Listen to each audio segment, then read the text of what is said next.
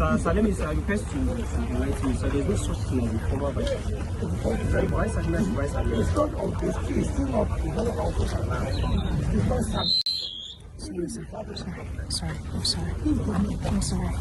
Show me the document you have. You have no document. I have documents. Bring the document. I have documents and everything has Excuse me. I'm the minister. Yes, you cannot tell me. You cannot tell me that. We cannot continue to add in this impunity. Where the approval even to people. You cannot continue this way. This country cannot continue along this line. How can that man at his level, even if he has a problem, he cannot reach me and say, look, I'm sorry, see what I have. He will send soldiers to intimidate who? We are all from this country. And this is government. You cannot be higher than any government. You cannot be carrying gun to intimidate people to not to do their work. Let me tell you, if not government, chief of defense staff who spoke to me now, you could have killed everybody here. No problem. I'm not one of those that they can intimidate. On the contrary, I'm doing my job. We are not intimidating anybody. That's what you do. The civilian, the engineer mobilized to site, and then staff or workers of SCDA look at this. Sorry. No, listen now.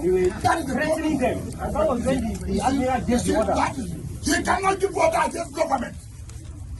Because the papers are complete and he said submitted them. Listen, you know the police will have. Are you the one that will say, paper? What will show me that you are good? First of all, show me that government gave you this place. Two, show me that you have an approval to build what you are building. It has nothing to do with, I'm a vice admiral, I'm a lieutenant general. That is not it. We must work according to law. We must work according to law. We forwarded everything to you. So you? No, can you not tell like this? Don't tell like this. I mean, Try it. Don't tell me this. Don't tell me this. You're fine. Don't tell me I'm lying. I'm more than those guys. I'm more than you. Don't interrupt me. Who are you? Who are you? Who are you? I am Emirates. I'm Emirates. Who are you? I'm so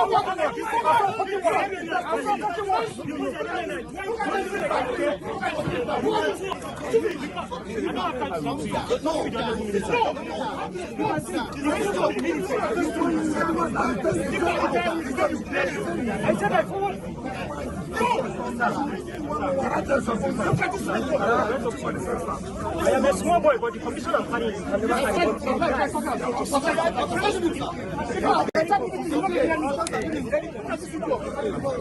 very good.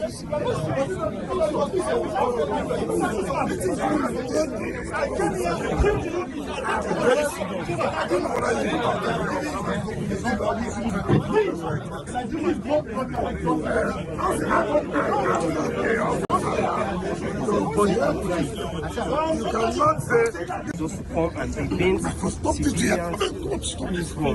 How do I face him? How do I face him? This is not professional. It's not professional. You can't be facing a military for this thing. Now, it's okay.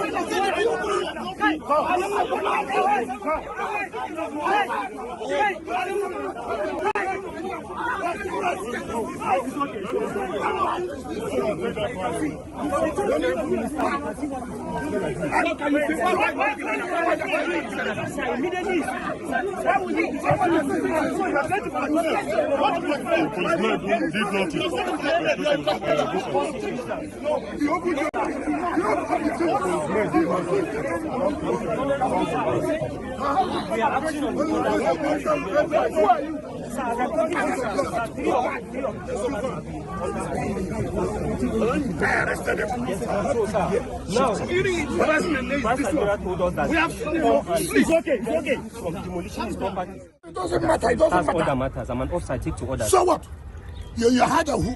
Than me. So I'm an offside, take to orders. To order that you take illegal order. Star General. Okay. You You can never develop this property. I will not allow it. No problem, sir. You are I'm gonna- only acting on my if orders. you want to kill everybody, kill everybody. We will not kill You anybody, cannot. sir. We will not. We will not kill anybody, sir. You put yourself in trouble. We will not. We will My not. friend, You see, What is that?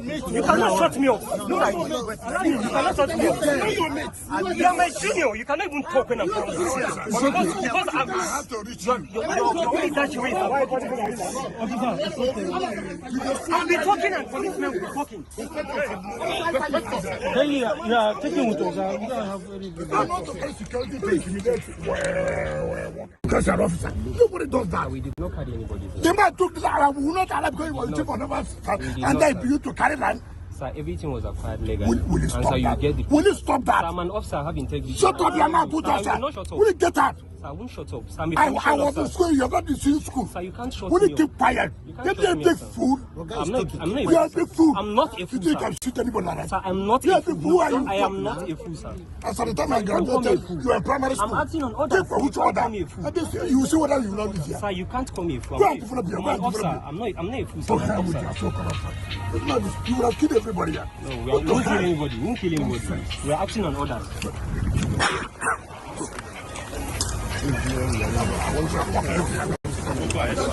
Go and develop. Go and develop here. Let me see you. Regular officer, you want to come on? We are going to get out.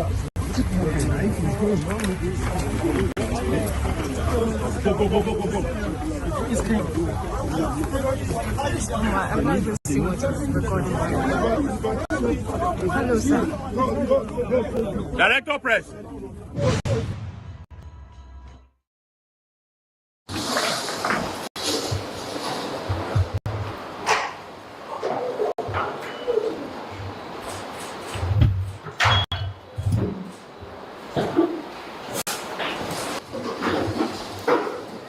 Nobody does the right thing. That's taking of tools. And nobody knows the day he will die or how he will die. If we know that this is the way we're going to die, we'll probably go and stop it. But because we don't know, so death comes anytime. It can be through one sickness.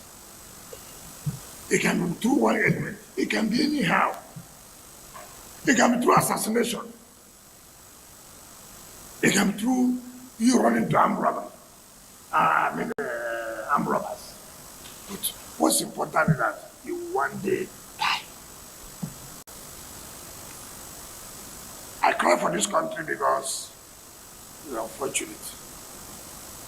Either we tribalize everything that happens. Either we bring religion to what we're doing, or the class you belong to. And no country can ever succeed if we continue to allow impurity, lawlessness. No country, no matter how hard you work, you allow impunity, you allow lawlessness to continue to prevail, that country will never go anywhere. Even amongst government officials, not to talk about private individuals. I read comments. Yes, I've wounded people politically, I have no regret about it. And I could not to wound them where necessary. Yes, people are not happy about it. So when things happen like this, you see all manner of things people will say. I was watching Channel late last night. I saw a lady and a man. You see, sometimes you just shake your head and call. Laziness can cause a lot of things. People don't read. People don't investigate. I saw the lady saying that Wiki has met his match.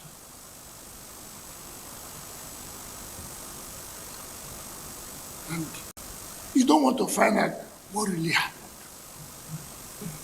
What was the problem? How can I see it as a minister? Government officials are being attacked. Government officials have been beaten up. Government officials to the level of directorship. Then I'm sitting in my office doing what? How will such officials carry out their functions again when they know that their principal or their boss cannot protect them? Not as private individuals, as government officials. I don't think it's funny that Wiki is asking for protection. I don't know who in the ask first. I don't know. There are 3 people watching me right now or listening. Join the conversation. Who is Wiki talking to? Is he talking to his employer? In other words, now we be his employer in the normal circumstances, right? The people are his employer. So is he asking that we did not join, he come to his defense? Or is speaking to the hierarchy in terms of how we give them job, which is the presidency, for instance? But my question is, when them they beat us, because now them they fight now, right? I ever want to see an official capacity, the guy where they fight now works with the government. So he works, so their paycheck, they come from the same person. So now them they fight. Now, to ask Wiki or to counter his argument here, if them they beat us, who they come save us? Either as a uniform person they attack civilian, or him who at times he take his power, his position to literally to the point that they verbally insult people and harass people. Who comes to those people's aid? So it's interesting why this take to propagandize the situation that we all witness live.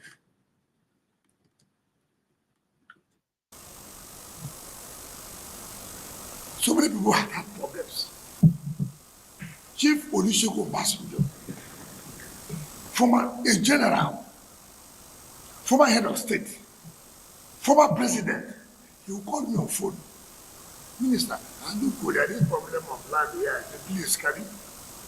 I will solve the problem. That is former head of state,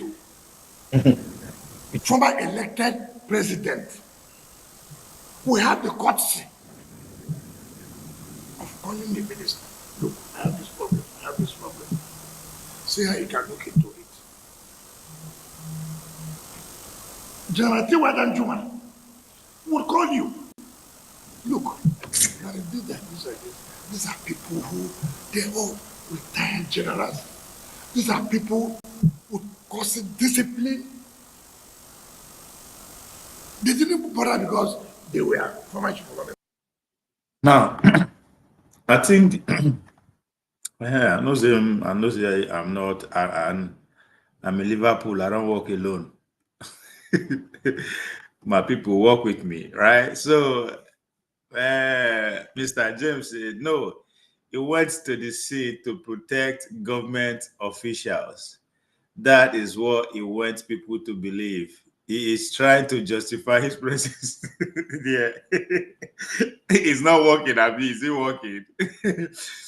Mumuma, Wike should fight his battle and leave the public alone.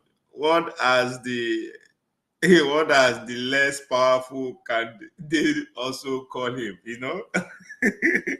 So now when he begin mention names, right? This is where we on another angle we should also see the problems here from this. There is a class problem here. There is a class problem. And they always talk, I think Mr. J will bear me witness about the class of citizens. And the question I always ask regarding the class of citizens is that, is Buhari their last man? Because these people, this set of people will fight civil war. now then write the constitution, now then give us the political parties that we have. And to some extent, most of the corporation, the big businesses, they are still under their control. So the institution, to some extent, they also has influence. Now, the even in a way, I feel see Putunubu among them too. Say is within the article. Now we can represent the next generation that want to push them out of power. And whoever that owns that land, the retired Navy, retired whatever that owns that land, I am pretty sure a young guy within his own cadre, not necessarily the Obasanjo, the 66 group. So because the younger military guys now are going to be, if they don't fight for their place for the lack of wars, they will be the big losers. And as the Nigerian story will go forward, they will begin to become relevant. Because I think the small power where they still get now, I see that they still have an umbrella over them who are still very much in charge of power, which is the Obasanjos, the Danjumas. So by the time, let's say 10 years from now or 20 years from now, they are gone. And the next generals who are within the Wiki class could not monopolize any of the institution, including the one they control. Then that would be an history, just like the way it is in America. We say, in fact, it's not, nobody can imagine ever as a military if you ever come take over power. So I think that's what is going on. At the same time, this class of citizens will like to continue, just like the way it is in Egypt. Egypt na militaryocracy, as they call them, the military elite. Now they just they shuffle themselves, regardless of the election, whether they do, doesn't really matter. That's a future conversation. So him measuring names, I think it speaks a lot to to what is really happening. But good catch, dragging the population to their problem, it no go work. We are looking for ally. We are looking for partners. I think that's what the people are looking for. Right? And the army seems to be interested in that partnership, the way things are unfolding. But I don't know where they are good partners to have in the struggle. But can we really do without having them on their side? Right? And that's a bigger question.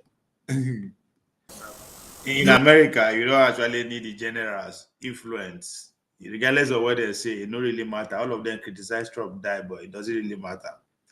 So, in our own situation, in 2023, we see an attempt to still let us know, say they get power. With Obasanjo coming out with the bullet letter influencing to be with Haruna on the other side speaking for, the likes of Atiku and the rest. So they see Babangida still has a lot of influence. Anytime he speaks, the whole media wants to make us believe that he's one of the most important person still around. So they still get influence, in a way. Whereas in that of in America, Europe, I don't know. I don't even know if even in Ghana, the military they still have a say like that, in terms of how the country move forward. Mr. Jim, if you are familiar with that since the era of what did they call this man past. In South Africa, I don't think the military actually even have a say at all how the power moves. In fact, apart from the African country where Coup see I don't think in Kenya that has ever been the case. Say military general said that past and present have a say and how things goes. So in Nigeria, they still get power, and it seems as if the populace are still very much in love with them too. So, A former president, they never send soldiers. They never send anybody to go and attack anybody. They just call you. and respect the gas. Respect. You have to respect. And I'll tell them, sir, don't worry. I'll sort out the and I would do. I won't even talk about other people who are highly placed. They will come to you. Mr. Minister, maybe we didn't know of this. If we knew, we would have done it like this. When a serving Major General attacked the development control, I wrote a letter. The present chief of defense staff was chief of army staff then. I wrote a letter, because that is a serving military officer. That if anything goes wrong, he's still under the authority, under the control of the military. When I came on board, before them, President Jonathan had awarded a contract to develop another city, which was close to the military, but awarded the contract, not me.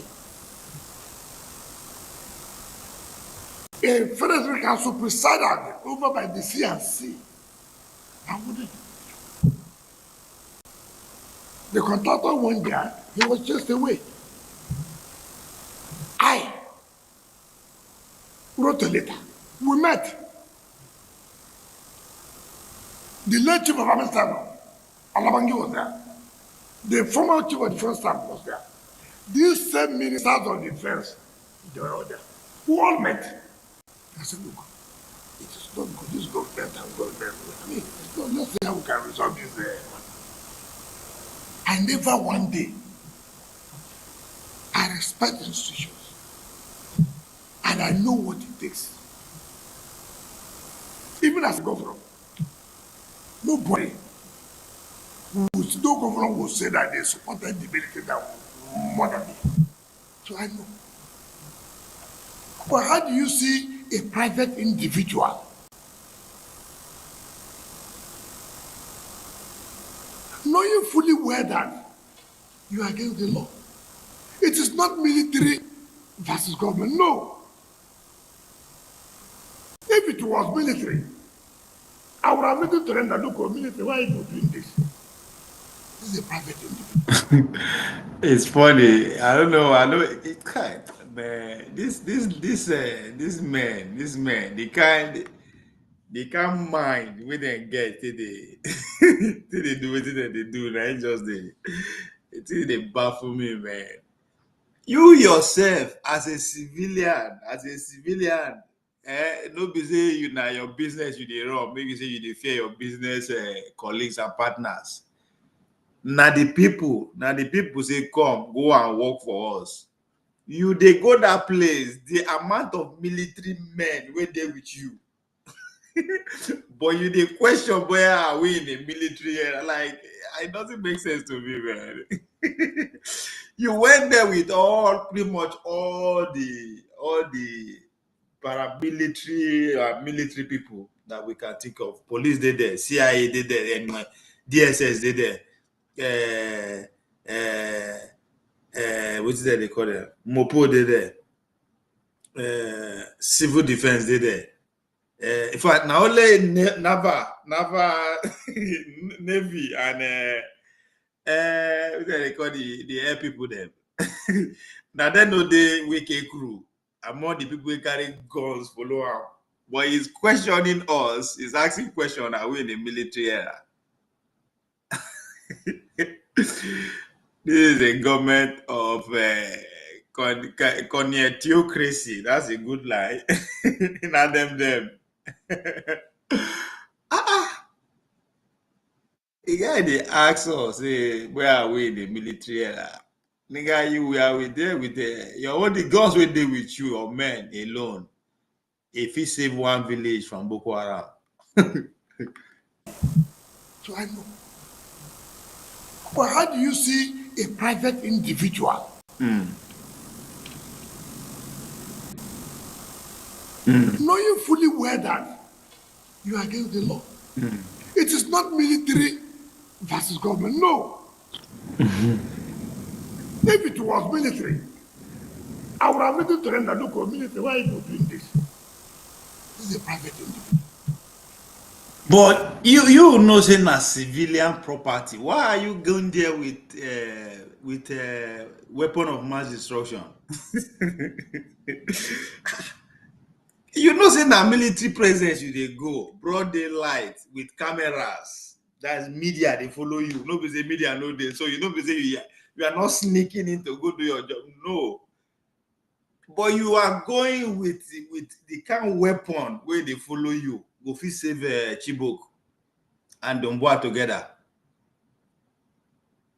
But no, now those people will carry gun. They face. See, this is where, in a way, those who are who, if you look at the guns law in America critically, you understand why it makes sense to some extent why everybody had the right to carry gun. Because I don't know if to say anybody they can right to carry gun for Nigeria, maybe all these men are going to do anyhow. Maybe nobody even need soldiers to guide in property. Everybody will be strapped up, and people like Wiki, they're not going to go move anyhow, even with all these guns we carry. You know, just like they can't microphone with in front. Me you come they ask say, why is the media? Why is the media? Why are people in diaspora speaking to what they don't know? Simple microphone and camera for your place. What is they do for? Nobody to tell us something. That's exactly what you are doing. They go a private residence, private property. You carry guns.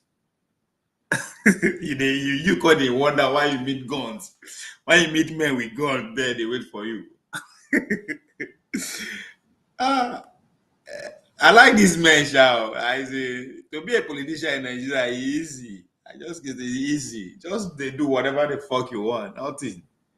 That's what it means. There's no consequence at all.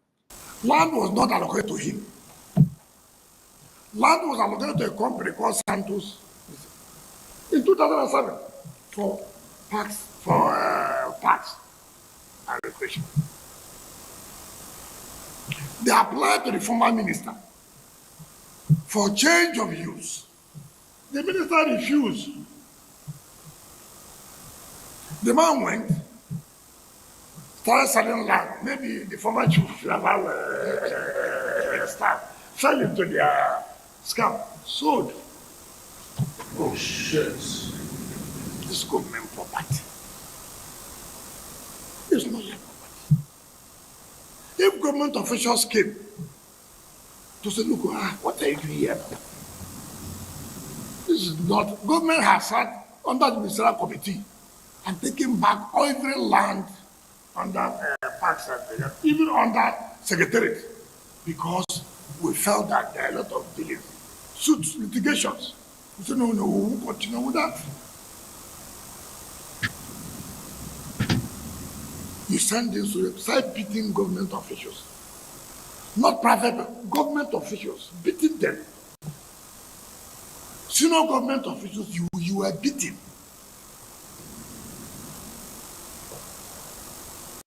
You couldn't even say, okay, let me get to the minister. See how they can help us, No, nothing like that. Simply because you had a relationship with the military. And government cannot enforce laws because you are attached or you had a relationship with a particular institution, or you come from a particular place. Who does that? Who does such thing? How will this country progress? Okay, assuming the land is their own, assuming, don't not consider land their own. You will build without building approval. You will build without building approval. And these are people who travel overseas. Some of you who have the opportunity to stay overseas, who don't have the opportunity, even when you have a deal that you are backyard, you can't even go and extend. You must seek approval from the cities. These are people who are complaining Abuja master plan has been distorted. Now a government has come to put a stop. So look, we have to comply with the rules. We have to comply with the rules. Nobody wants to do that. You Ghana people, they write all sort of junks in newspapers. Wicked did this, Wicked did that. Wicked shouldn't have done that. Wonder why did he talk to him? You know, I represent president as a minister. So if, for example, if you are doing something, a minister arrives, you cannot have that decorum, that respect to say, sir, you know, I will get back to this. Can I call my organ? Let me see how this matter will be resolved. Nobody talks about that.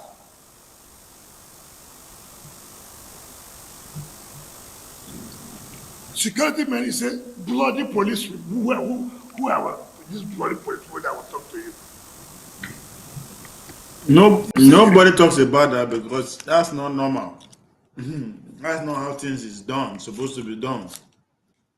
Why some people will just get privileged to you, to call you, while others not descend they deserve to be descended on.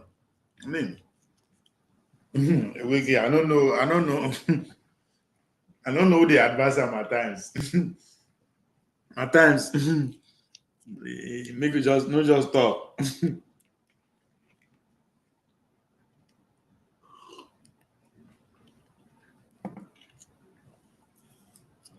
You are making a case against you. You are also a guilty partner. You got it, or how you say? Commissioned officer. To God be the glory. Oh, thank God. But it is the same government officials that you are beating. They are the ones who made you to be commissioned there. It is the same government officials that you are beating. You are not beating private people. These are government officials carrying out legitimate assignment. Legitimate assignment. They are not private people. You are not dragging land with any private person. But assuming they are not considering that they are private people, is that why you should deploy the military? Assuming though they are. What is that? You see a whole director, deputy director, senior government officials. Say, look, it does not occur to you that, look, let me run back, see how I can resolve this matter. Okay, what about those people who are not connected? So how do we implement? How do we carry out enforcement? So it will suit anybody. The government officials will go to civilians or ordinary Nigerians to enforce rules. But when you are related to a particular institution or you have a relationship with a particular institution, government. Bless you, say this can't be real.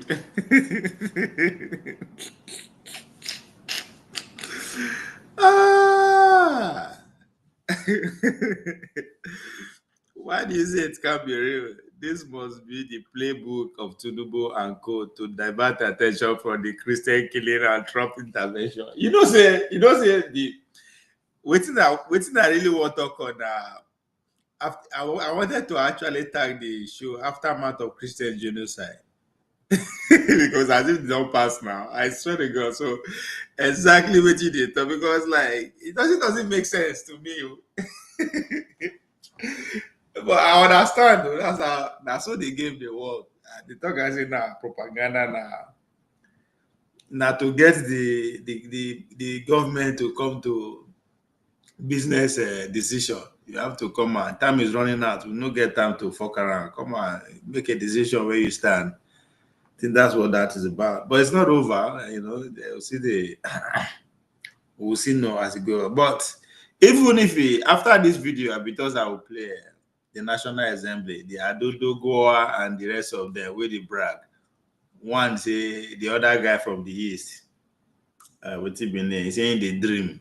He say big things they come to town and the guy won't enjoy the PC.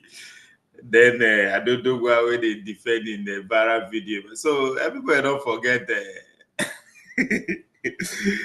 I tell you that I say whether they now pay attention or not to 2027, these motherfuckers will see when they go to all election and they don't give a fuck. But Christian genocide don't pass. Blessed. You are 2 weeks. You are 1 week behind. This is the most pressing issue now. Everybody must focus on this as we enter weekend. You know, this is what we should be talking about in our dinner table with our family, with our friends, with our kids. You know, they'll come back and put a fresh propaganda again next week. The official cannot implement rules. Is that the kind of country we want? Nobody wants anything. Everything is. I've told everybody who cares. Even when you are working with me, you will not be here forever. Perfect your document. You don't know who is coming tomorrow. The mere fact that nobody did that yesterday does not mean that somebody will not do it tomorrow. Does not mean. Even if I want to help you, I should be able to say, listen, I will not be here forever. But blessed, Therefore, you know, all joke apart, this guy did very effective for Bola Tinubu administration. Just imagine without Wike in this government, waiting for the happen for the intern direct gozai, right? But Wike is taking a lot of attention away from. So to me, he's one of the most important figure in this government. Just like we get under Buhari, Malami, we have Malami, we have Lai Mohammed, you know, where they always just come out with some ridiculous things where we just everybody could just invest, they come, you know. But without Wike playing this role, I don't know. I can't imagine any other person else playing this role in this government. Because Naim is at the center of every nonsense. You know, so it's very useful. You know, I don't know what Tinubu would have done without him, you know.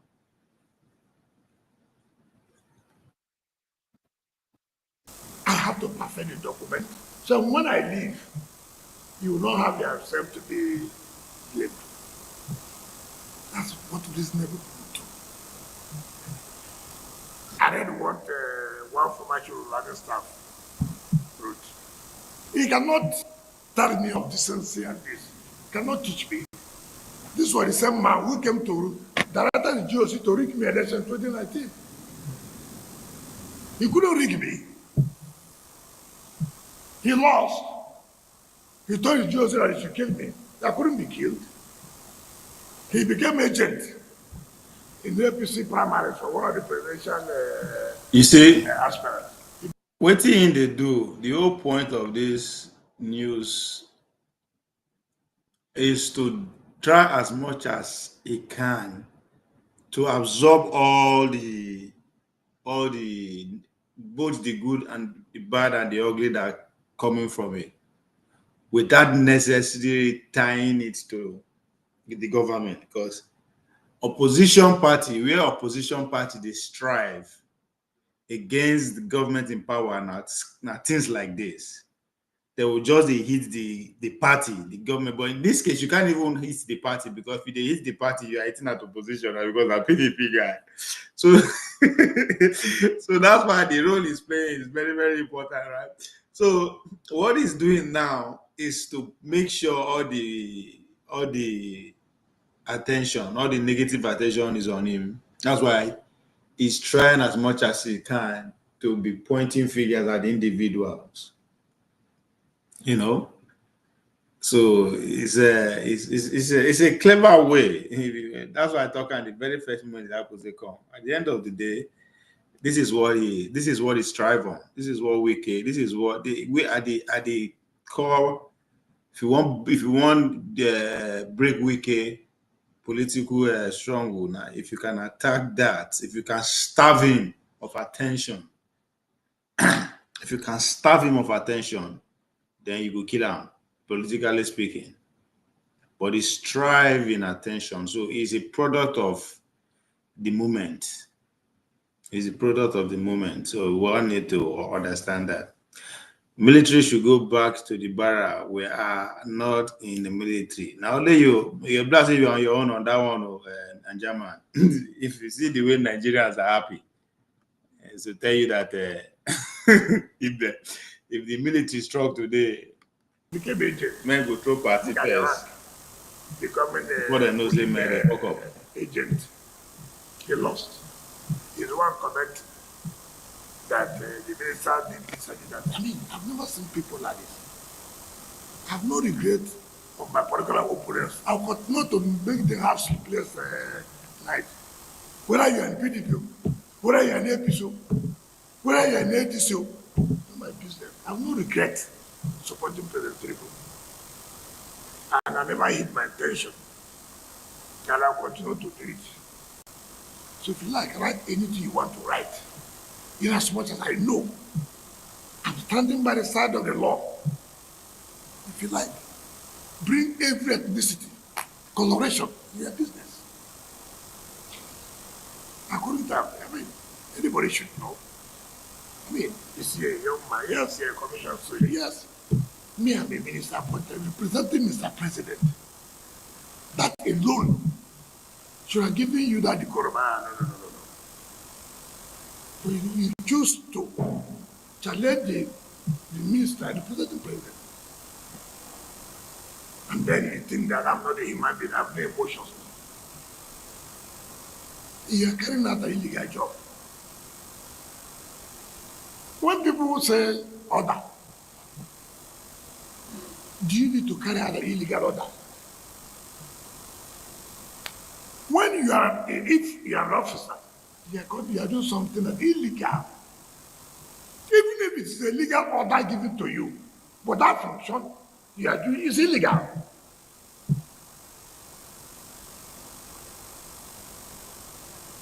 Police was built here under high tension. Police, even as an institution, not private. They arrested our officers. I said, wow, I went there by myself. Look at high tension. Even if they are worse enemy, you will not encourage that. And I said, no, you can't continue to do it. It's not good. And I became, and I said, look at the documents. He said, they didn't know. They should obey it. An institution, not as private individual. Nobody will respect law. Nobody will do anything. Even when you take action, I'm aware I'm coming here as a minister, people were opposed to it. Yeah, but I'm here.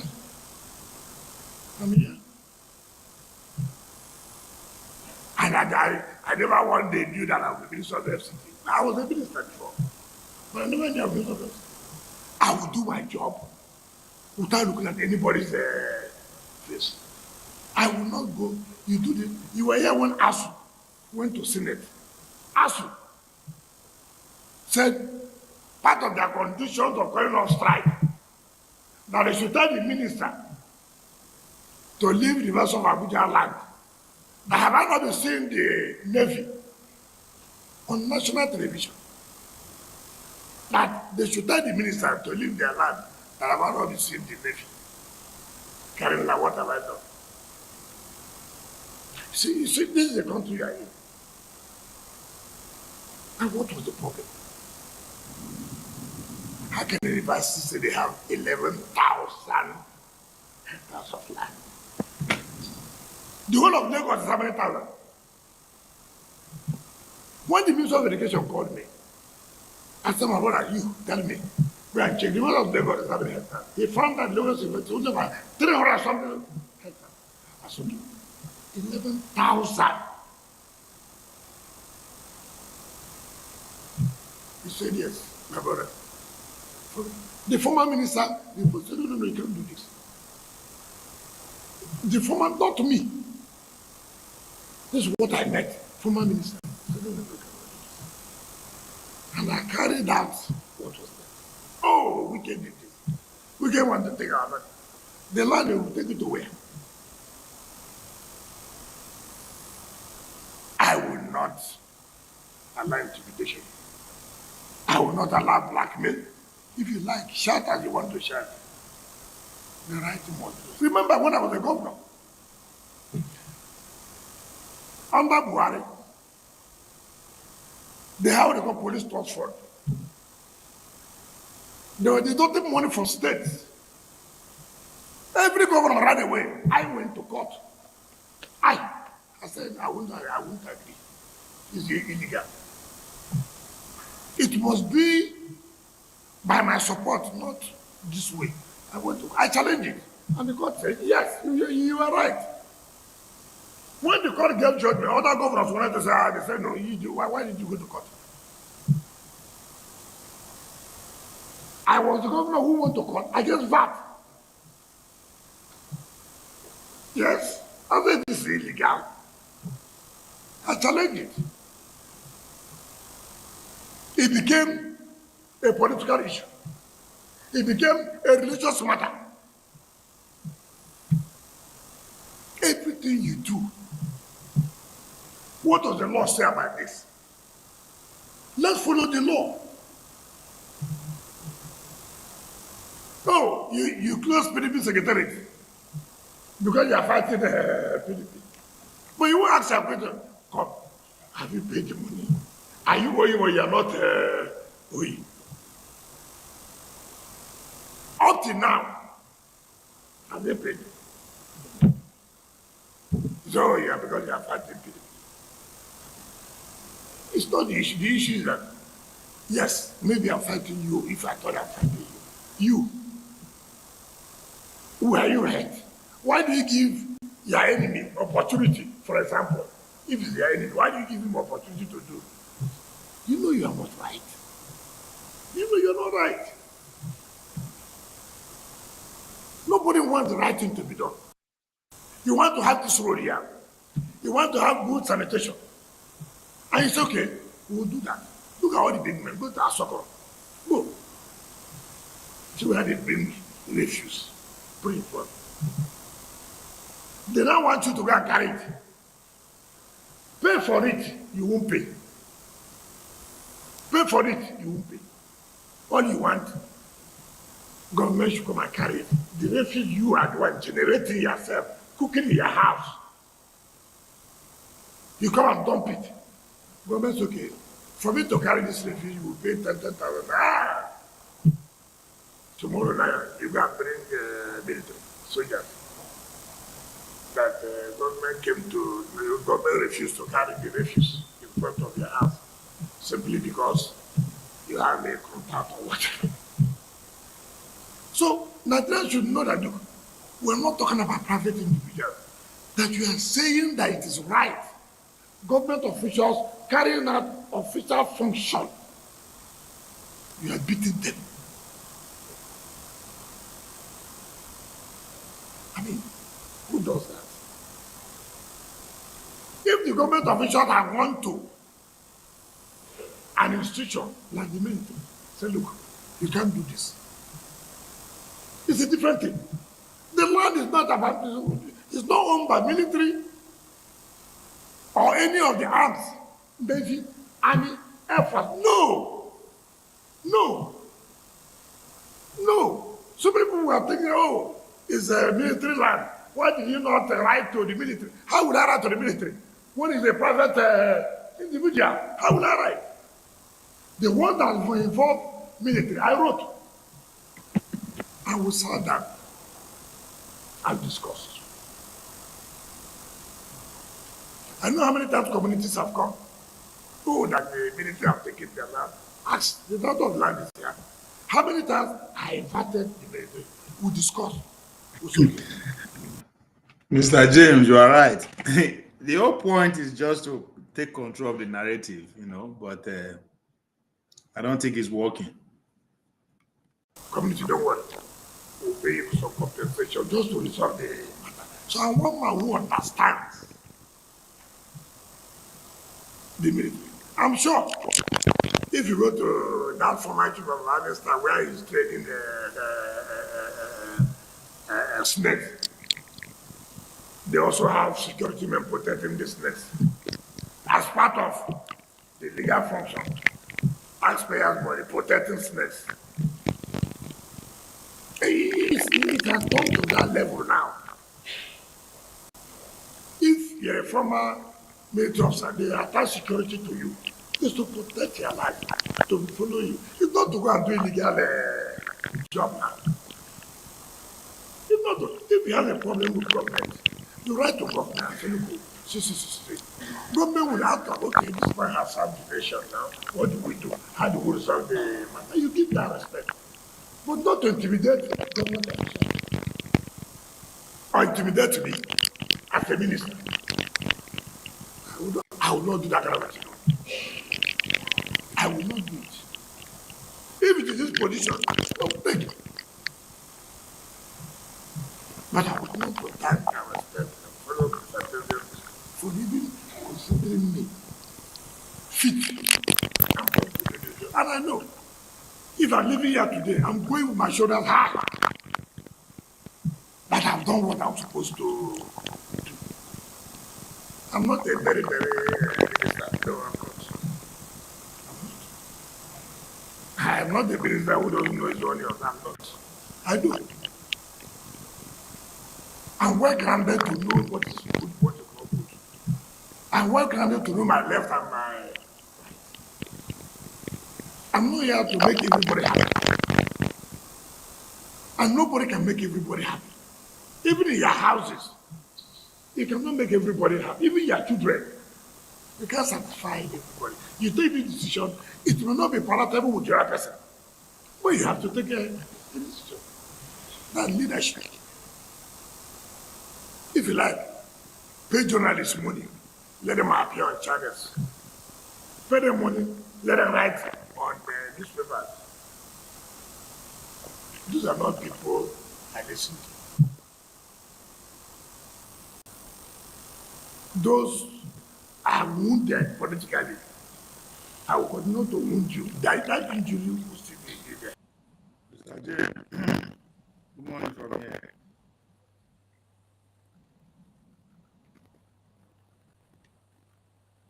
Hello, Mr. James. Can you hear me, Mr. James? Yes, I can hear you.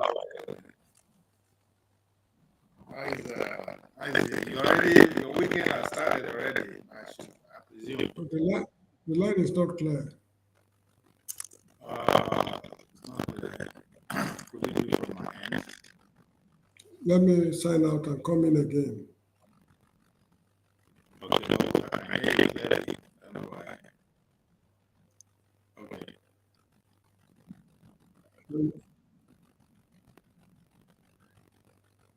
Hello? You say you can hear, you can sign out and stand back. But I can hear you very clear.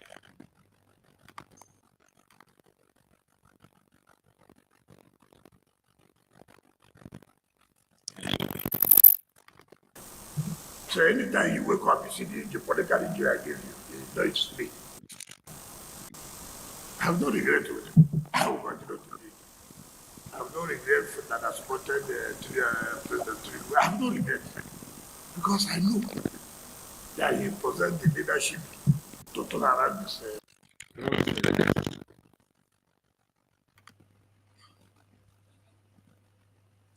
Can you hear me? Yes. No, your line is not clear here.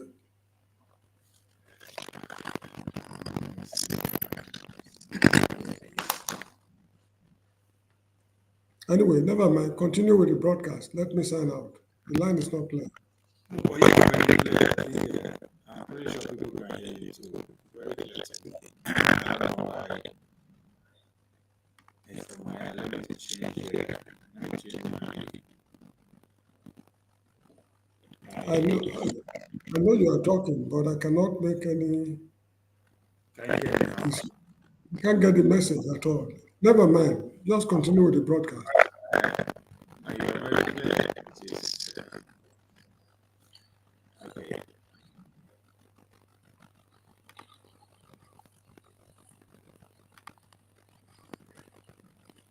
I can hear you very clear.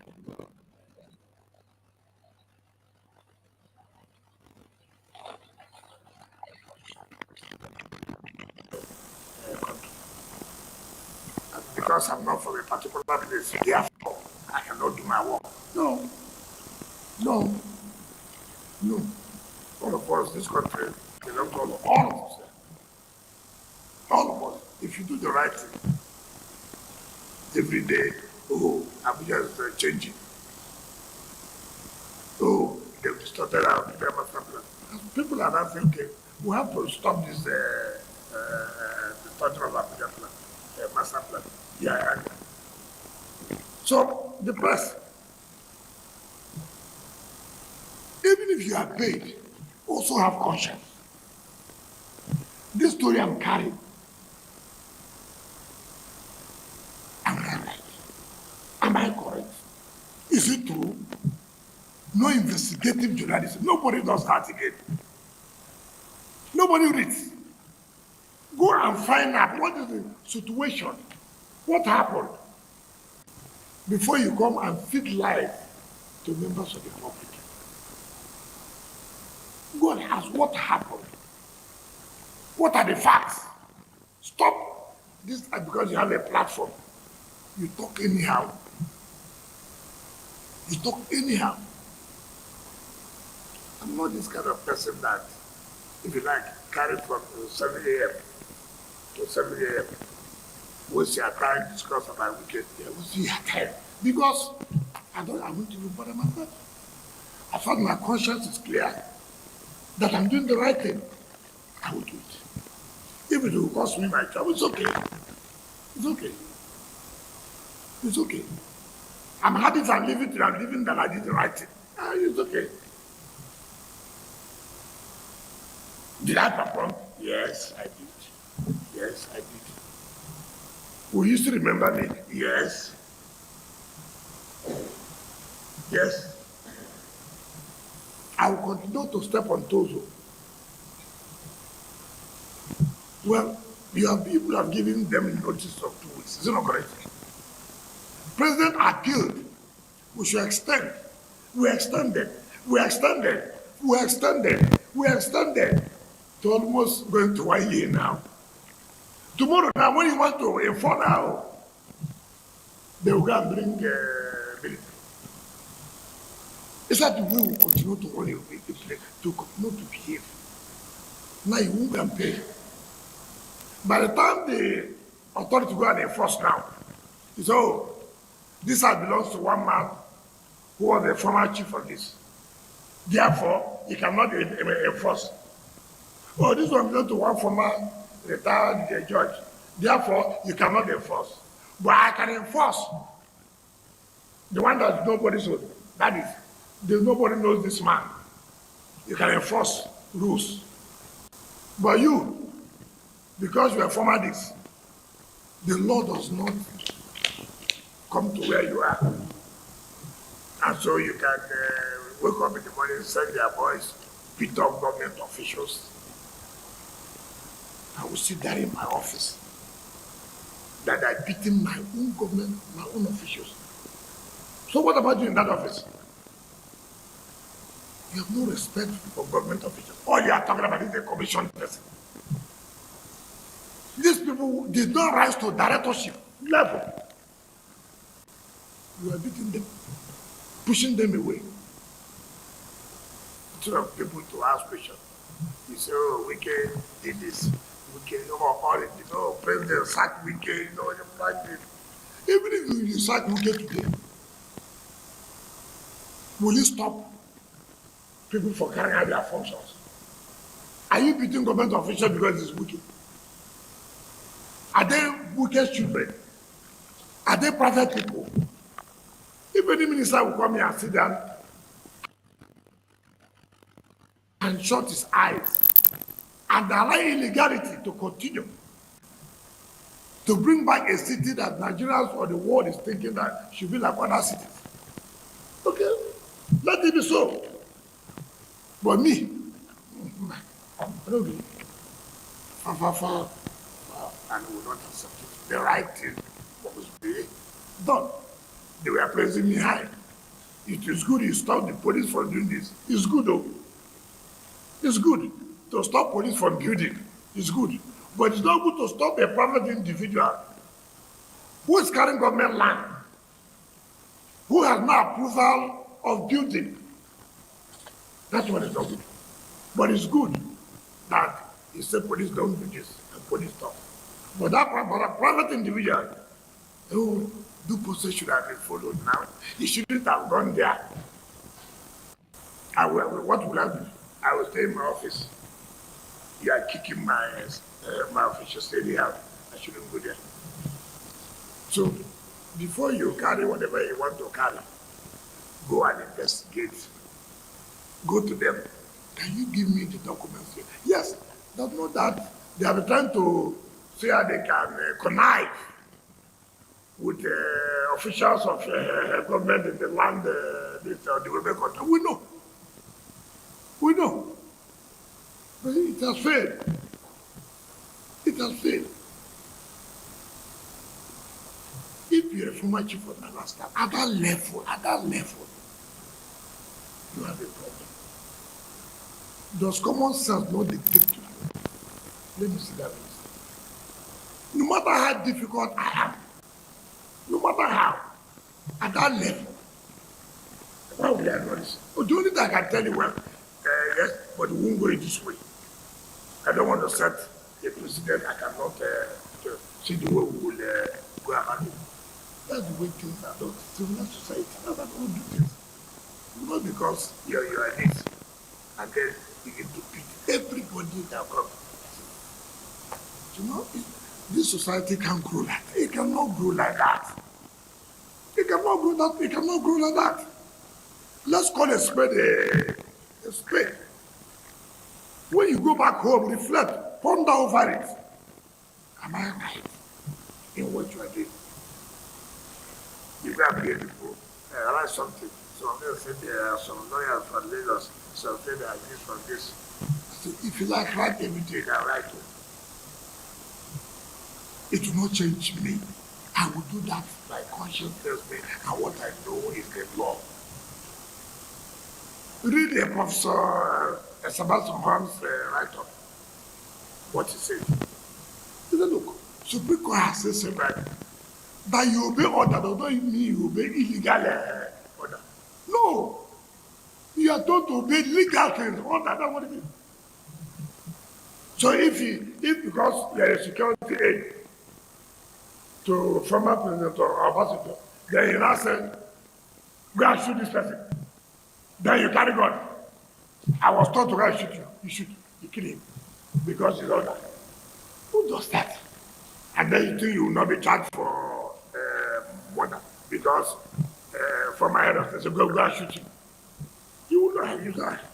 Chief, I know. This order is illegal though. If I do this, it's a murder of a committed. People have a problem of land.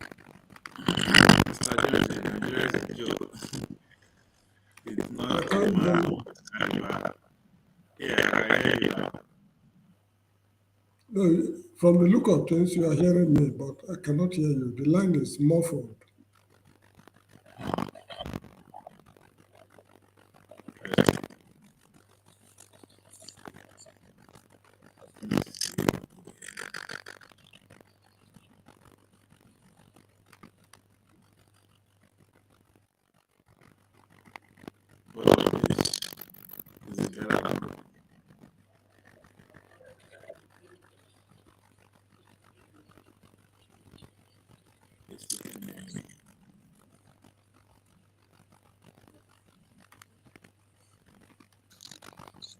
Let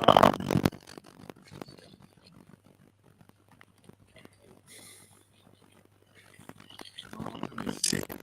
Let me change the link and see. Let me go to another link.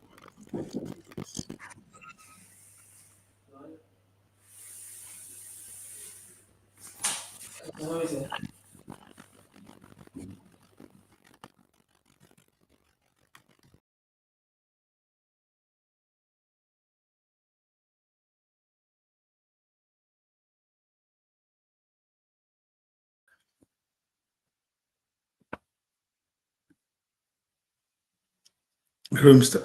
Hello, Mr. James. Can you hear me now? It's better.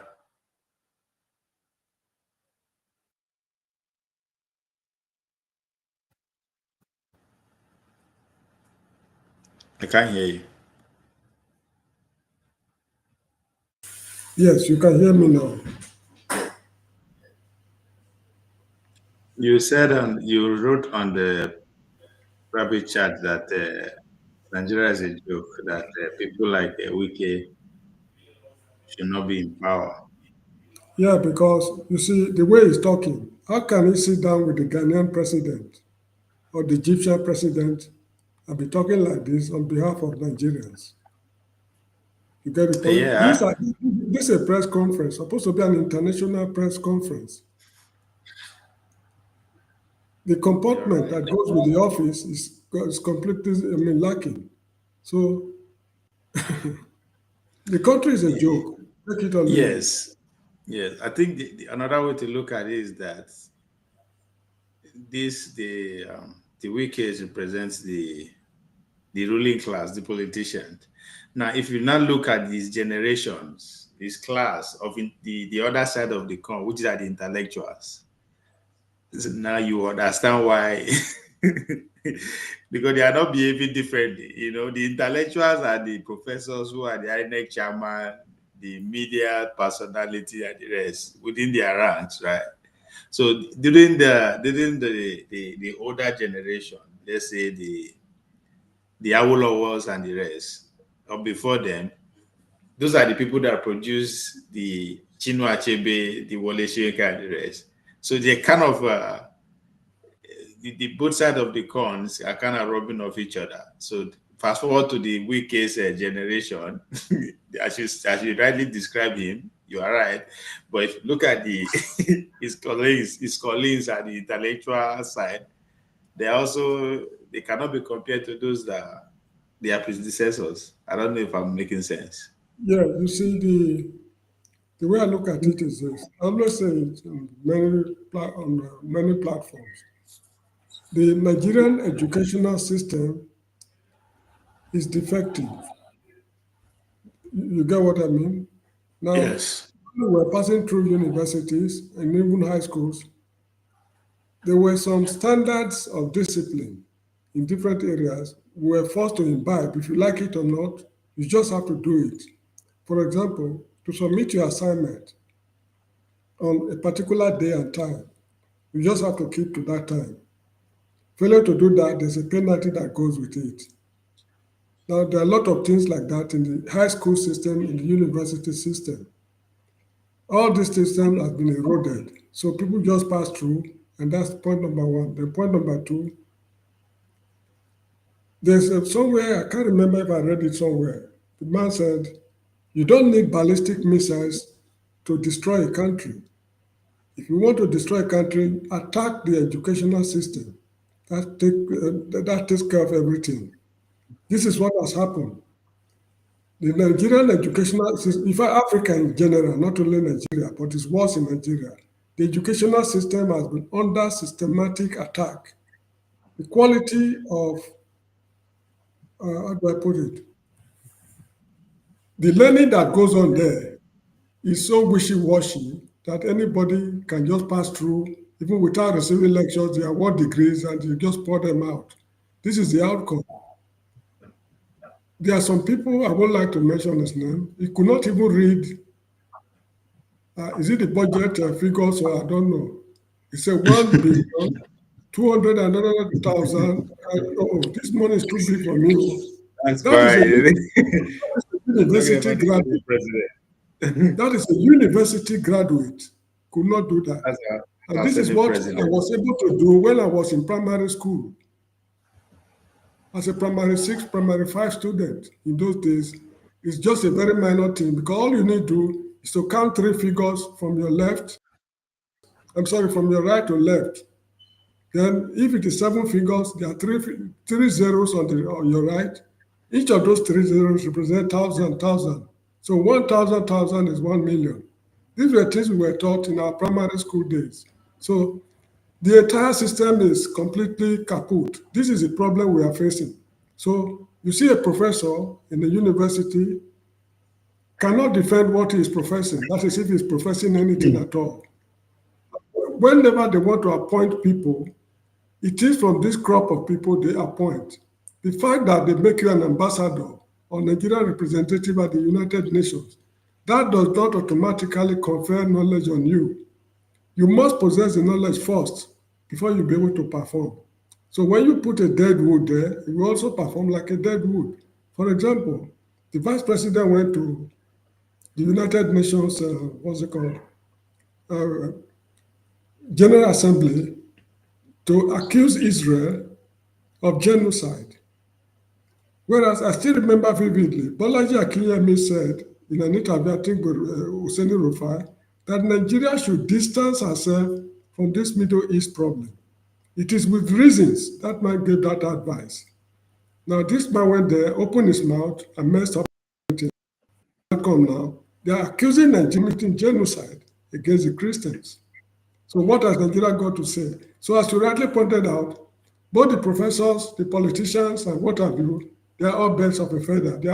It's a wishy-washy government Nigeria is running right now. Both federal, state, local government, Nigerian Bar Association, the Guild of Accountants, all the professional bodies, for the past 10 or 20 years, this rot has been very systematic.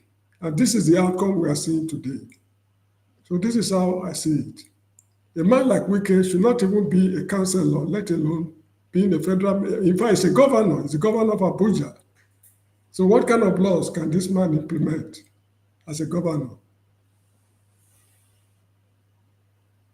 You are very strong on not Nigeria not doing another election.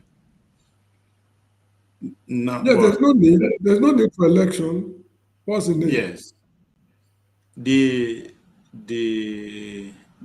people in government are preparing for that, which is expected. But what do you see from your position? Because if that agenda had to be pursued, the opposition has to play a role too, in the sense that they have to be educating the people why they should not be part of the It is not possible to educate anybody. You get the point? The system completely is rotten. You cannot educate a rotten system. No, when I mean educate, not in a classroom format. In terms of I know what you mean. Consciousness, to sensitize the people. Consciousness, that's what you mean. That's also what I mean. There was a time I was flying from Johannesburg to Cameroon. We were at John Smoot's airport in Johannesburg. I was chatting with a Cameroonian, just talking casually. Then he asked me a question I could not answer. That is, these people you are fighting for, should you get killed in the process, will they remember you? I had to keep quiet for some time.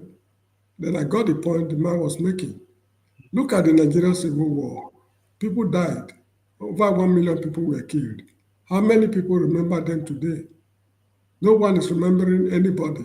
That is the nation. So who are you going to sensitize? Who are you going to educate? The mechanism to ever educate is, look, if the opposition party is being suffocated, that is the official opposition party is being suffocated, what will you do to accomplish what the opposition party could not do? Look at Showore running from pillar to post, organizing demonstrations. That is his own way of fighting. But you know what he has gone through in the country. His brother has been killed. But His nose they has are been not broken. being frontally as you put it that which they should not participate in the election. They are not doing that, but instead they are doing the opposite. Yeah, I asked him a question some time ago on I think Dr. Damage's show that I agree with him. Without a revolution, there can never be a change in Nigeria. Why are you bothering yourself contesting elections? Then he asked me that if he wins, that what a revolution will bring, that he will bring it. So why should we go through that route if he can do it democratically? Well, I accepted his answer. You got the point? Yeah, but he can. There's no way the Nigerian society can be fixed without a revolution. Yeah, but There's no I way. think he's wrong. He's wrong because he want to win first before the revolution. The truth is that before you can win, you have to pass through a process that will actually norm you, or the how do I put it? You pass through a process whereby by the time you go through it, even your spirit of revolution, whatever, is already being compromised. So that's why I say it's wrong. But it is still his class, right? Because when I'm saying this class, they are more informed, educated. And the same way they have the resources, or they can attract the resources to organize the next group of people, the less informed people who are not who are financially not buoyant and they are not organized. I think that is what this class are supposed to be doing. But instead, they are pursuing the power, knowing that power is not, you can't get power by yourself. You have to compromise. And most of the time, the people you are compromising for are people who are against the things that you stand for in the No, first place. the system, first of all, must collapse before that's what you call, before you can sensitize the people. Look at the election. Bola Tinubu lost it, 2023 election, but just only a stroke made him to win it. There was a glitch. You get the point? Just a glitch turned the whole thing around, and that glitch plunged the whole country into the calamity we are grappling with today. Just a glitch. Yeah, No, yes, the system is run by these same people.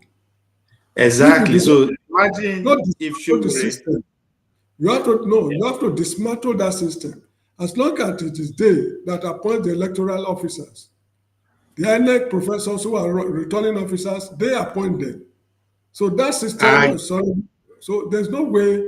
I agree. No, To destroy the system, it also has to be organized. You have to organize to make that happen. It's not going to happen naturally.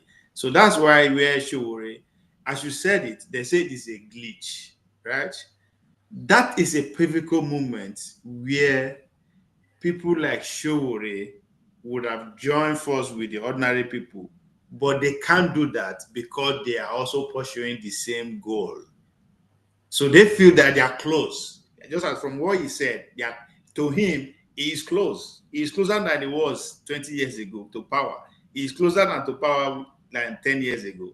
So imagine if his goal is not to win the presidency first, that 2023 glitch would have been the stroke of the game, because people like him will, once they come out, the people are already on the street. They just look for somebody to join them, which of course Showore is using an excuse that, oh, Obi is their leader, Obi chicken out. So they are now blaming themselves, which is what Wike is doing.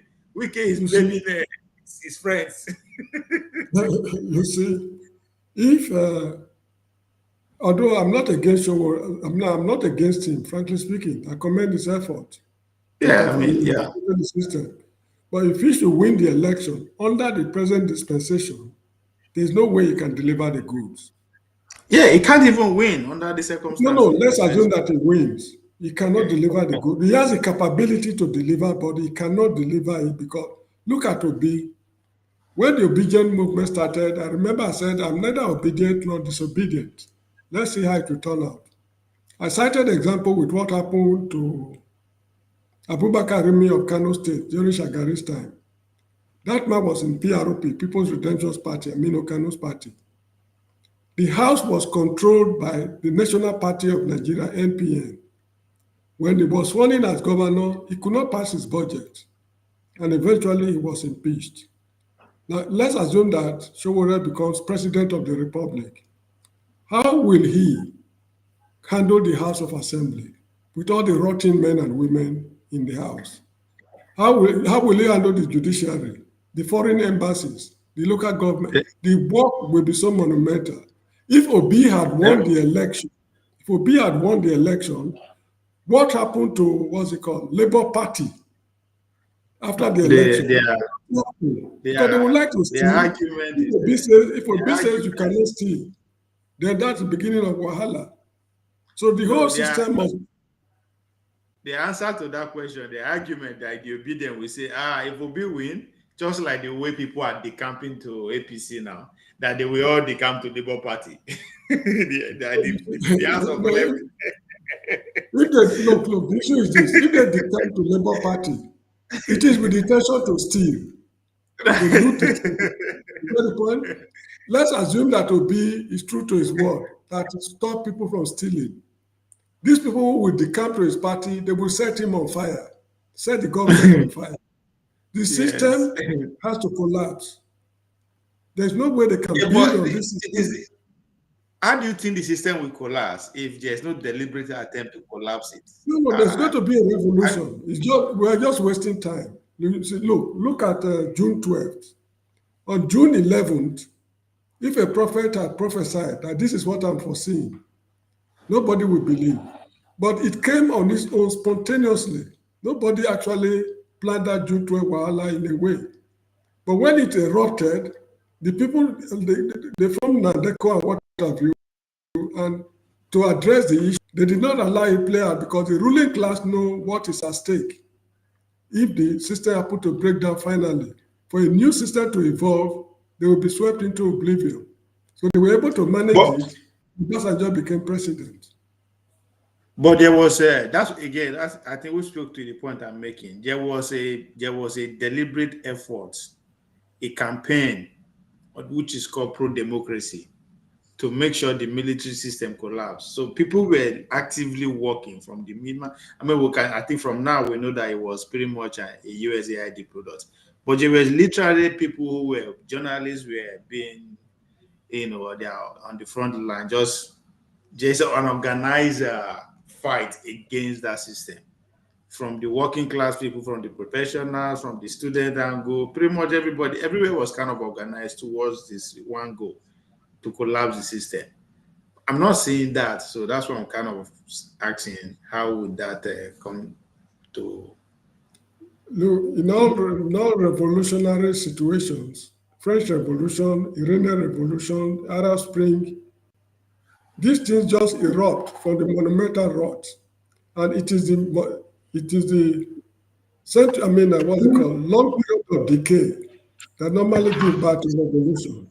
What we are going through right now is part of the decay, which will eventually give birth to a revolutionary situation as time goes on. That is how I see it. If it will happen in my lifetime or not, I cannot say. Because when the revolution in Iran took place, I think I was in high school, I just finished high school.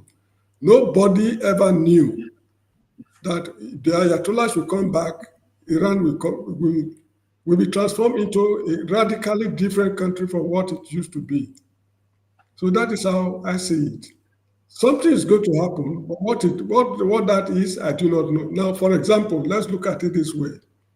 If Trump had decided on his own to invade Nigeria under the pretext of fighting, whatever he calls it, that actually nobody was able to foresee it a month ago. Nobody in the country was able to say that 1 month from now, Trump will nurse the idea of invading the country. If it had happened, that is how the whole equation will just change radically. That is how June 12th erupted. So that is how I see it. Something is going to happen. In fact, about a month or two ago, if they had announced to Nigeria that there will be attempt by military officers to topple the government, people will welcome it, but they will have some traces of doubt in their mind. If they had succeeded, a form of change had already taken place. That is how I see the situation. What will cause a change, time goes on, or what will cause a change in the future, nobody can foresee it clearly. But one thing is certain, it is the present monumental rot that will give birth to which the people are anxiously anticipating. The last straw that will break the camel's back, nobody can actually predict it.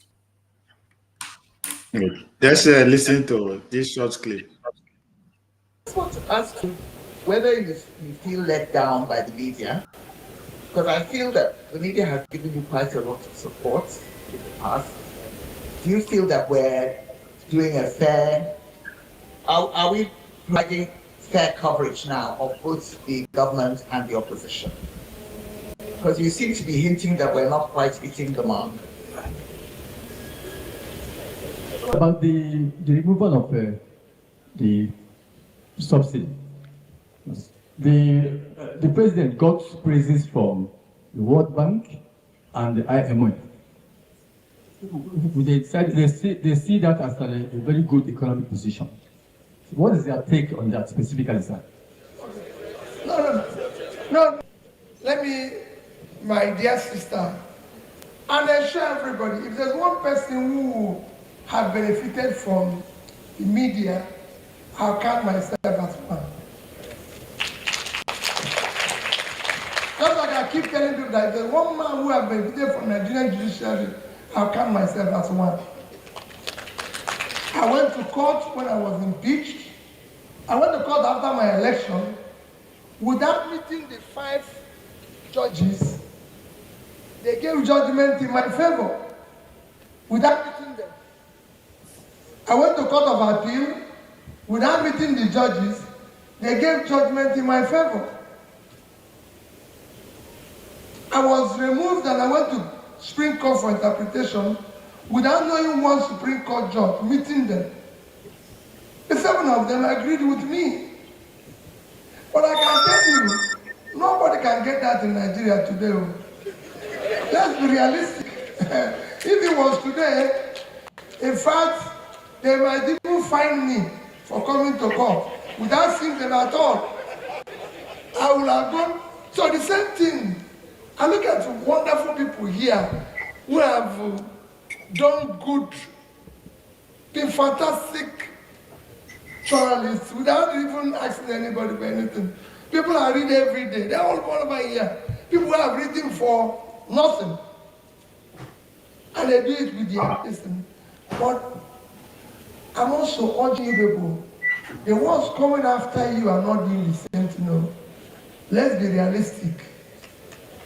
There's a times we had people who wrote from their mind. The younger ones are not writing like that. And appealing to the elder ones. You need to, because it's beginning to change gradually where it's now turned into the same thing we are seeing in the judiciary and everywhere. So it is important that we start reversing it because it's critical. I'm not looking for people to write what will please Peter Obi. Just write for the country. Write for the future of our children. That makes all the difference and everything. Thank you. And further explanation on the issue which I said of subsidy. If you read the statement of removal of subsidy, he said, we will not, for us to... Mr. James, last 2022, Abi, less than 2 years into the election, people, the obedient movement were still 4 people tweeting in the room, but the outcome is about 6 million, from according to INEC. How do you see him this time around? Do you like his style of campaign? Because this is campaign, but the way they tailor it, move from town hall to town hall, one. They are birds of a feather. This man is not different from those he's contesting this thing with. Now, he's talking about the judiciary. Now, according to him, he did not meet any judge at home. Where is the evidence that he did not meet any judge at home? This is what he wants you and me to believe. I'm not saying he met them at home, neither am I saying he did not meet them, but we need the evidence. Because for a Nigerian politician to tell me, for example, that I'm a man, not until I handle his scrotum and feel the test is inside, I will not believe him. This is the situation now. Don't believe any of them. Now, if the judiciary gave you justice in the past, it is the same people who are still there. Why can't they give you justice now? If they denied you justice now and you are complaining, and the same people gave you justice in the past and you are satisfied, what is the basis for it? So I see it as contradictory. I don't have confidence in any of them.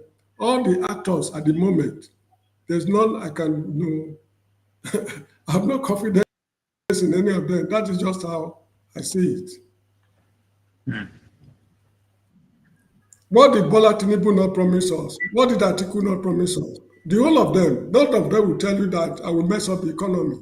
None of them will tell you that I will promote corruption. But when they get what they do is different from what they told us during the electionary campaign. So this is why we need a new political agenda. The present system must collapse completely. And it's only a revolutionary government that can achieve that task. But people are always very scared whenever I mention the word revolution.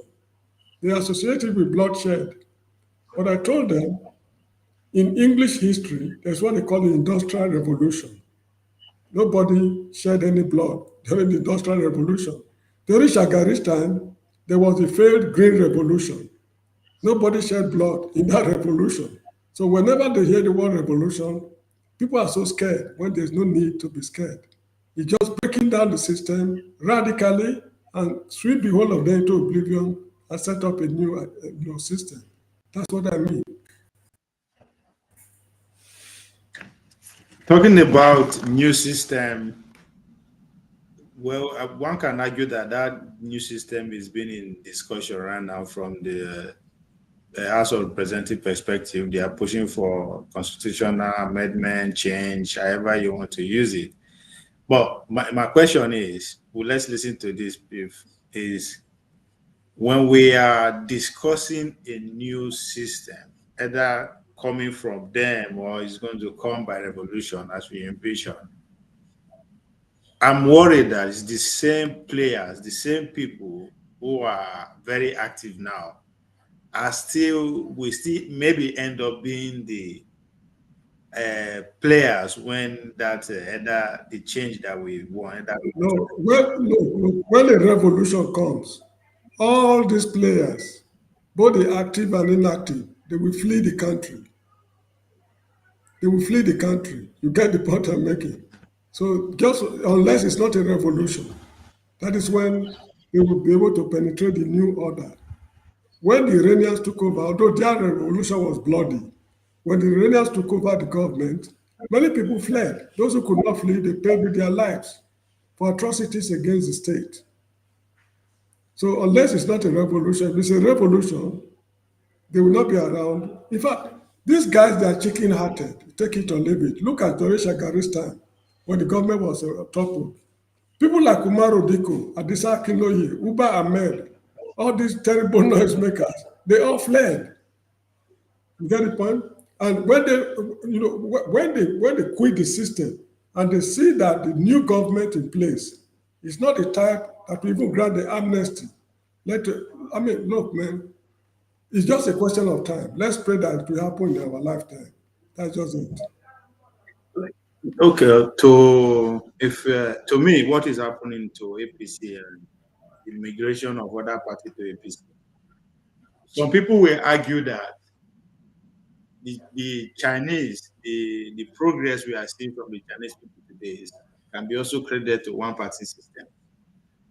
The Russia that we see today, they do an election, but it's pretty much one party system.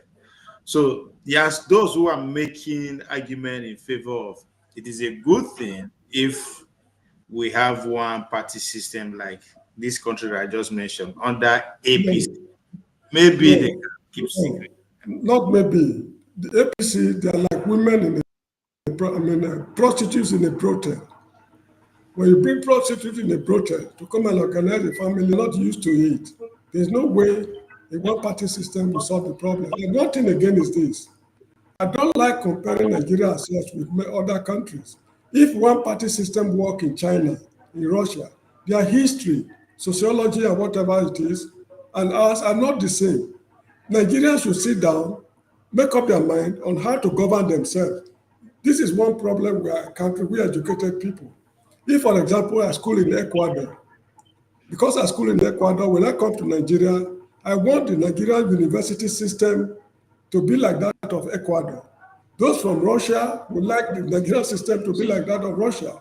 Those from Australia. So how many systems can we blend to form the Nigerian system? It is we Nigerians, particularly those who schooled in Nigeria, who received their education in Nigeria, who should sit down to work out the modalities on how to govern the country without imitating what is happening outside. Because the standard of discipline in China, for example, and that of Nigeria is not the same. So if a system is working in China, that does not necessarily mean that it will work in Nigeria. Their history, they're not the same. Even China was an empire in the past. The empire collapsed. You know, they were writing quite a lot. They had their own script. How they lived their lives thousands of years ago, they still have it. But we do not have it. When the colonialists came, they destroyed everything we had. We were not writing. And up to now, we don't even know anything about our past. So from the situation we find ourselves now, we have to concoct a political system, indigenous political system on how to govern ourselves. Not the present system whereby you go to court, you start quoting Latin expressions in court when you don't understand Latin as a language. A man goes to Abakaleke to steal a goat.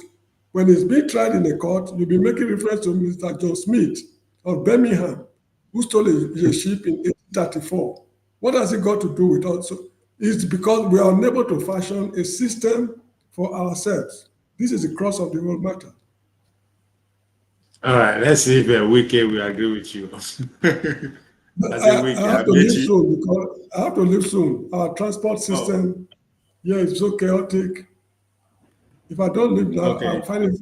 Because I need to travel about 40 to 45 kilometers to get home. Okay. Thank you very much. I appreciate your time. I'm so sorry I could not spend enough time with you. No, I appreciate the time you spent so far. Thank you. Thank you so much. Thank you. I'm very grateful. Right. You're welcome. So all right. I have a 4 o'clock meeting with one of the very important Nigerians. If you knew that you will not finish, I came here at 12. If I knew you won't finish at 3, I wanted a 5 o'clock meeting. Why do I want that? Nanjama, you say why I know do segment on Opa with the anniversary. Now Monday. I'll do them on Monday. Monday is for Opaholo. So I'll do that. But so far, it's trending. A lot of people are Oba give them a special praise. So I'm working on that. By Monday, I'll talk about that. I realized that 2 days ago, I spoke in a national summit on electoral reform. By the time I left, Senator Shehu Sani had abused me. I wish I were there, I would have abused him back. I know him very well, so you can't say things that I know what he knows that most of you don't know. I'd like to use the opportunity to let him know that he shouldn't try it again because I will expose him in public. And I'm not joking. The second one was another electoral reform summit. Robert Azibola, again, because I left, said, there was a meeting in America. There was no meeting in America. There was absolutely no meeting in America. There was just one meeting, and we were invited to meet at the house of the Consul General of the American Embassy, the opposition. And I've said what the discussion was about. The discussion was from America. Look, we don't want violence in this election. Opposition assures that there will be no violence. Then to government, don't rig election. That was all. Nobody went there to talk about Christian religion or Muslim religion. But anyway, that's not part of why we are here. If there's somebody who is confused amongst you, I am. I'm extremely confused. Why am I confused? I want to say my mind, but here seated with me is a very humble and friendly person. And I'm going to talk about his government. So how do I go about talking about his government? And then the question I asked Izzy and my friends who are editors, I said, are these not the same people that fought with us when we were fighting? They said they are. I said, so what has changed in journalism? Because they're no longer fighting. And in joking, I told them I think that the difference between journalists under the military, because if anybody said the military was chased out of government and that they achieved it without the journalist, the person is a liar. History will not forgive the person.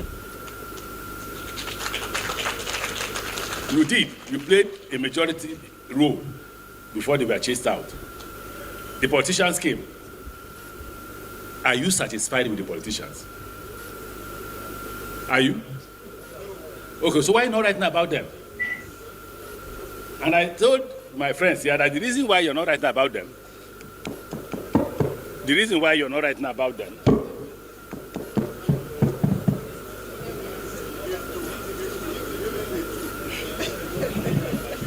the reason why you're not writing about them is that the pot is bigger. The pot under the military was smaller, and the military alone was enjoying it. The politicians became smarter and expanded the pot. Everybody's inside chopping, so no need to talk. If not, even under the military, it's life.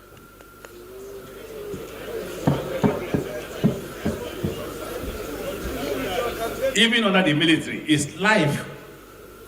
Are you better off now than that time? Somebody said yes. Chop I chop. Under the military. All these Nigerians. Okay, let's leave the military. Godfathers. Under Obasanjo. Under Obasanjo. Let's start from Obasanjo. Is life better under Obasanjo than now, or is life? This is my political godfather. Thank you, Right Honorable Speaker. The Speaker of the House of Nigerian people. This is my political godfather. Right Honorable Tajuddin Abbas Ian Zozo. Mr. Speaker, honorable members, I rise by name as Honorable Alhassan Ado Dogwa, representing the good, the bad, and the ugly people of Dogwa Tudunwada Federal Constituency in this respected assembly. This guy confused. So are they bad and ugly? Oh, absolutely, sir. Oh, really? Absolutely, sir. What is the percentage? There is no two way about it. I don't know where this guy confidence come from, man. The guy, Coco also know if he do have anything for Kano. This guy carry go and shoot person during the election. Like, keep life.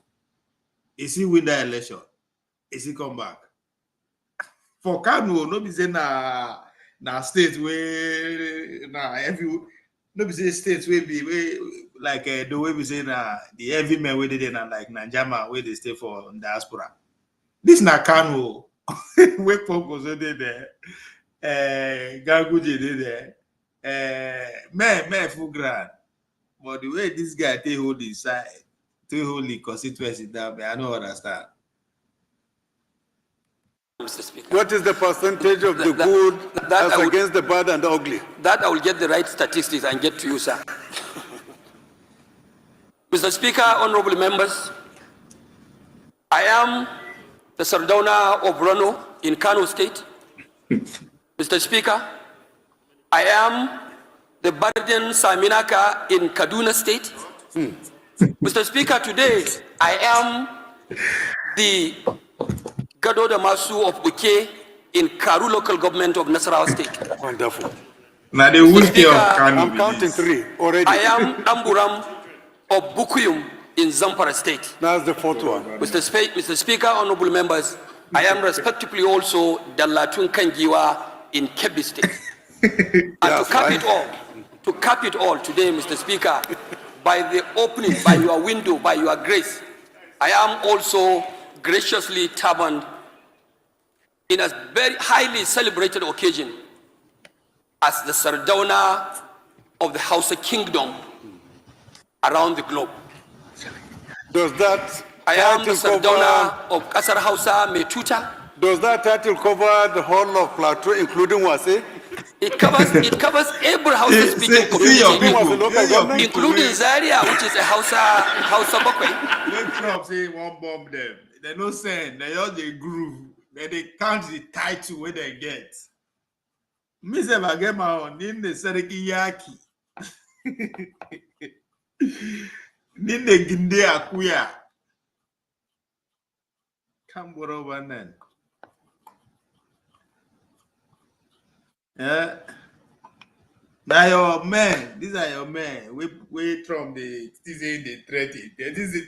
Trump is saying they get Trump the say they get in time. This guy is a flex. Now title that they mention you so. Najaman, you did there. Even when your street title self, they don't know you. These are the men we want follow contest in the future. Mr. Speaker, including Zaria Zazzau, which is a Hausa Bakwai by history, including Kano, where Madaki comes from, which is Hausa Bakwai. No more questions. I am the Sardauna of the Hausa Kingdom by the grace of His Highness, the Emir of Daura, His Highness Umar Farouk.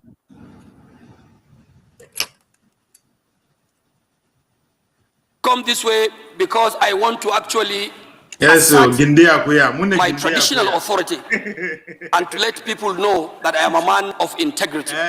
Mr. Speaker, honorable members, I thank you for giving me this opportunity. My attention, and I've realized my attention has also been drawn to a very viral video that went so viral in the Nigerian media space. Mr. Speaker, this video, of course, to those who may not know the reasons behind it, sounded and appeared to be very strange. Mr. Speaker, I think I'm under moral obligation. I'm also under moral responsibility as a member of this great institution to provide some clarifications. Mr. Speaker, honorable members, I was in United Kingdom, London specifically. We can explain that thing to you. If you say you stubborn, if you say you na dan iska, na you do pass, me go tell you say I be goat nyash. I'm always open. You bring it on. If you say you get madness, your own madness now time to time. My own now 24/7 is open. Let's go. So now what is it mean with that? That's in India Koya. Madarankura, Nini Madarankura, you know that one? Madarankura, Madara na milk. Kura na tiger. So this not like bragging right, Abi. I will take put down. So not just because you hear Gindi, we just conclude saying another adage way has to do with the way you like now. I was happy people want to say mune duawu self na almost the same thing. Butos. Mune duawu dole ya izomadimu. They say na then be butos. You must sit down and you must sit down with the butos. So you know they go anywhere. Then they will tell me, say, "Quote they make or Kano and Pika." Now this man they try put for this. So on an official assignment, I went to London, Mr. Speaker, along with some relevant government agencies on advocate to global oil operators to come and invest in Nigeria. It was a campaign outing on behalf of the Nigerian government, and I want to report to this House that the campaign was quite successful. We have been able to convince foreign and global investors that Nigeria is a safe haven for investment in the oil and gas sector. Mr. Speaker, most of the concerns investors had was that we have issues of legislation today, legislation tomorrow, and we were able to address them to understand that our legislation will always be in the national interest. And our legislation will be covered, most especially in the oil and gas sector, by the almighty PIA, the Petroleum Industry Bill. Mr. Speaker, at the end of our official engagements, I decided to take it off onto a lighter mood. But beyond a lighter mood, Mr. Speaker, it was an action that was born out of a point of responsibility and protecting of my own political experience and my political position as a politician from my state. Mr. Speaker, I want to say on record that you all know that during the last elections, I came through a lot of stories, controversies, which were completely addressed through court processes. Today, I am bold to say that I don't stand any allegation of any case against anyone of whatever sort in any of the courts we have in Nigeria. I have my judgments right from the magistrate court to the state high court to a federal high court in Kano and to a federal high court in Abuja here and to the appeal court. I am as clean as every Nigerian. But so unfortunately, Mr. Speaker, because one is coming, unfortunately, coming from a state where politics is being played with bitterness, where politics is being played with a lot of anger, a lot of enmity, where politics sometimes is taken as a matter of do or die.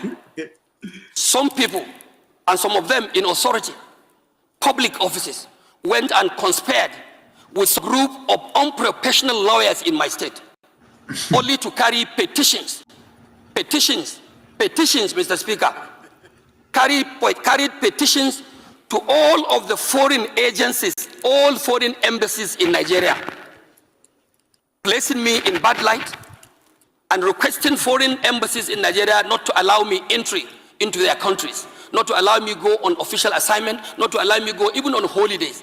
They took this petition to all of the foreign agencies. Mr. Speaker, this is sad. If beyond local politics, someone will get out of his way to take a petition only to tarnish my image, my innocent image, to foreign embassies. Mr. Speaker, you can all understand from the disposition I was coming from. It was so boggart, it was so bored, and I was also touched. So in my own understanding, Mr. Speaker, and of course, as someone who has the experience of communication, I want to say without overemphasis that I am a graduate of mass communications with a first-class degree, and I also have a master's degree in public relations. And with this background, Nigerian people and my colleagues here should know I can have my own way, strategy, or approach to send signals. And it was for this reason, Mr. Speaker, when I had the opportunity to travel to Dubai, United Arab Emirates, only last week. Yes, so when I now got this opportunity to travel to United Kingdom, in London, of course I was in London not for the first time. I have been in London for over 10, 15 times. I can remember only last 2 years I was in London with His Excellency, the former Deputy Speaker. I was in London with him. I can also remember 2-3 years back, I was also in London and I jammed my former Deputy Speaker, Rabiu Konkoso. I met with him in London airport, he saw me. But this one became special, Mr. Speaker, because I had to give it back to my detractors. I wanted to do it in such a sarcastic way to let them know, oh, here is Ado Dogwa in London.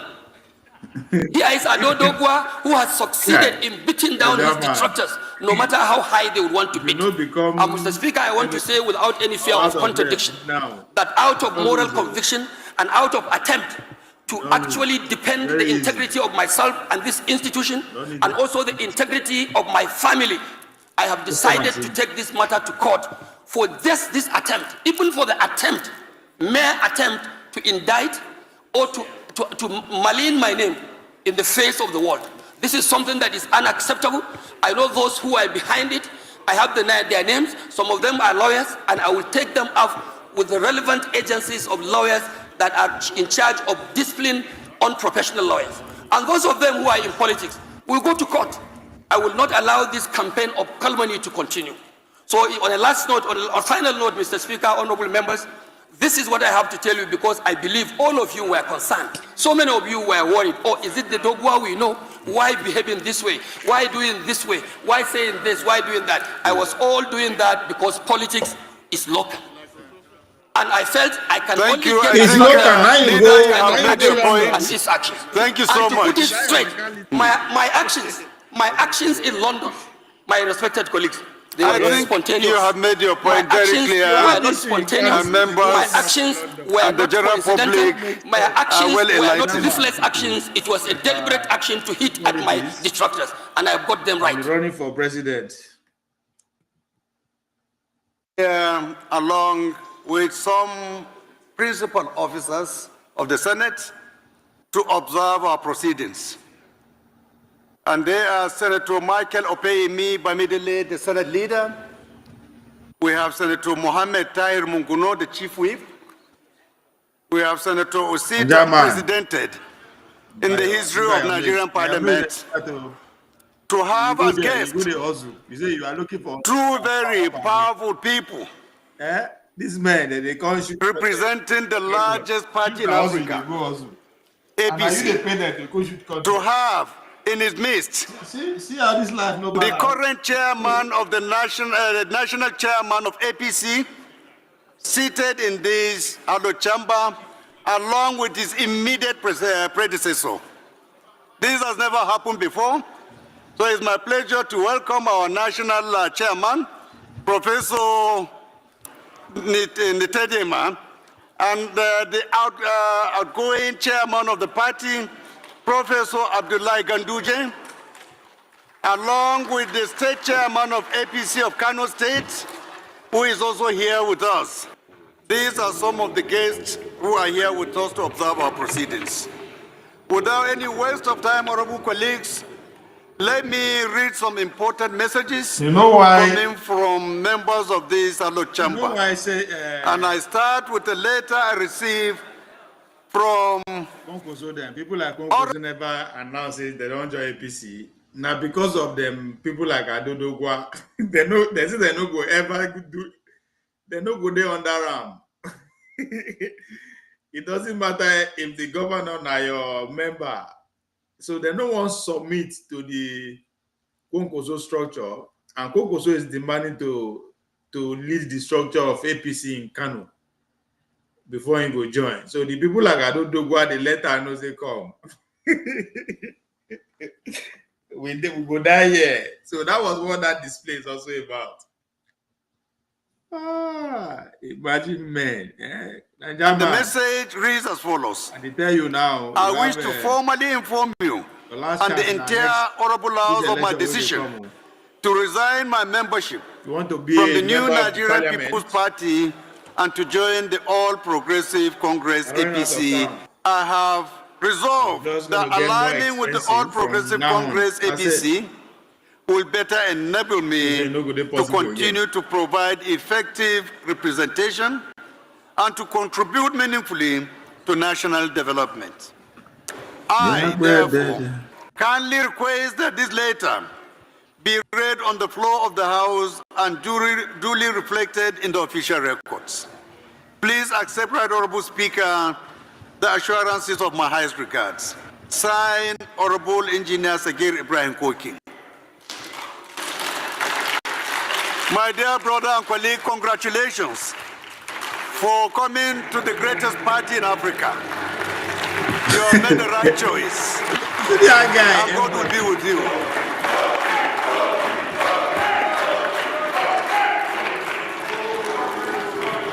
Please, you can sit down. Gangs. Yeah, together, yeah. Order. Ogasa. Order.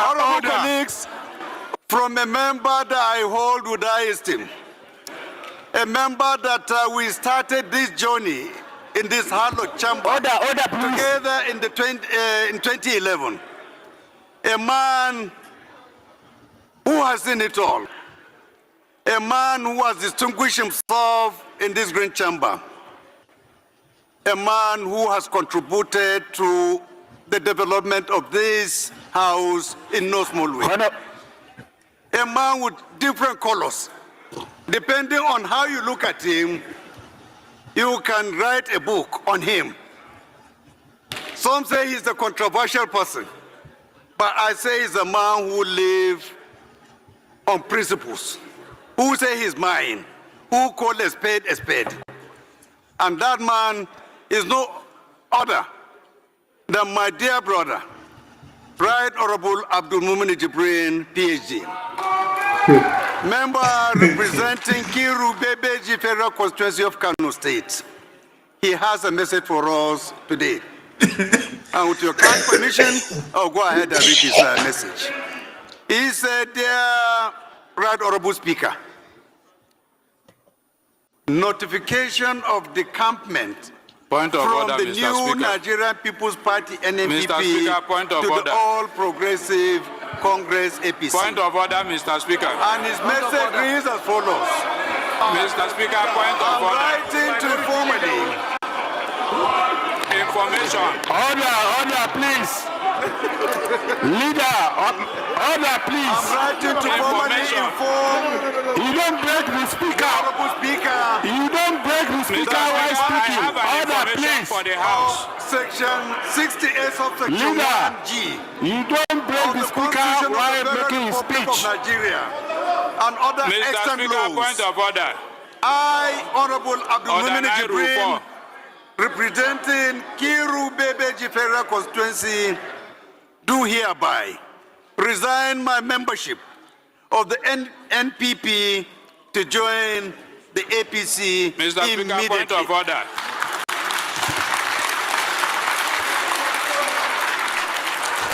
My decision to exit the NPP has become imperative as a result of division and unresolved internal crisis in the party leadership at the center that has made it difficult, if not impossible, for me to continue discharging my duties and provide my good people of Kiru Bebeji Federal Constituency with the desired representation at the House of Representatives.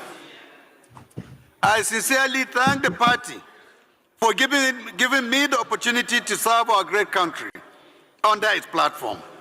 The support I received from the party and the trust and experience I gained during my membership have been invaluable, and I remain deeply grateful to the leadership and members of the party at all levels. As I wish you well in your future endeavors, kindly accept the assurances of my regards. Signed, Honorable Abdul Mumin Jibril. Honorable colleagues, can we appreciate the coming into the great party in Africa, APC, our dear brother, Honorable Abdul Mumin, and Engineer Sagir Aikoki. You are all welcome. This was last. I can remember sometimes in the year 2000, 2001, in the seats there you have the like of Solomon, Alex Ekwemi, Chuba Okadu, Rini, we're all sitting here. This is all that we can see. Great men who have now passed on to our Lord. They are all here. And we are still talking about the center. So that is why I said, I saw the topic that said, this is still the same issue, and this is where we are. Recently, I made a post, and I asked this question: how can you and I win an election without pumping in hundreds of millions of naira? That's the question. Because many good people, many people with vision, many people with ideas, many people respect can't get into the position of leadership in this country because they don't have money to share. And you now say, this is the ruling party and this is the opposition. Now let's put them on the table. If you are a member of the APC, you still need millions of naira to buy nomination form. If you are a member of the ADC, of the PDP, of the SDP, of the Labour Party, you still need that millions of naira. So you can see how things never change. If you are a member of the ruling party, you impose your duties as echoes of the party. If you are a member of any of this opposition, it's still the same thing. If you are a member of the APC, you have to pay delegates to win primary elections. And if you are a member of any of the opposition, so it's like a ritual.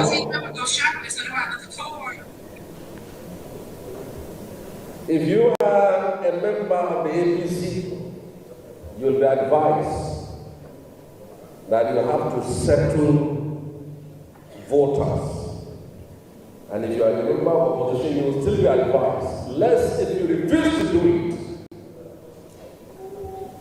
You see, we are all angling for the support of the illiterates, the masses we are voting for. We are fighting for. If you go to your constituency and gather the masses in a hall like this,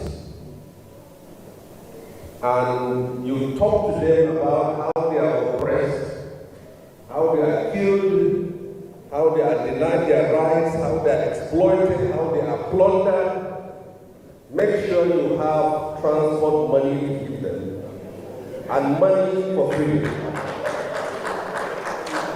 Because if you don't do that,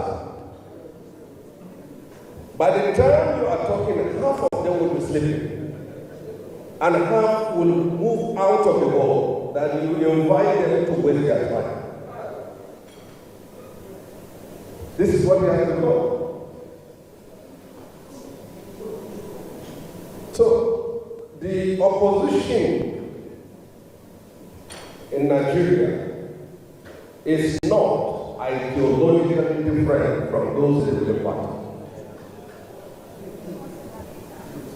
It is team A of the ruling class and team B of the ruling class. Everything is the same. Don't waste your time. If you think it's not the same, okay, go and join the opposition and contest without money. It's still the same.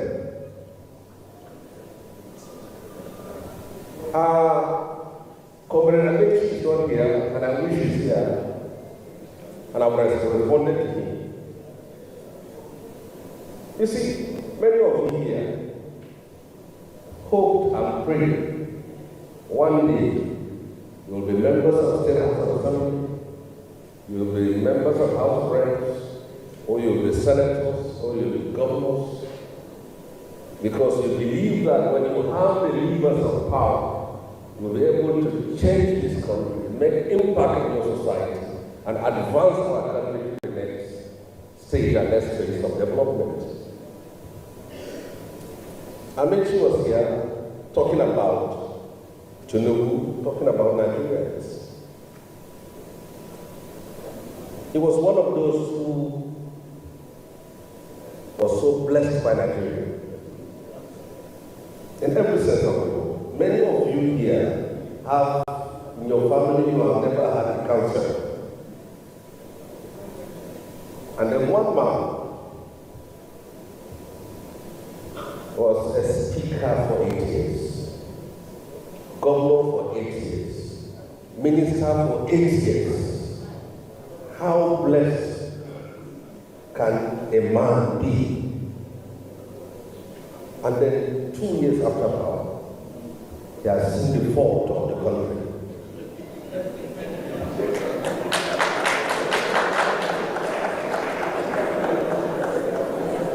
If you can what in this man talk here, so it's very important because a lot of people don't understand. Since the beginning of this Fourth Republic, 1999 till 2023, Amechi dey power. Just think am first, Naija man. This guy go don make money pass Obasanjo, Goodluck, Jonathan, Buhari put together. That's what it is. Now from Rivers, so nobody say he was just an ordinary House of Rep member. And he was the Speaker of the goddamn House. From Speaker of the House, you are like number 3 of the state already. Come become number 1 for another goddamn 8 years. Then come a minister, and one of the most functional minister under Buhari administration. All the Buhari major project was carried out under this man, Amechi. So people should just put that into perspective. For him to still they behave like a loose cannon, like somebody will be say, serve like Najama with an way Bola Tinubu change currency, one turn in 1 million to 10 naira. That's why I'm making is acting like Percy will be say, I don't know how to describe her. This is a man who has been in power. They live freely on Nigerian everything. He has never paid house rent for the past 24 years. That was not what he mean by that. No, he no spent a dime of his money for the past 24 years straight. Just think and first. He no buy car. He no expenses for him, his wife, and his children. In fact, his parents. Nigerians don't they cover their expenses for the past 24 years straight. In fact, he died because as a governor, you get a pension, ability there, which they call him, till he die.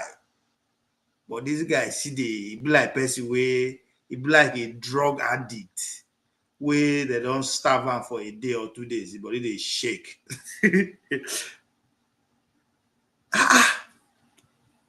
Like, it is very important. What did this man, what did she will talk? 24 straight years. In fact, he died. This man will never spend his money till he die. He no go ever buy new car again. He no go ever build house. In children, they are covered. But see, they do as if he lost something. He forget something for government house. We won't pick.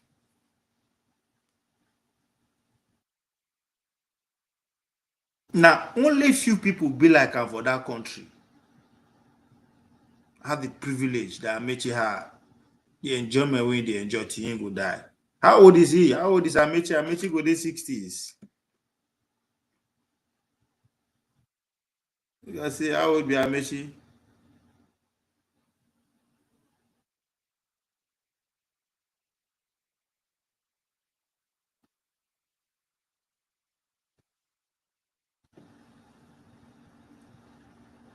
$60 years. Minus 25. Since the age of 35, now this guy don't they live life. I don't know why he don't marry that time, sir.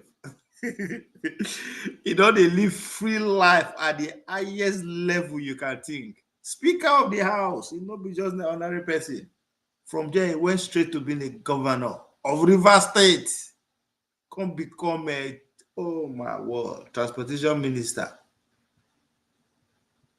Instead of making just resign, just make him just go away. Like, because this person, this kind of people, if something happens, say that revolution happened, now then will be the first person to go after me. Because God damn, what do you want? What else do you want? Your children are fixed for life. If they say they're not going to do anything, they're not going to even work safe. The pension where River State will they pay you is enough.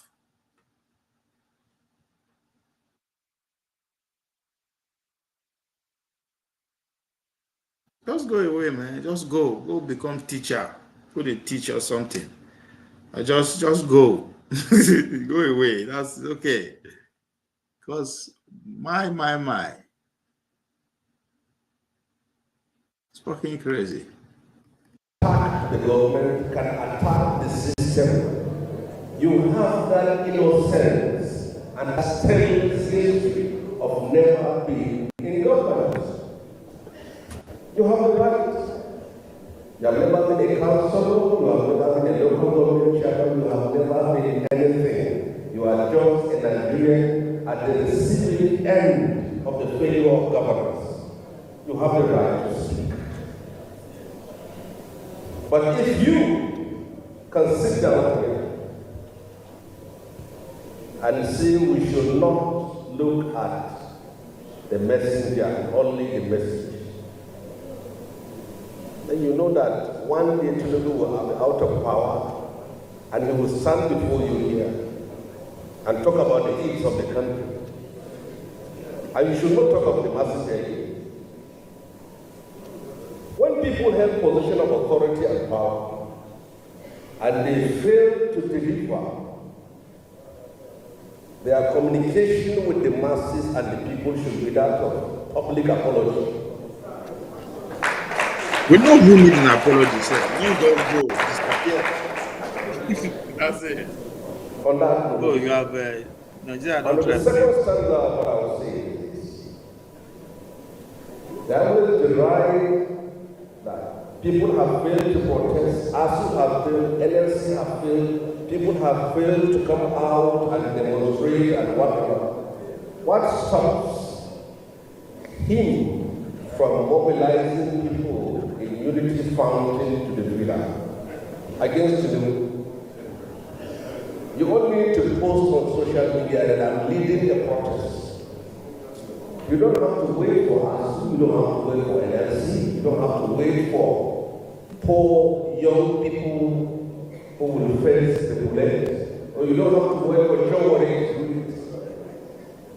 You should lead it. And then you look at it from this point of view. Young people, because according to statistics, 60% of Nigerians were born after 1999.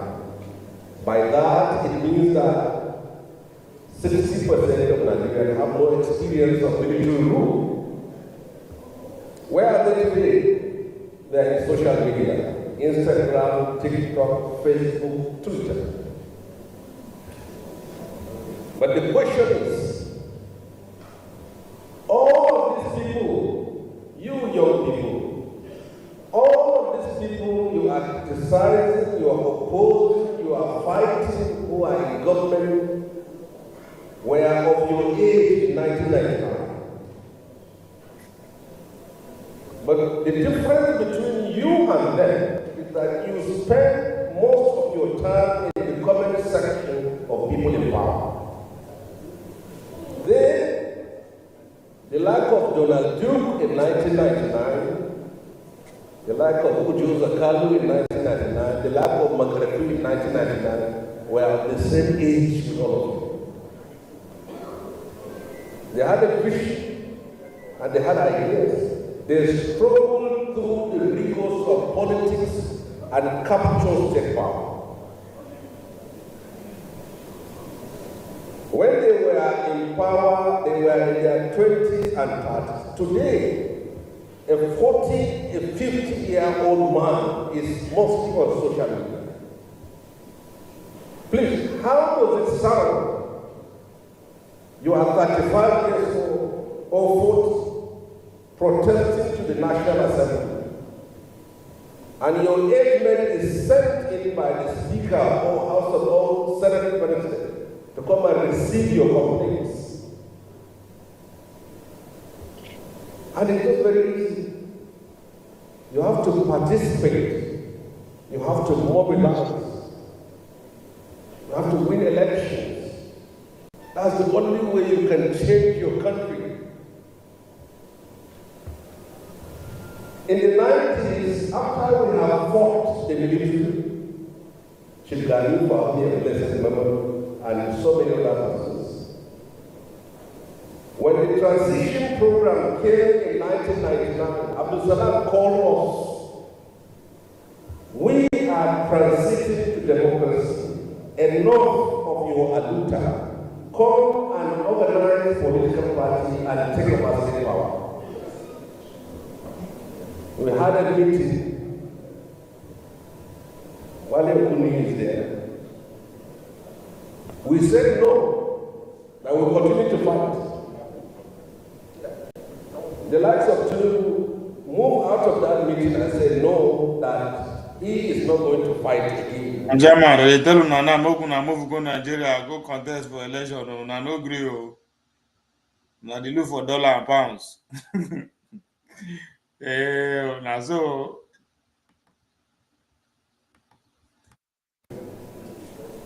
He will join the political party and he will take over Lagos.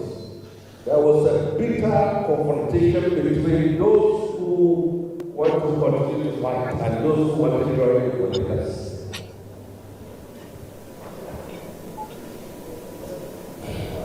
It took us 3 years before we realized that we have made a wrong decision. Gani now said he wants to contest. He couldn't make it. Olisa Obama said he wants to contest. He couldn't make it. Falana wanted to become more. He couldn't make it. People like me tried. We failed. All those fighters, one of those who fought, who said we should continue to do Aluta, is still Aluta, he is the organizer of this conference. They said, go back to your state and the state government. He said, no, revolution will come. He is here. Look at him sitting down here in that meeting. And for me, we have to pretend that we are not what we are before we won the Senate. And when we went there, we found out that we have not changed. They have to move us back to where we were. Distinguished ladies and gentlemen, my last message to each and every one of us. The elections in Nigeria have always been the same. From 1999 to date, each time you have an election, they will say this will make or break Nigeria. And Jamal, let's go back to Nigeria and form a political party and call it Nigeria. And call it in diaspora hustlers. And the only way to go with that, let's form our own political party. If not, go ahead.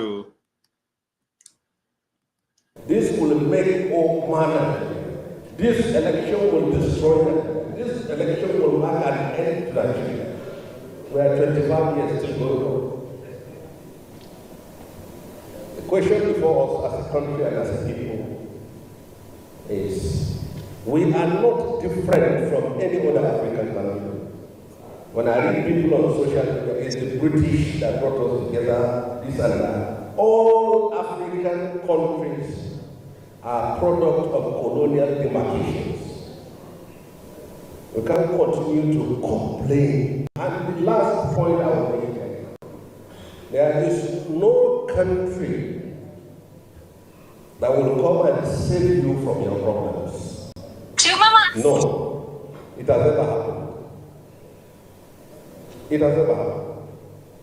You have to find your problems, solutions to your problems yourselves. Even if the whole of Nigeria is secure, if Chad is not secure, if Nigeria is not secure, if Cameroon is not secure, if the Republic is not secure, you will never be secure. Those of us, I feel highly impressed by Adebayo. Adebayo, I don't share some of the things he said, but it's not easy in this. He's talking to you that go on the damage issue every Saturday and Sunday to lament. All of us now they talk to, all of us we don't run come over Nigeria. Go back and join the process. So blessed, don't be smart, don't be half smart here. Don't come and exclude yourself. No, you don't feel escape out. Why are you running away? Now, so Abdul Salam tated and say, I made them go join, they no agree. I'm telling you now, you are making excuses. Saying that only us when they go on Dr. Damage's show. You too, you are also included. You are always on Dr. Damage's show. Now there we take the meet.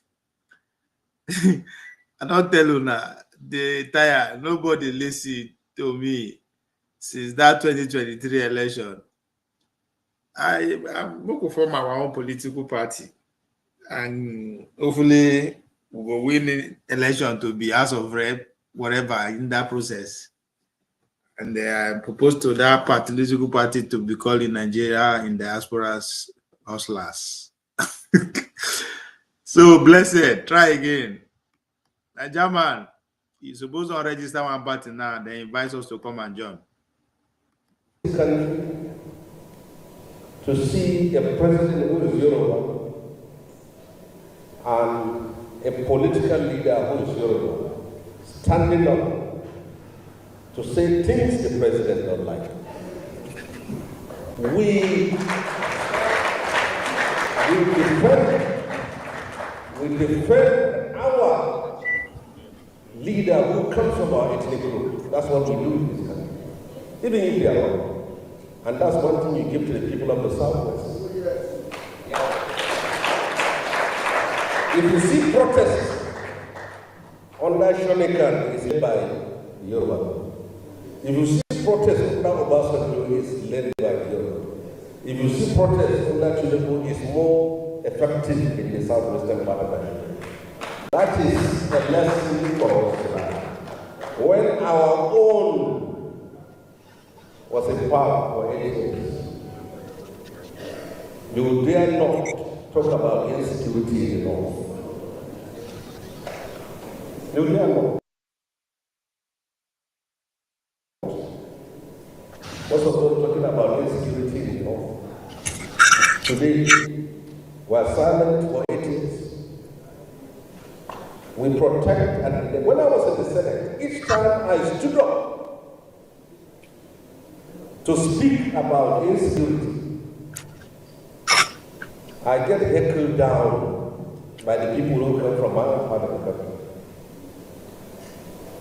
I'll give you a last example. Why has the world knew about killings in Southern Canada and not killings in Northern Canada? Answer that question. Why does that happen? The reasons are very simple. The representatives, the elected representatives of people in Southern Canada can stand up in the Senate and tell the world how terrorists and bandits are killing their people. But the elected representative from Northern Canada, out of ethnic and sectional solidarity with the president, they refuse to tell the world the corpses, the killings, and the massacres going on in their own part of the country. And the world will judge what they see and what they read on social media. So if your people are killed, you don't want to tell the world because you don't want to embarrass your own president. And someone tells the world about it. It is that other person that will be happy. The general point for all of us is that election is around the corner. And it is for each and every one of us ask ourselves, where do we want to go from here? All this talk of electoral reform, it will happen. Election happened on Saturday. Like a joke, you will hear that by 9 a.m. in the morning, sensitive election materials have been distributed. Election will start by 12 o'clock and end in the next 3 to 4 hours. Counting begins and the winner emerges. And the election took place with wrappers, spaghetti, rice, soap, shared to people. And the same thing happens. See, I'm blessed. Now will not be the main problem. People where they would spend their money, which is their time, to the farm where they will to have fun, to relax, drink beer, smoke a bowl, carry a shower. So maybe they use that money to support a grassroots movement. You see how? Either way you follow, I don't tell you, you are part of a problem. You can't run it. We are not even talking of the problem now. We are saying if you want to see solution, you have to change your lifestyle. Stop spending your money and your time to be entertained.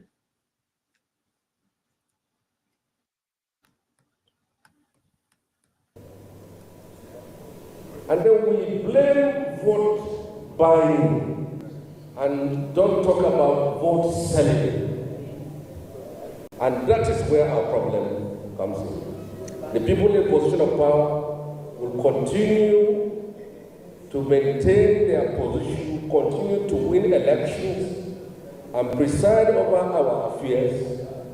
And we will continue to comment on social media, thinking that that will change anything. It will never. Thank you and God bless.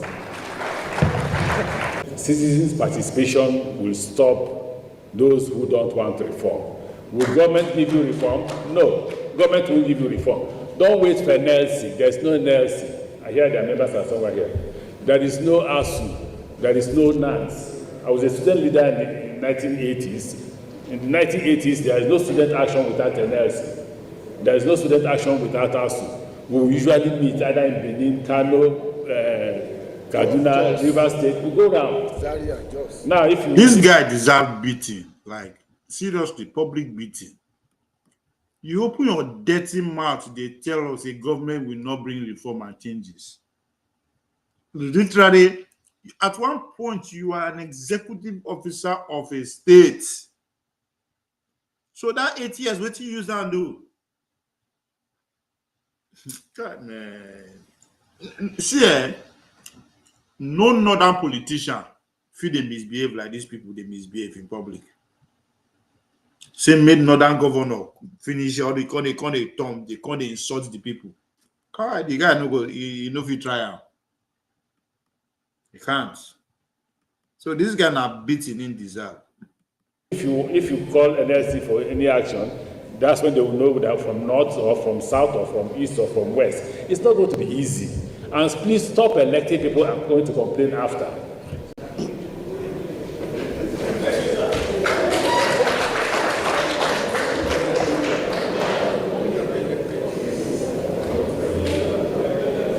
If you want to elect people you can hold accountable for. The problem with Nigeria is lack of accountability.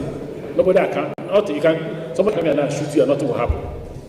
Absolutely nothing will happen. The person who will even be hiding, they will know the person.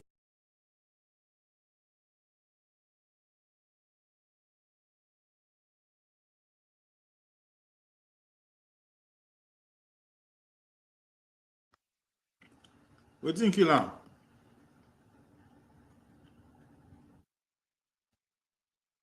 Anambra Governor Willie Obiano is reportedly dead. That's not a good language to use. Let's see. The former governor of Anambra State, Chief Willie Obiano, has reportedly died in London, United Kingdom. Now, so abroad they die put. Source to Sahara reporters that the ex-governor passed away after suffering severe heart failure and complicated related to urinary cancer. i.e. A senior family source confirmed the development on Sunday night. Oh, not on the Sunday night already. He's dead as a sudden, despite months of deteriorating health. Okay. His health had been declining in the past months, but the final collapse came suddenly. We had devastated, the family source to Sahara reporters. Medical personnel at the hospitals where he was admitted also confirmed that Obiano was in intensive care before his condition worsened. Okay. It fought till the very last moment, a hospital official disclosed. Until his death, Obiano was standing trials over an alleged guy. Who write this thing first? Who write this thing? These people are fucking crazy, man. Person die without a arrest. I know they pull out the way old now. George Oshogwe Ogbolu. Man, right now. Now that guy with this, I think.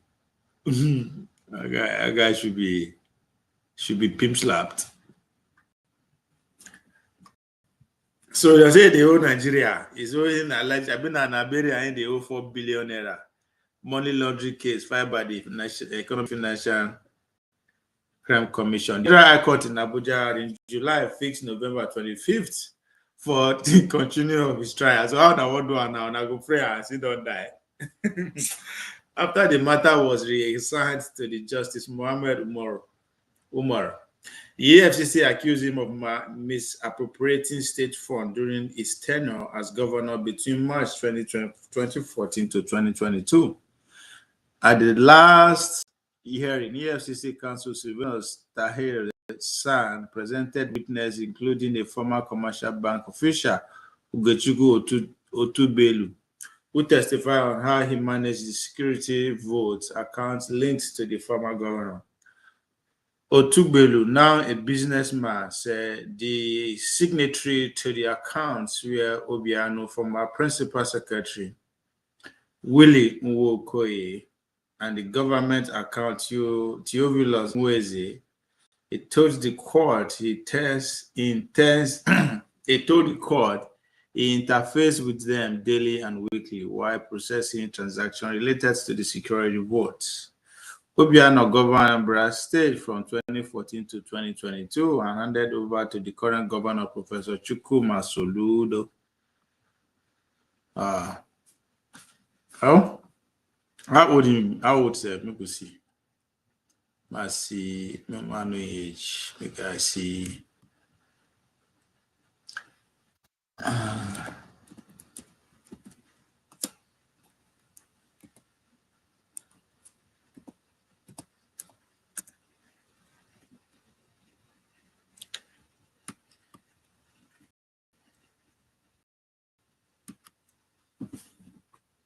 Too much stolen money. Easy, man. Easy on the day. 70. I'm not a young guy now. So you don't try. You don't chop life. He die. He finished his last 20 years. The last 10 years of his life now flexing. Was living large and living his best life. So he's he has scored. He don't do it. He has done his. He has seen it all. Maybe I don't know if I can get grandchildren, but I don't think that counts. Obiano was born in Ogweliri, Anambra State, Nigeria. He received his bachelor degrees in accountancy from the University of Lagos in 1979. Obiano began his banking career. See, all these bankers, them is the problem. Career in 1981 with First Bank of Nigeria before joining Chevron Corporation. God damn, this motherfucker has been feeding fat. As an accountant and later to the position of Chief Internal Audit in 1989. He was one of the auditors that audited Texaco Refinery in Rotterdam, Netherlands. In 1991, he joined Fidelity's Bank as the deputy manager and head of audit unit and rose to the position of executive director in 2020, October 2003.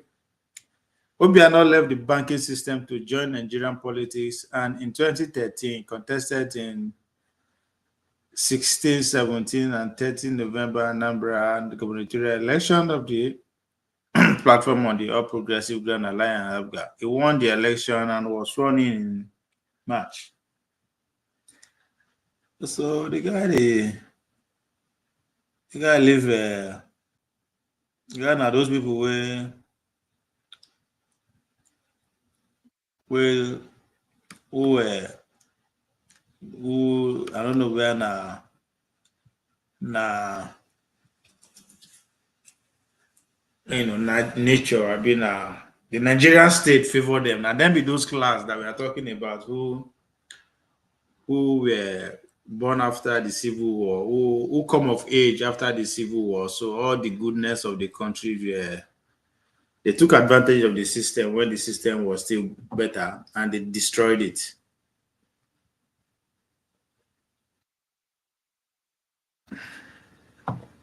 They destroyed it. So I don't know what to say or think of him. He has lived his best life. He has put his family in a position that they are good for life. So children, even So nothing is good. Nothing to be sad about. I think. If you want to elect people you can hold accountable for. The problem with Nigeria is lack of accountability. Somebody can come here and shoot you and nothing will happen. Absolutely nothing will happen. See a man who has been in government for behind it, you know the person, and nothing will happen. And nobody does to now. It's not the country, it's not that we lack law. What we lack is the rule of Edo people. That's why I like Edo people. There are laws. National Assembly, everybody's passed laws here and there. May they talk like this. Or me or Basek come back to them, Edo making they talk like this. You know, go to your house. The way they will take beat up. This motherfucker. These reverse people. But nothing is happening. I don't know what to do them. So I will repeat exactly what I said yesterday. If you are waiting for government to make any reform, you are wasting your. Before election, there must be resistance to those who don't want proper election. If you do it after election, you're also wasting your time. We must agree as a people that we must resist just very few Nigerians who are just enriching themselves. They are politicians, they are contractors. You can't be a politician and a contractor. You have to choose one. You can't be the two. So I said Nigerians are hungry. If they are not hungry, I'm hungry. Some people are abusing me. Look at this man, you have been in office for how many years? He says Speaker, Minister, Governor. Okay, they're stepping to go and steal. No problem. You get locked in now. Whether I'm hungry or not, are Nigerians not hungry? So why are those few people who are supporting those the government saying they are not hungry? They are not hungry because they are joining in the stealing. The stealing is beyond what we fought for.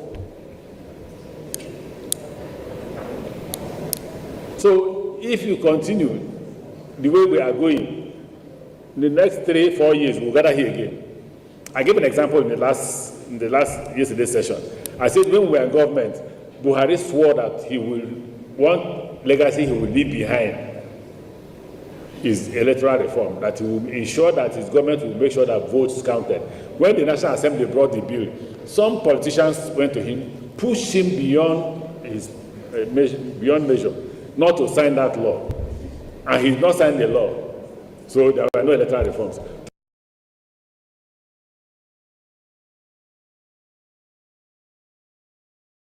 Today, those politicians are on the other side. They are not asking for electoral reform. So the same thing. If tomorrow President Tinubu and his people are defeated in election in 2027, by the action of the citizens. And citizens come out and hold them responsible the way they were held in Lagos. After, when the new government is sworn in, they will go across and they'll be shouting for what? Electoral reform. So most Nigerians who speak about this electoral reform is dependent on where their stomach is facing. If their stomach is facing the wrong place, they will want electoral reform. If they are chopping, they will tell you that they were taught in primary school that it is wrong to eat and chop and do what? And talk. So I wish you well. I've told you, this gathering will not be enough. Talking whatever they want to say here is, for me, will not achieve the objective. What will achieve the objective is when we all citizens gather and say, enough is what? Enough. If you don't say it, this is not the first time I've been saying it to. Nobody here will say, this man only talks when he's out of government. I was governor when I say, if you don't stone us, if you don't stone politicians, they will continue to steal because the system does not stop them. The only politicians they arrest are politicians who are against the government in power. If you are with government and you're stealing, you will be chopping, nothing will happen. But if you're not in government, you're not supporting government, they will catch you for chopping previously. And that you must vomit it. Unless you say, I support you, it's okay, you can keep what you have stolen. So, citizens' action is necessary. Don't wait for those who say they are wanting, I've said about NLC, I've talked about ASU, I've talked about NAS. They are no longer in existence. They now carry talks. Didn't you watch NAS election? They had talks. They had vehicles.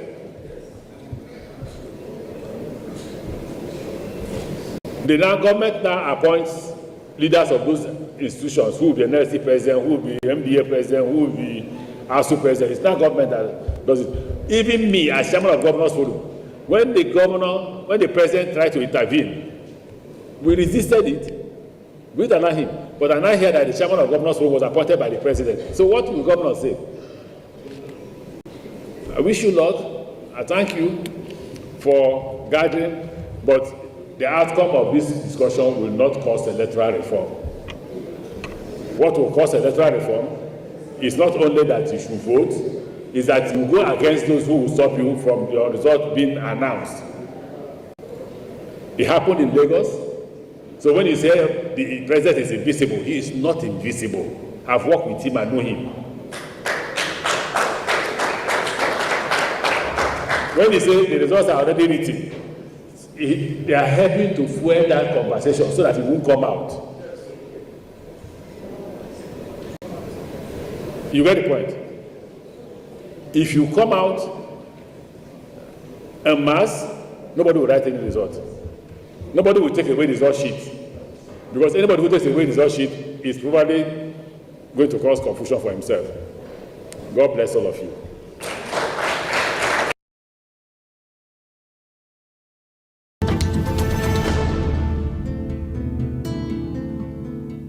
So, Nigerians in the northeast, northwest, and north central zones are bracing for another brutal Harmattan season, scarred by the relentless onslaught of Islamist terror attacks. The rampaging gunmen are continuing their unbridled bloodshed, unleashing unspeakable horrors on innocent civilians. Thousands have fallen victim to the most heinous terrorist atrocities in modern Nigerian history.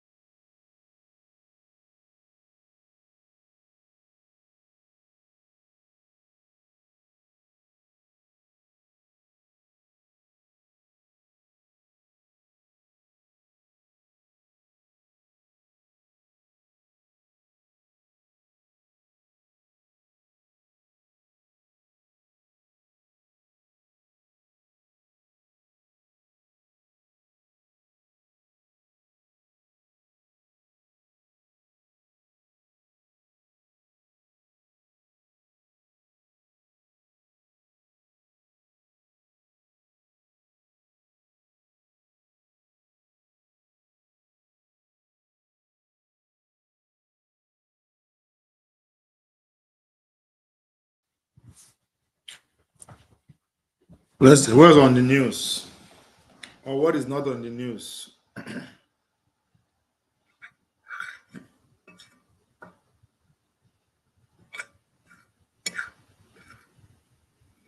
It's Friday.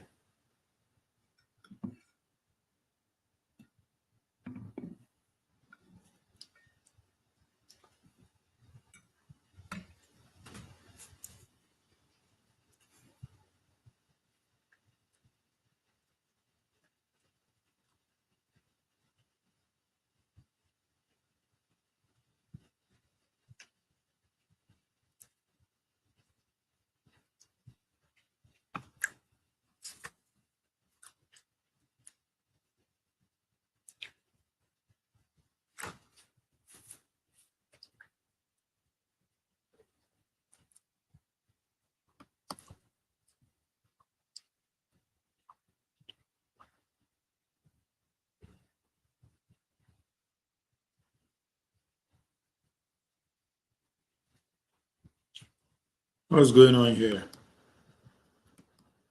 Wanting the good people of Plateau South, I rise to move the motion standing in my name on the order paper. Mr. President, for this guidance. And once again,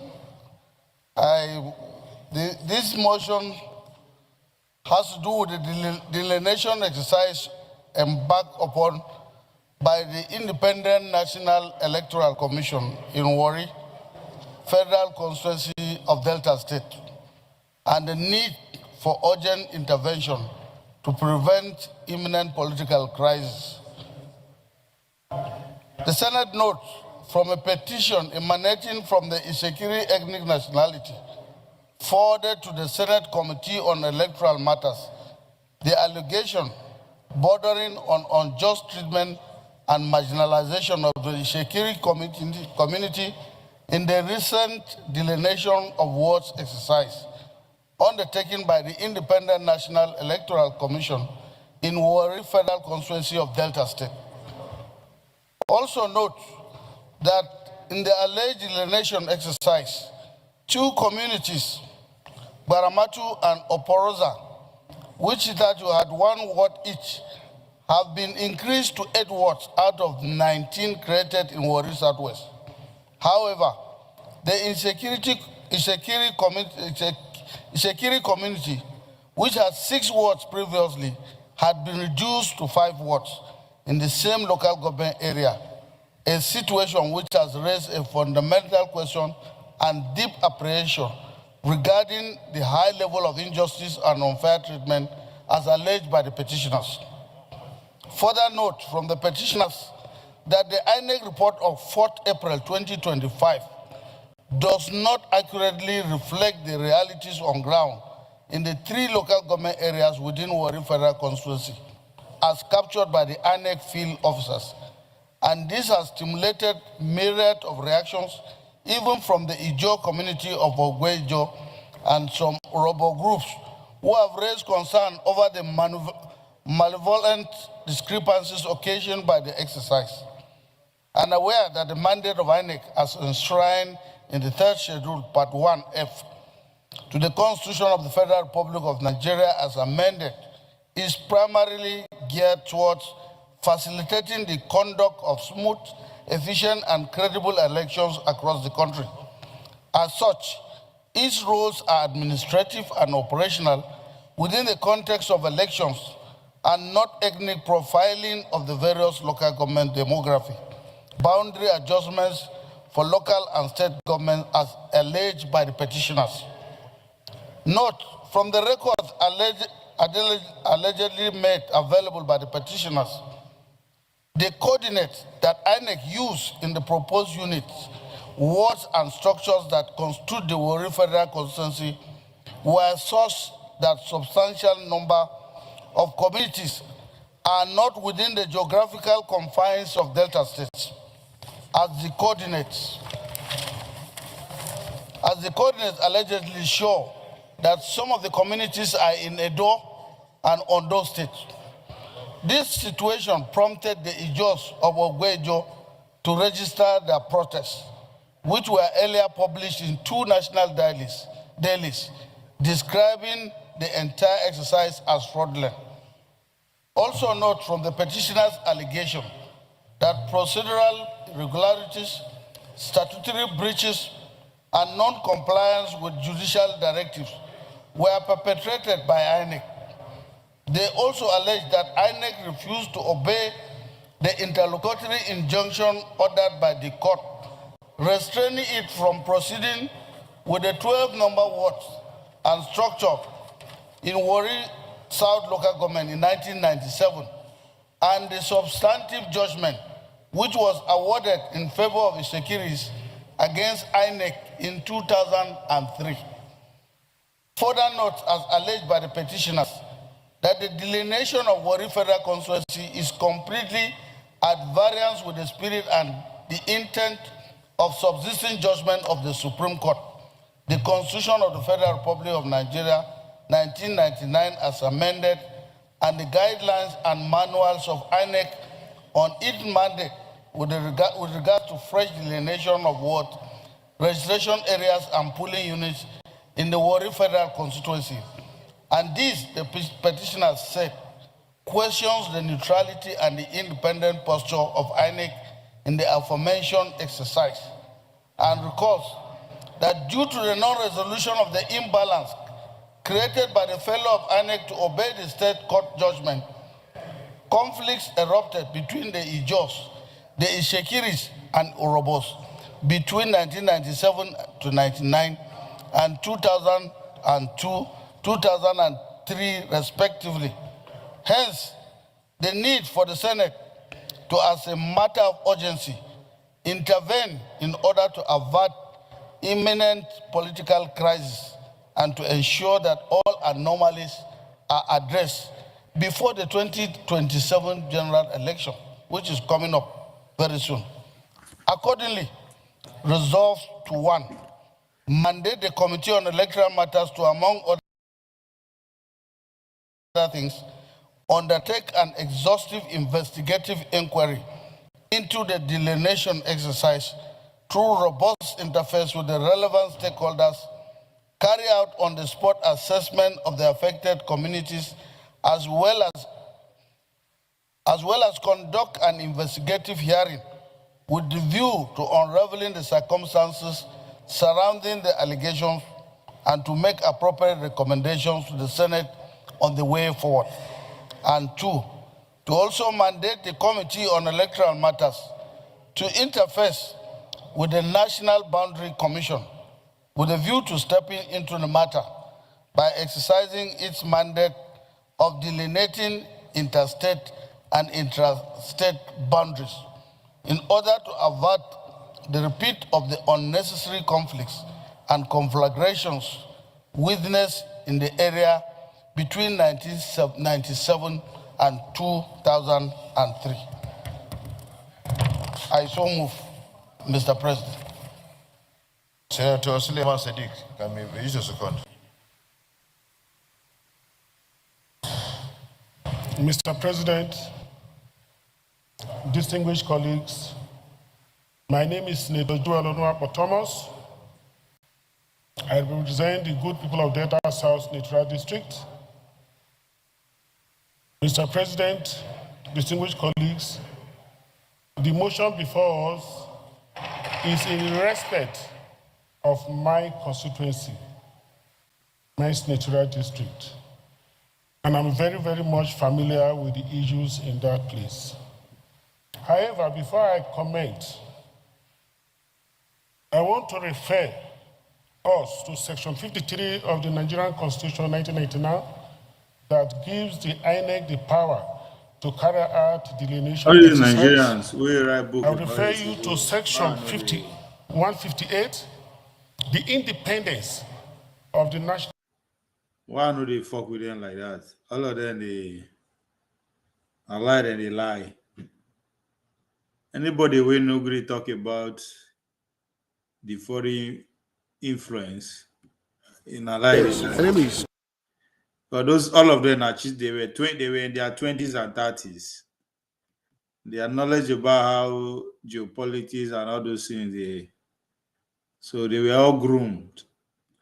So all of them, they write book, they will just write lies against, I mean, not lie, but they tell the local story. The local story, we do it no different from today. So that's not the, that's why I know they really take them. I know they fuck with them like that.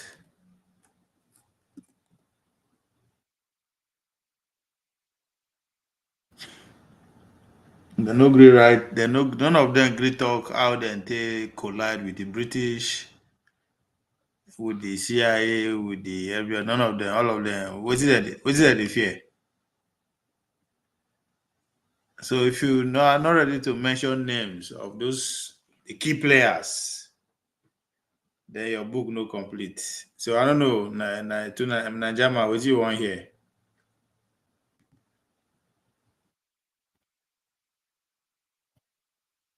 Hmm. What you want here? Oh.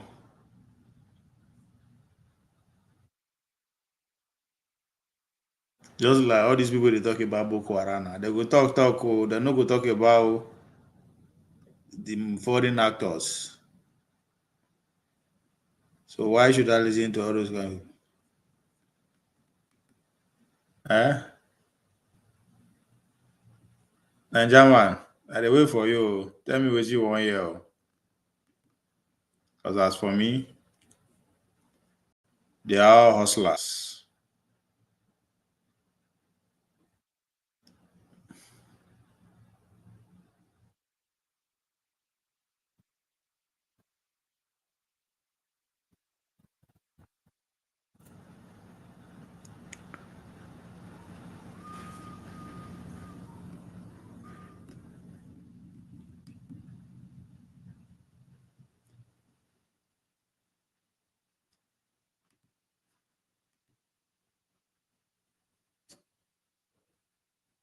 Edmond Obilo, the guy himself is a good. I like his way of his uh his uh his way of doing interviews and all that.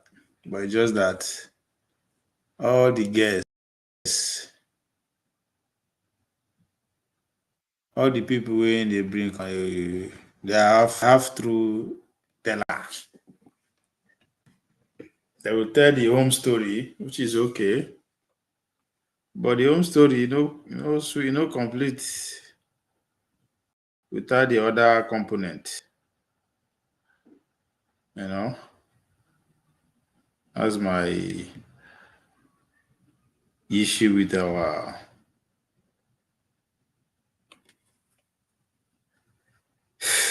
my issue with these military boys. We fight civil war with that. They are too scared to say the truth. If not, they send their children come back from abroad.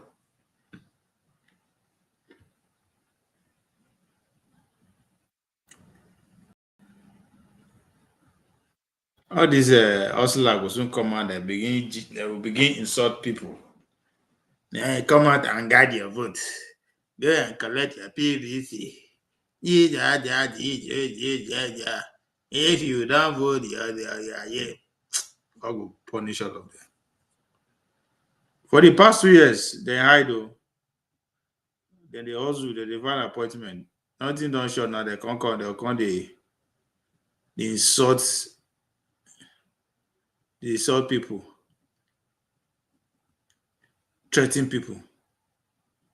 If you don't vote for this person, you are a vote. Yeah. Now you be the problem. Yeah. All these in diaspora momos. Okay, well, this is my way in Boko Haram story. Don't Ghana many story. I don't know. All this kind of stories have no the ginger me. the lie is too obvious.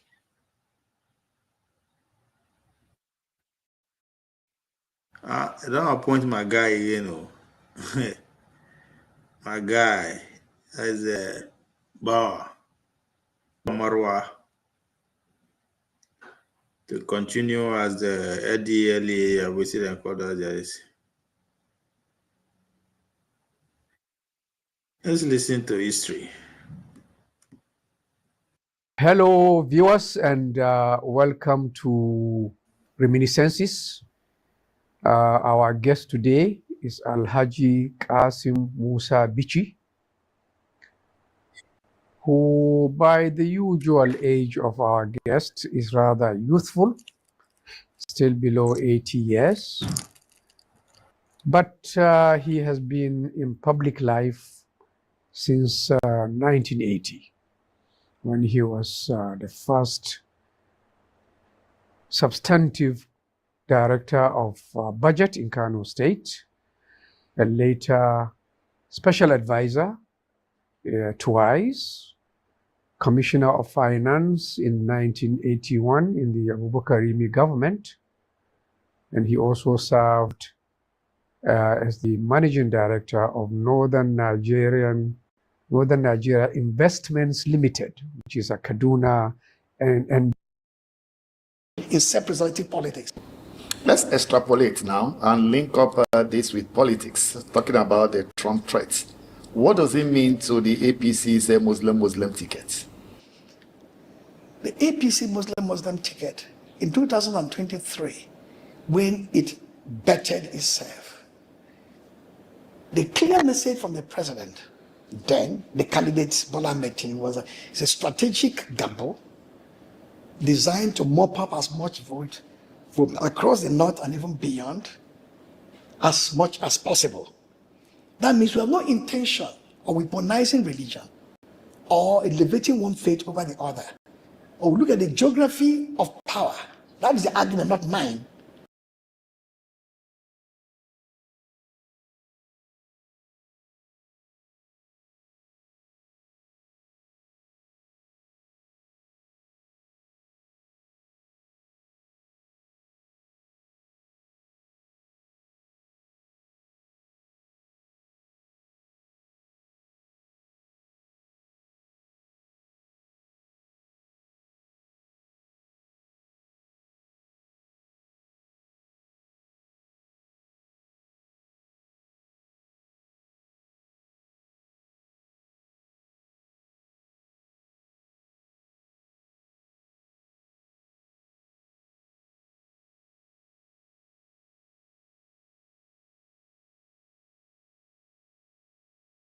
And a small middleman of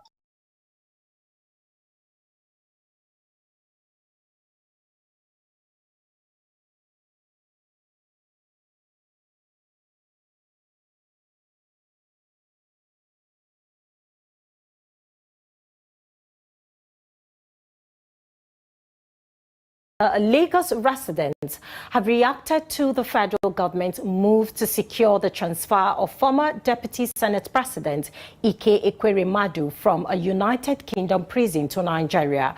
The former senator, alongside his wife and Dr. Obinna Obeta, was convicted by the UK Central Criminal Court for conspiring to exploit a man for his kidney. The report. Former Deputy Senate President Ike Ekweremadu, who was on May 5, 2023 sentenced to 9 years imprisonment by a United Kingdom court over an organ harvesting offense, may soon be transferred to Nigeria to serve the remainder of his sentence. This is because on Tuesday, November 11, 2025, the federal government announced that it was exploring the possibility of securing Ekweremadu's transfer from the United Kingdom to Nigeria under existing prisoner exchange agreements.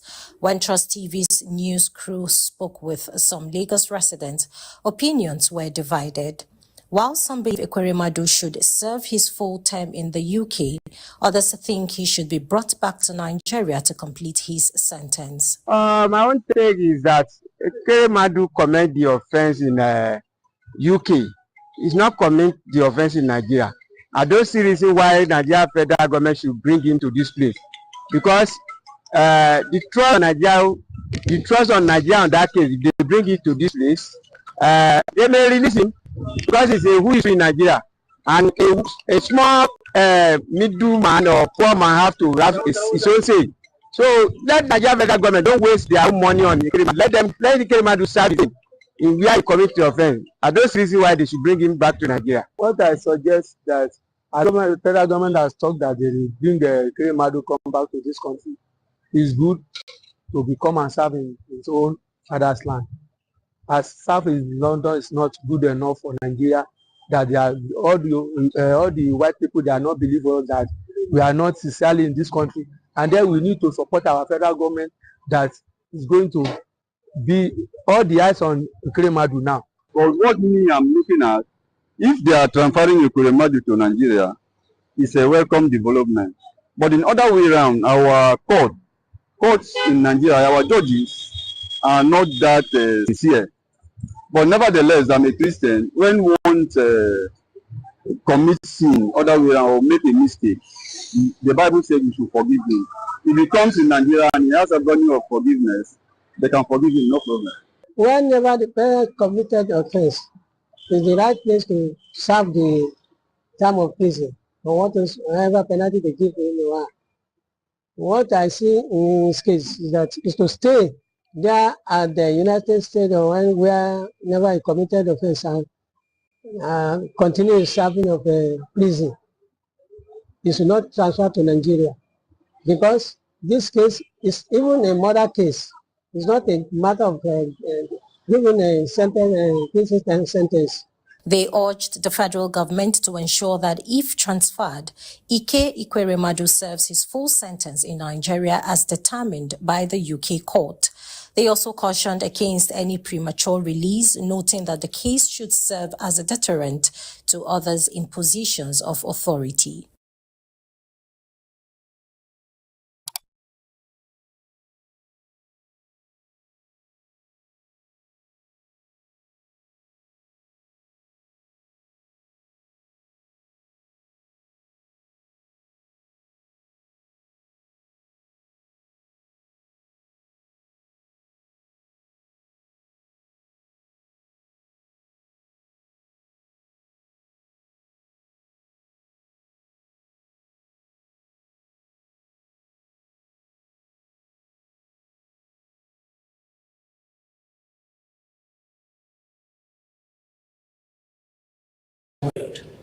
Until 1999. And the advent of our transition to democracy following the 1999 elections seemed to have marked a glorious turn of events for our country. Unfortunately, the only thing we can absolutely celebrate is that we have maintained a determination to stay the course of democratic form of government. And that's because we have practiced democracy in the breach. And so what we call the principle and the practice of democracy have not earned us laurels in all global democratic indicators. We actually, in the Economists of London annual democracy indicator, come in the category of democracies that are called hybrid democracies. We're in the lower bottom of that ranking. And we know that the most important driver of our democratic lapses come from the fact that the fundamental concept of democracy as competition is distorted through the electoral system. So we gather at a time when the lowest level of public trust in any institution is what hangs over INEC, following the unmitigated disaster and the fiasco of the conduct of the 2023 elections. Therefore, reforms that would address the core challenges of independence, credibility, and capacity that have plagued Nigerian elections are the only pathway to rebuilding confidence in the elections umpire. These are the key reforms that I consider critical to strengthening the Independent National Electoral Commission, INEC, and to herald the integrity of our country's electoral processes.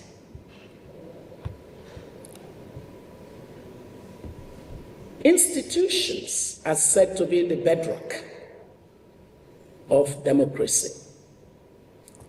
The independence, integrity, and the capacity of institutions as organizational systems determine whether the objectives for which they have been set will be achieved.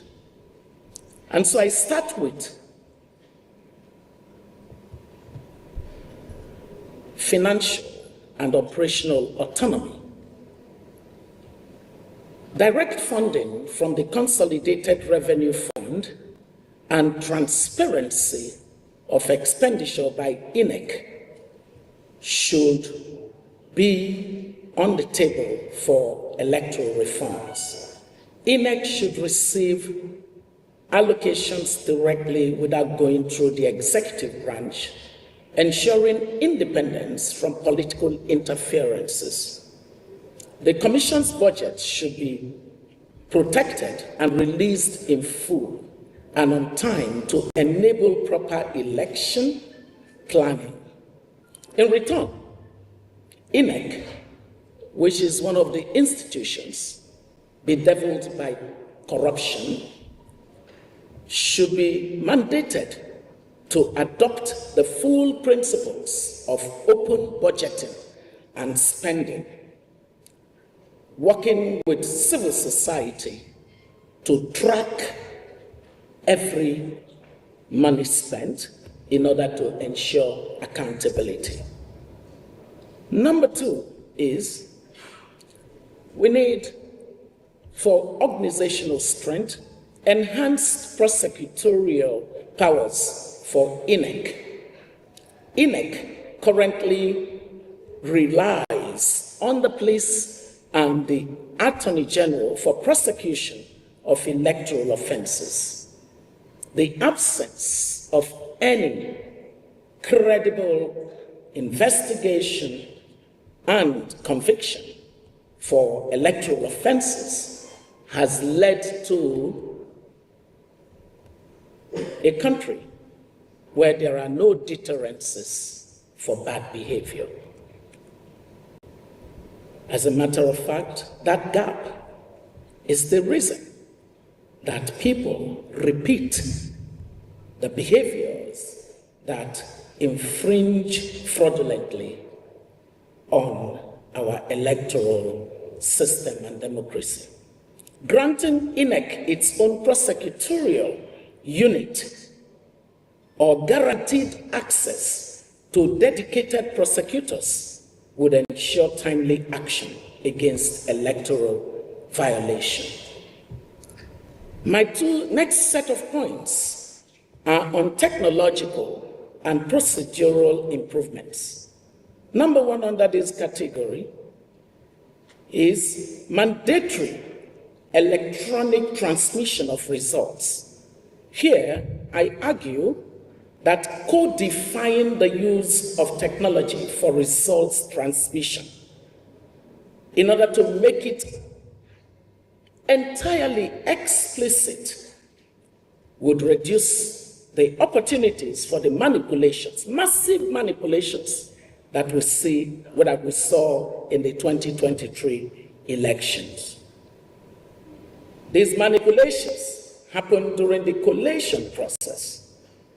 Should we codify the use of technology for results transmission, it would be very clear when it has been infringed upon. The current legal ambiguity around transmission of results will create many more controversies, if not immediately fixed. Number 2 under that category of technological and procedural improvements is expanded time frames for electoral activities. INEC often struggles with compressed timelines. Extending periods for voter registration, candidate nomination, and election preparation would improve quality and accessibility. Number 3, under this category, we do need to strengthen the result collation procedures. The results collation procedures, clearer guidelines and oversight mechanisms for collation at ward, local government, and state levels would reduce disputes and manipulation opportunities. These may seem like very normal points, but I have to tell you that a certain friend of mine, a globally respected economist, Professor Joe Stiglitz, won his Nobel Prize for the simplest observation of what clarity of information does to ensure effectiveness and efficiency of outcomes. Our democracy is distorted simply because there is what we call asymmetry of information. Every time you have such, there will definitely be distortions. The number 3 of the broad outlines of things, structural and governance reforms. Structural and governance reforms. Under this one, I say transparent appointment processes. So I canvass for the reform of the process for appointing INEC commissioners. I think most of them that are sitting there now are members of the ruling party. Absolutely nothing. Nothing recommends the processes for appointing commissioners to any form of public involvement. And so, how do you expect people who are partisan to be part of an independent electoral body? That's an oxymoron. So, we must reform the process for appointing INEC commissioners and the chair to ensure merit-based selection with input from civil society, reducing partisan influence. We need to stagger their terms in order to prevent wholesale replacement by one administration.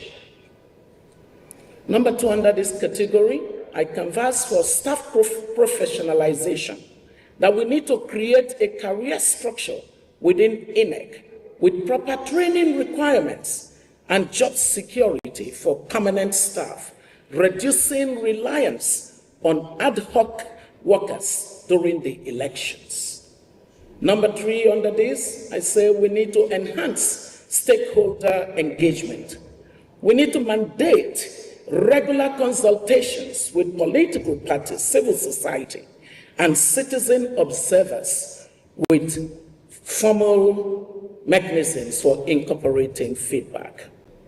And I think that I have just 2 more categories to go, and I would hand the mic to you, moderator. The 4th category, legal and enforcement mechanisms. Legal and enforcement mechanisms.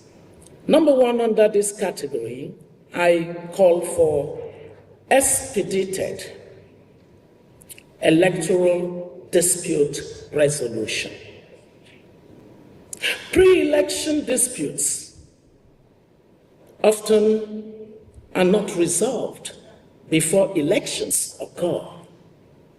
Creating fast-track mechanisms for electoral cases would prevent disenfranchisement.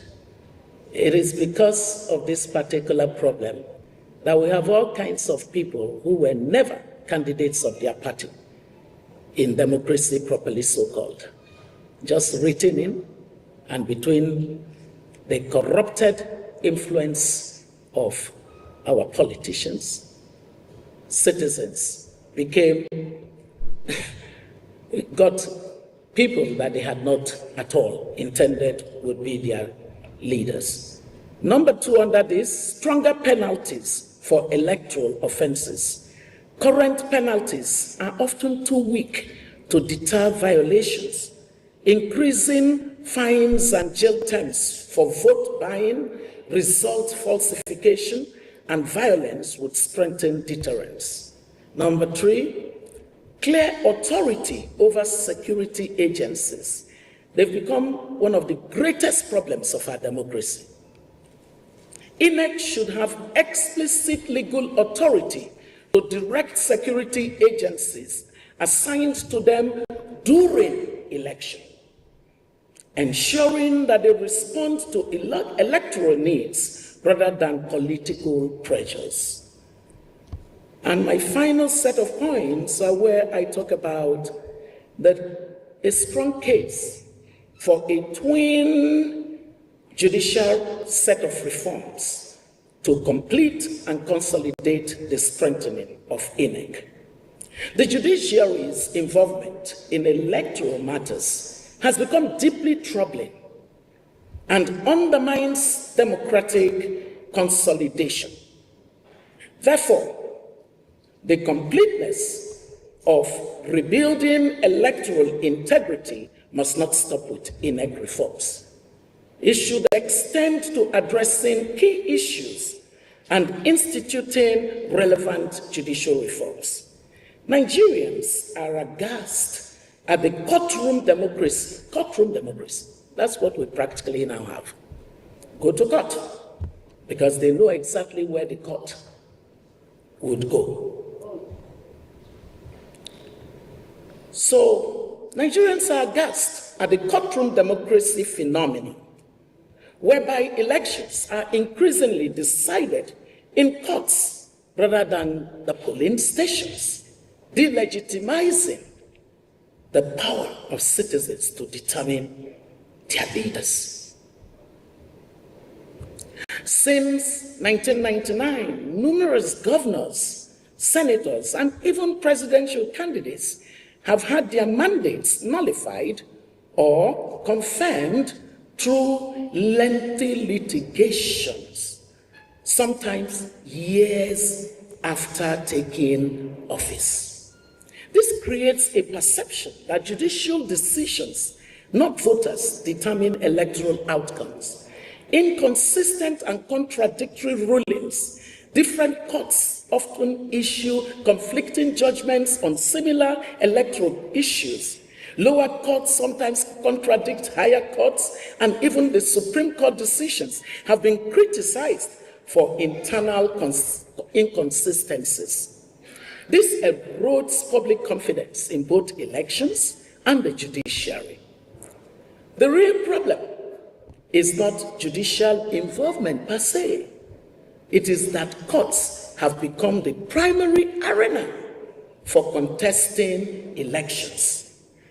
Because, number one, INEC's credibility is sometimes, in fact, is in these days very questionable, forcing aggrieved parties to go to court.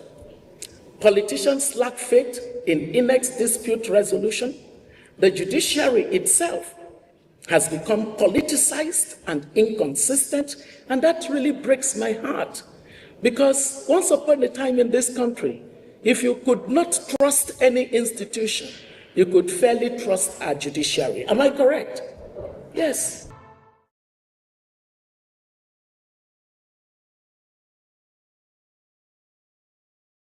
When a chief steps.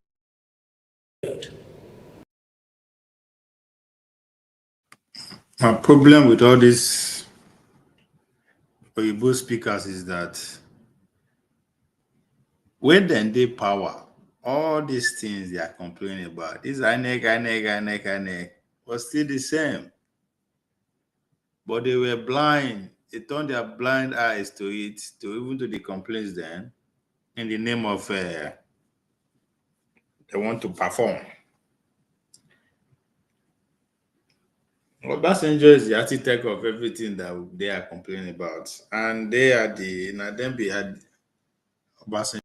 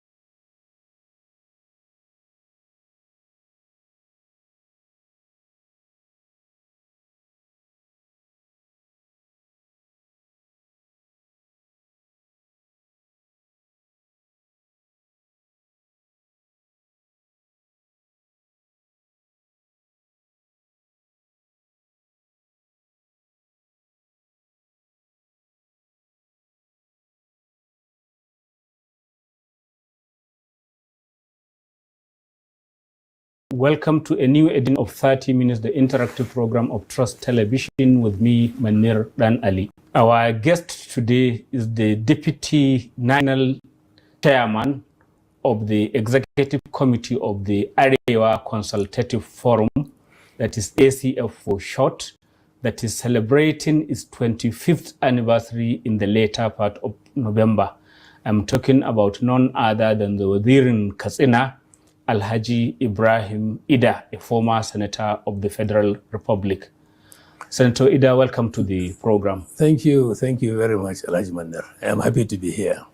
Why does the ACF believe that at this juncture it needs to shout and celebrate about its existence?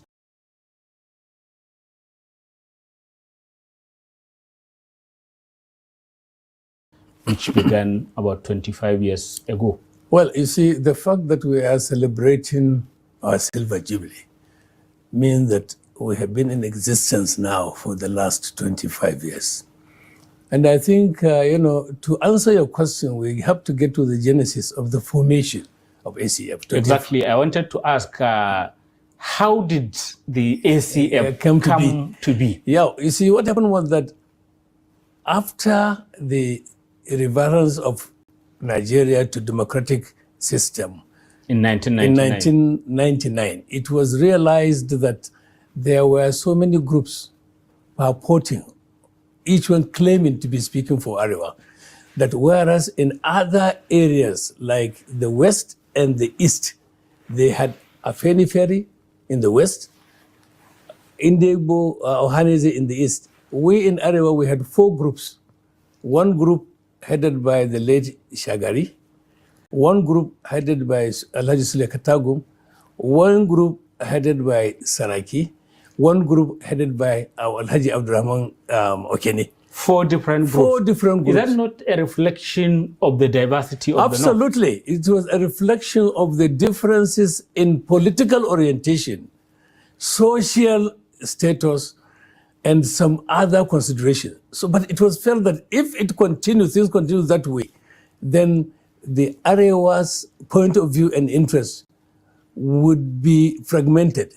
So the leadership, the elders of Arewa, made up of the traditional rulers, the former political leaders, the clergy, both Christian and Muslim, decided that it was high time that we came together to form one organization. And in March 2000, under the sponsorship of the late Sultan of Sokoto, Alhaji Machido, may his soul rest in peace, there was a meeting in Kaduna for about a week, during which all these things were considered. And at the end, it was decided that one omnibus organization should be established. And that was what gave rise to Arewa Consultative Forum. It was inaugurated under the interim leadership of the Emir of Ilorin at the time. And we had people like late Senator Awoni, General Wushishi, Liman Chiroma, and others who came together to form the first executive. And that was what gave. It was a very wide and all-embracing meeting. So and it's like a gathering of all the great and absolutely, from the northern part of and then it was that country. that gathering that really fashioned out the constitution of the organization. And one of the cardinal provisions of the constitution is that every northerner, man or woman, young or old, Muslim or Christian or whatever religious persuasion, wherever he may be within the territory that was hitherto described as northern Nigeria, was a member.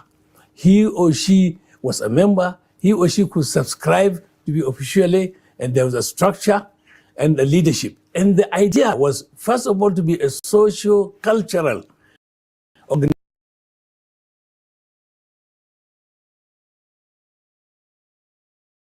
organization with political orientation, but no partisan politics. So you cannot be there to support party A or party B. You are like for all the parties, you members cannot, of the different parties. Absolutely, you cannot propagate the ideas of any single party, but you are allowed to be a member of any party within your own personal idiosyncrasy. Do you consider that to be a strength or a weakness? It was a strength because it allowed a composite, a union of opinion without regard to political orientation. The interest, the Al-Qibla was the North, Arewa. But will the politicians who are at the helm of affairs, federal state, be happy with such a kind of entity, because maybe they prefer the one that they can more or less pocket? You see, once you have a general agreement within which people are allowed on their own, outside the ambit of the organization, to really propagate their thesis, you can have a consensus, and we had it. Of course, it was not. There were attempts by others to pull it to their direction. To one direction. But because it was a problem of push and pull. So those who wanted to push are being pulled by those who do not agree with them. So we ended up to have a consensus. And it has been on. Of course, within this, there were certain organizations that were offshoots of that. People felt so bad, so strong about their own orientation that they refused to fall into this and decided to really be on their own. But like the Northern Elders Forum, you see, but you see, you find that when are more political than you are. You see, what happened was that ACF broke into committees, committees to be able to propagate different interests. There are the political group. There was the social, there was the economic, there was the legal, there was the security. Now, the political group was made up of people that had a political inclination. And of course, when they wanted to tow the ACF to a particular line, and the ACF as a group said, no, you are free to go and play your politics, but we cannot adopt a particular candidate so long as you have northern candidates. You see, that is where the problem arose. If you have people, candidates from the north or from the south, it is easier for you to take your decision in the sense that your interest is northern. Yes. Yeah. Now, but if you have 2 or 3 northern candidates vying for the presidency, it becomes difficult unless you want to fight yourself. One other difficulty I assume for the ACF is that unlike a Afenifere that is mainly Yoruba or the Indibo, Ohanese Indibo, which is Igbo, this one consists of so many hundreds of divergent tongues and maybe, for want of a better word, tribes. How do you manage that? Yeah, well, you see, Arewa or the northern region has had the interest of that type of configuration. In the past, we had the people like Sardauna led cabinet that was able to bring in. But we tend to forget that the Sardauna had political power, executive power, economic power to tow things along the line. When it became to organizations like ACF that are voluntary, obviously it becomes difficult. But there was one common thread, and that was the pursuit and the propagation of northern interests. But this multiplicity of tongues, yes, and even religion, is it a problem for the ACF? Because what I'm saying is that unlike Ohanese, Ndibo, which is Igbo, everything, Fenifere, Yoruba, the Arewa Consultative Forum has Yorubas in the north, all the other hundreds of tribes, the Hausas, the Fulanis, the Ngas, all the other tribes of the north. Is that easy to manage and take a common position? It was not easy, but also not impossible, in the sense that all that people are propagating for are their respective interests. Some of these interests are peculiar to environment, some of it are peculiar to social class, some of it are peculiar to political expectation. Now, if any organization that realizes this and tries to manage it, and how does it manage it? Let it have a level playing field for everybody. Let it also be fair. Let us also recognize that every member is the same, irrespective of his or her religious or social or political orientation. People are ready to subsume their interests for general interests. Because whatever we say, the person from the south, whether you are a Christian or you are a Muslim or you are Angas or you are Fulani, as far as you are is concerned, you are northerner, one and all. And the interest to him, it is yours and theirs. So ACF tries to show everybody within its fold that we are, first of all, equal. You have the equal chance of becoming leaders of it. And if you have an interest and ACF sees to it, so long as that interest is not inimical to the interests of the North and Nigeria as a whole, ACF propagates it. So it was not, I think it was a source of strength. Why? Because before you reach a decision, you have to compromise on so many things. You have to understand those difficulties. You have to understand those differences. So in the end, we are stronger than this. It may appear, yes, that Ohanese, Indibo, but inherently, what you see outside is totally different from what is inside. What has been the relationship between ACF and those who hold political power? Because you did say, unlike the Sardauna, who had all those powers in his hands, you do not have the power. You have 19 different governors to deal with, and you have the federal government. So how do you navigate all of that to be able to still champion the cause of the North? That is why we said that ACF sits down, see the multiplicity of interests in the North, discuss, agree, and then take it up to those to whom it may concern. Other things like arbitration, persuasion, we do it. But where it requires resources or political action, either at the state level or at the national level, we solicit the cooperation and the support and the action of our political leaders. Let's face it, at the moment, political powers in any political unit in Nigeria resides substantially with the governors. So we have frequent meetings with governors. They tell us sometimes what they want us to look into, or we now tell them what we have looked into and recommendations we have.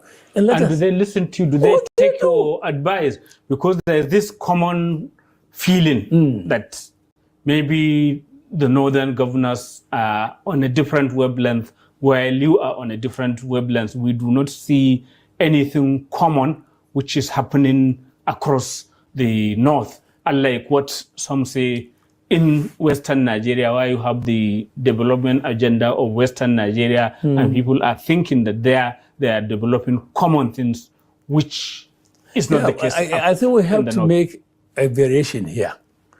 You see, all those things that you see happening in, say, the West or in the East, first of all, it is the political leaders that sit down, propagate their blueprints, draw up their development agenda, and then they now announce it. And then they bring in, say, Afenifere to be part of the team, not the prime movers of the team. No, it is the governors that still retain that power. Now, in the ditto for the East, in our own case, you see, you find out that, of course, it will be simpler for, say, Afenifere. They have 6 governors, all of whom are Yoruba speaking. They have the same ethnic group. They seem to have an agenda for the development of an area that is no bigger than 2 states in this. So it is easy for them. Whereas in our own case, of course, we have always had these variations. Since the creation of states, some states in the north decided to be on their own. But now ours is to show the synergy of coming together, the benefit. And so some of the programs we initiate, and then they become the drivers. In some cases, they tell us that these are the things they want us to look into. And I will tell you, the relationship between us and the governors has been harmonious, has been interactive, has been beneficial, mutually beneficial to both sides. Oh, more things can be done, or things can be better. But I think, we are moving toward that direction. But then why is the NNDC the premier northern development company in such a bad state? Why is it that we don't see it investing or going into new areas as it used to, when at one point it had over 45 or 47 subsidiaries? At a time, I know they have an oil acreage which was given to them. I don't know what has happened, whether they are exploiting any oil anywhere. Why is that company, which is the commonweal of all the northern states, why is it in such a bad state? A very good observation. But you see, one thing you have to take note of is, as I said, the executive powers, the resource powers lies with the state governors. Now, in the past, when we had the North, one entity, we had multiplicity of agencies, common services, common agencies. As states were created, each state felt that let it withdraw its personnel, let it create its own outfit. And so this type of thing started coming. And you see, the effectiveness of institutions, common institutions like the NNDC is directly related to the amount of resources that were put into it. I don't want to blame the governors. Each one of them has his developmental needs. And then you will find out that at one time, look at it, we used to have a Bank of the North. I was a staff of Bank of the North. We knew it was very strong. It was the source of funding a lot of northern businesses. But over time, it died. And then the NNDC at the time it had outfits in Maiduguri, it had outside. It was the blueprint, through it, the blueprint of development. Industrial activities, Kano, Kaduna, Jos, commercial activities, agricultural activities, were all because we have one north, one place where decisions could be taken. But at the moment now, even if you have representation from all the states, look at who are those who come. Each one comes with his own interest. And where you have 19 interests conflicting, you see, you find that obviously we are bound to have problems. And this is where institutions like the ACF play a role.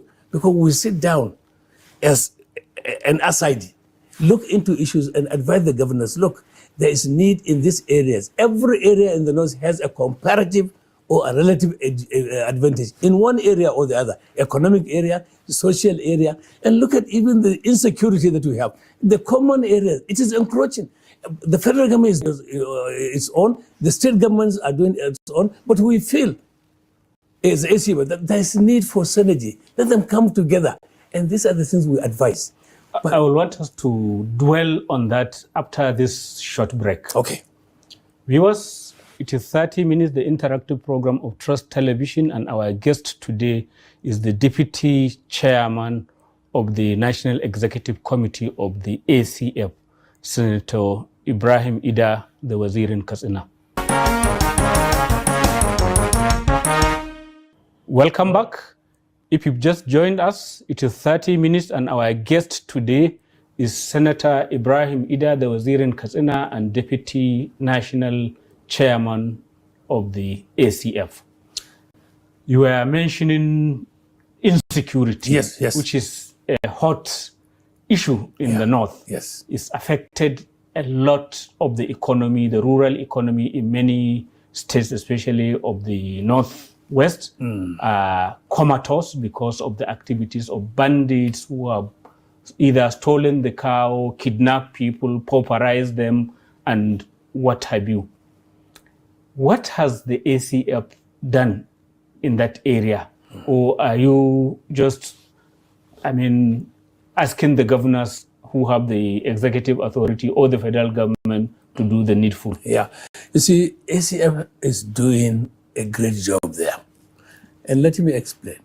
You see, ACF has set up two very strong committees, very, very strong committees.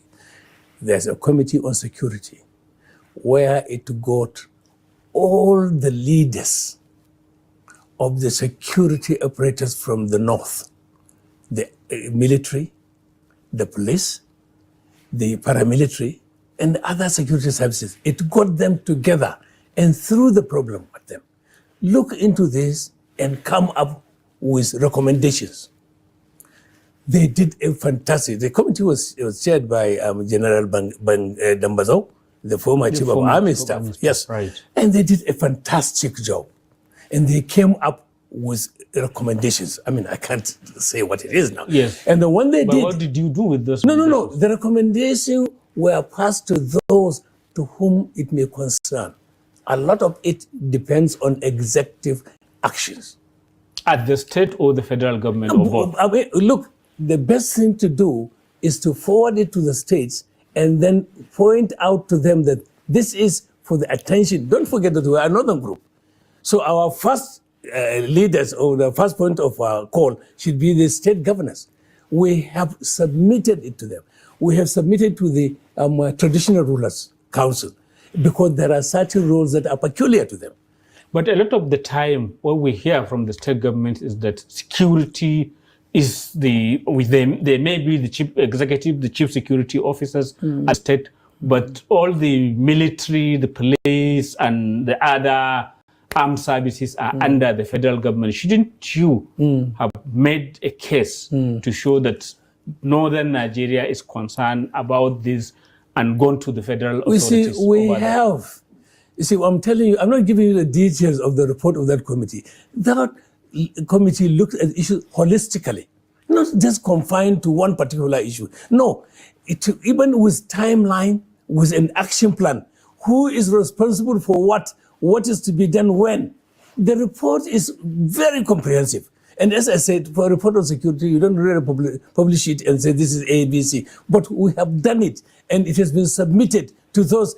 In the report, there are timelines, there are action apportioned to the various. There are certain things that the federal government should do. There are certain things that the state government should do, local government, traditional rulers, and even the individuals. Because ultimately, the issue of security is not for government alone. It's for everybody. So we have done, the ACF has done that and has already submitted that report to all those to whom it may concern. So what is the problem? Where does the problem lie? Because ordinary people can't understand. Yeah. Here are the elites, the top cream of the north, have produced this report, given it to the governors. Maybe it's gone to the federal government, but they do not see dramatic change in the security situation. What they see of recent, for example, there are reports of even the bandits beginning to get in Kano State that had previously not had that problem. So what they see is more of escalation than de-escalation. Where do you think is the problem? You see, for an institution like ACM, its own is to propose. To propose.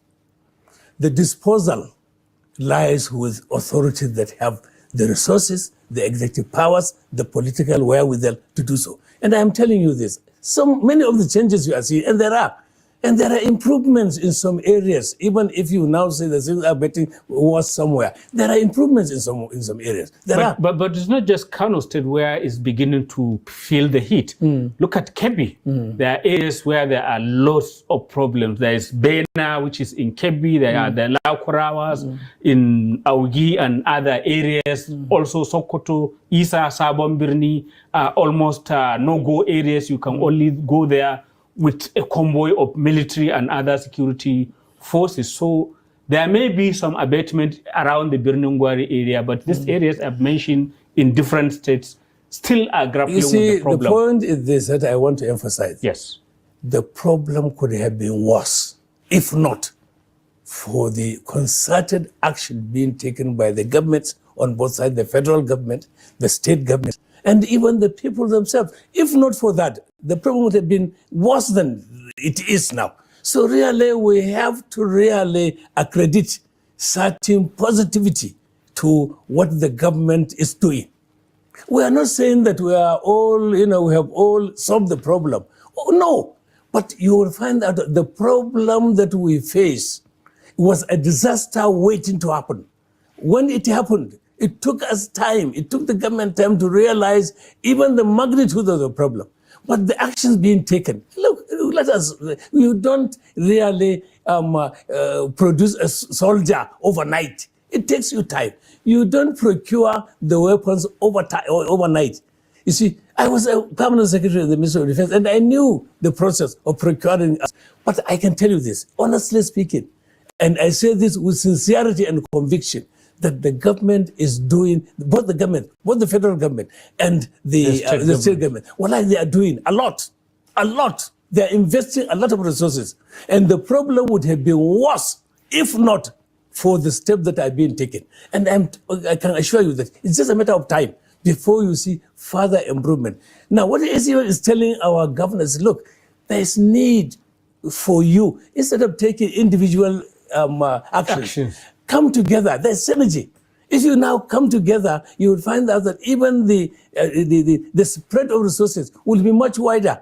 And are they listening to you on that? Are they doing something? I believe they are, because we are seeing some improvements. Because what we tend to see is, like, let's say Katsina, there are areas where they have done some peace deal in court. Look, the Sasanchi, which involved traditional rulers, local government authorities, and the state government is still claiming that it doesn't sanction those, but it's, aware of them. Okay, and let me use this opportunity. It's difficult to understand.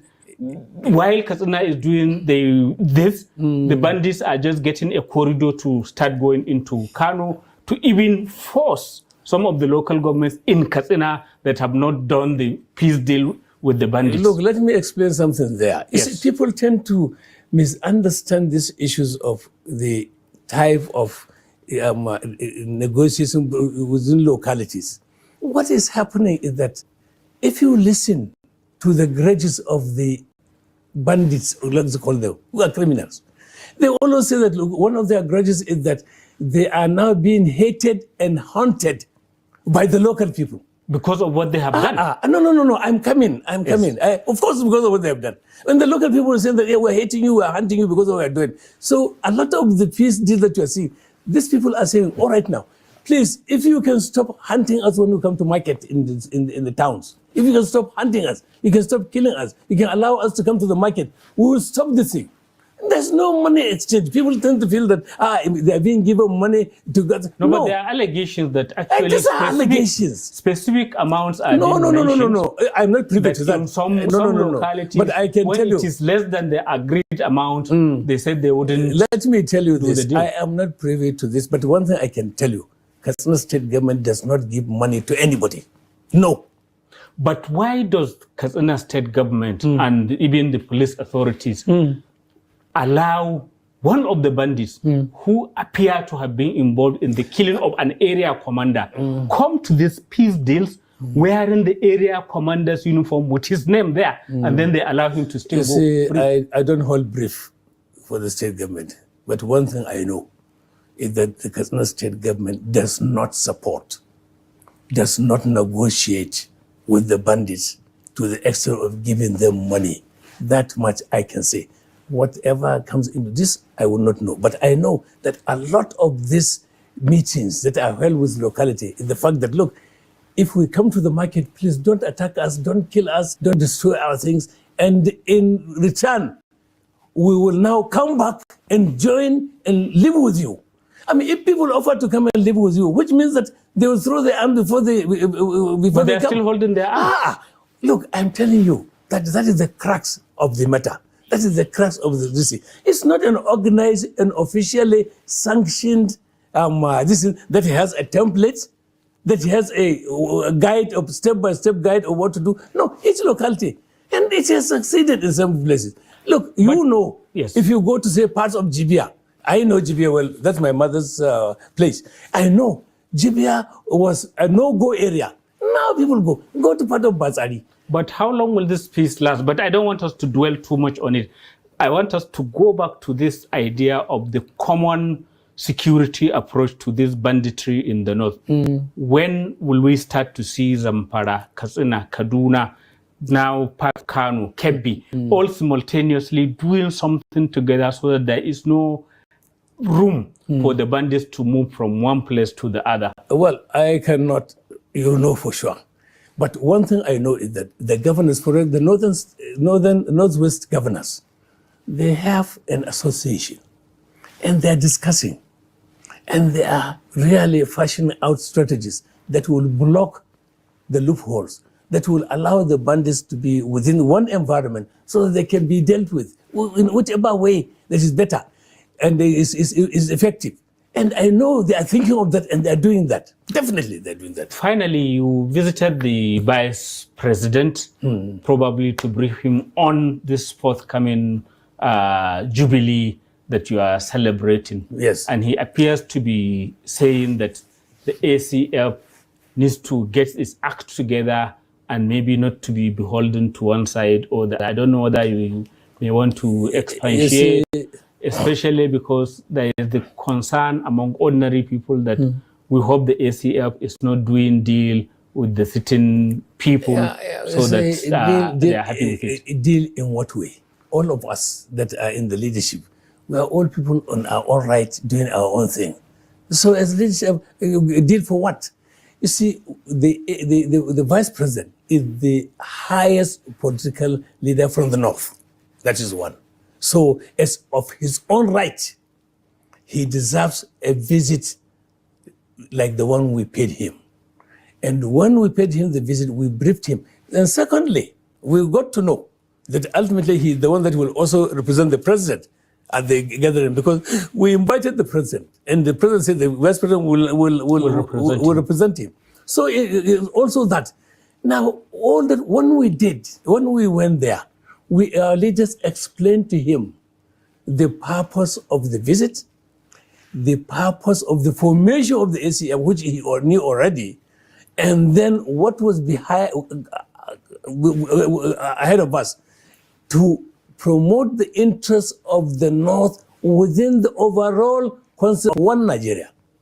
Thank you very much, Senator Ibrahim Ida. I'm afraid we have run out of time. I wish we could carry on and on with the conversation. Thank you very much. Thank you very much for coming on the program. Viewers, that's the end of this edition of 30 Minutes. Keep a date with us.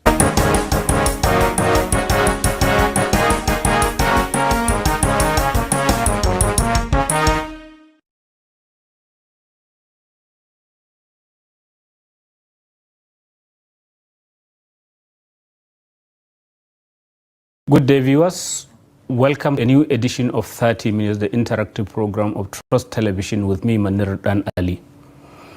Our guest today is one of the founding members of the People's Democratic Party, but is currently a chieftain of the opposition ADC, the new opposition group that is just emerging. I'm talking about none other than the former Minister of State Defense under President Olusegun Obasanjo, Malam Lawal Batagarawa. Malam Lawal Batagarawa, welcome to the program. Thank you.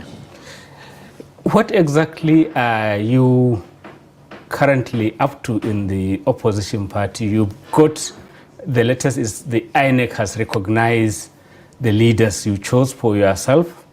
In the ADC is the recognized leaders, but there is still some contestation in the court, even over that matter. Is that a distraction to the party?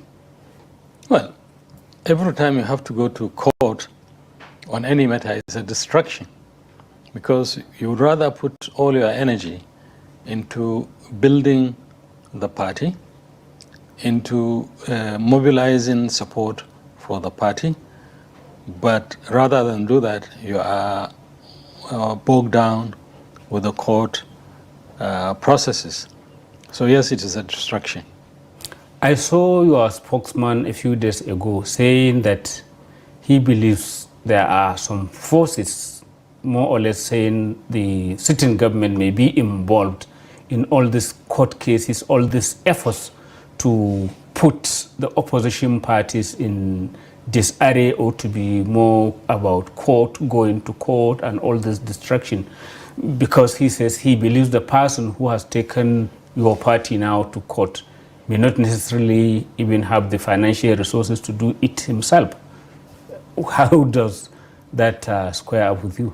No, the ruling party will of course do everything to destabilize the opposition, because they know if the opposition is concentrated, putting all its energies and resources into defeating them in an election, then that gives them a slight edge. So if they can find a way of diverting them from that, obviously they will take it. So it is not surprising to get to hear our spokesman saying that, look, we have strong belief that the sitting government is involved in trying to destabilize the party. How do you feel when you see the current sitting government maybe borrowing from your books of tricks as PDP, when you are also the administration under Obasanjo, under all the other presidents of the PDP, and now they are paying you back in your own coin? Alhaji Manar, when you are making an accusation, you should be very clear about it. What tricks are you talking about? We didn't have any tricks. We were fair and square in almost all our dealings. No, but you did say that it's not surprising for the sitting government to want to be involved. Yes. So which suggests that maybe you may have been involved as the sitting government. Because the current government is not performing. It's grossly underperforming in the field of governance. Is grossly underperforming in the most basic responsibility of government, of providing security for life and property, and ensuring a peaceful atmosphere for the citizens of the country to go about their lawful activities. The government is failing in that respect. So they will go up to all kinds of mischiefs. But we are performing government. But some will still say that some of this problem started with your administration. Let's say Boko Haram. It was there bubbling underneath when Ali Modu Sharif was governor, not of your party, but in the same republic, under the same President Obasanjo's government. So, and the matter was led to burn below the surface before it burst on everybody's face. Again, that is speculation, because the existence of Boko Haram, anybody can tell you his own story. But whatever the case was, we were able to manage circumstances very well. There was no fear for people to travel in all parts of this country at that time. I was in the Ministry of Defense, and we had no problem saying that there are terrorists here, there are bandits here, or there are cultists here. We were able to manage all those. Today, you can't go from Abuja to any place after 6 o'clock feeling comfortable you will arrive there safely without being molested or harassed. I will want to come to that issue later, but let's concentrate now on your party and what you are trying to do.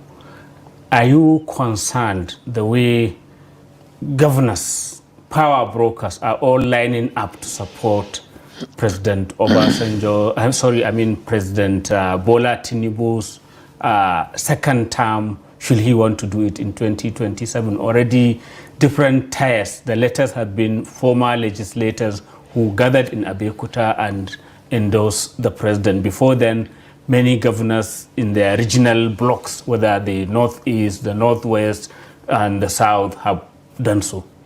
Is that something of concern? Does it make your job more difficult?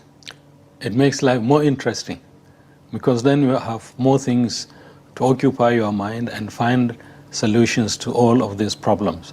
You see, that's the beauty of democracy. Everybody is free to express what is in their mind. But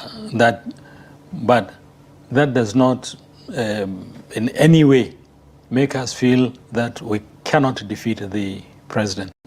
But how will you do that when the power brokers in their different localities, including Soludo, still in an opposition party, but saying that, look, come 2027, I am with Mr. President and not anybody else? That's the beauty of it. Anybody can express what they want.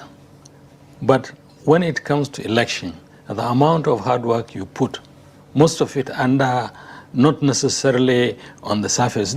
Look, a lot of mobilization is taken in a city room, is done in a city room under very convenient, cordial, convenient circumstances. Yeah, very cordial, convivial circumstances, where you sit down and put your own cases to people of goodwill and influence. What people, this razzmatazz is part of politics, but the real work is not done in this manner. Ultimately, politics is about resolving conflicts, putting interests together, and convincing people that we are better representative of your interest than the other person. So if they choose to do their own in the public glare in order to score cheap political, psychological shots, they are free to do so. That doesn't mean much. So what will be your own case? How will you go about it? How can I expose our strategy to you at this point in time? Do you have any strategy? Of course we do. Have you seen any politician who will just go out to the field without a strategy? Well, there's the opportunism of political parties. You may be assuming that simply because the sitting government may not be that popular, it will be a walkover for you without maybe necessarily I'll be an absolutely stupid politician to do that. I have been in politics since early 70s. I have operated with some of the smoothest operators. I was in the people's... You are probably one of the smoothest, probably, as well. I have operated with some of the smoothest operators. We were in direct opposition to NPN, the National Party of Nigeria, and those guys were good. They knew their audience. But we stood up to them. That is under Balarabe Musa in Kaduna State, in the PRP, yes. People's Redemption Party, which was just one of two states where you had government Kaduna State. Exactly. And you can see our success over them. They were forced to change a number of their policies to adopt our own policy. But in the end, they prevailed because they removed your governor from his seat. Balarabe Musa was impeached.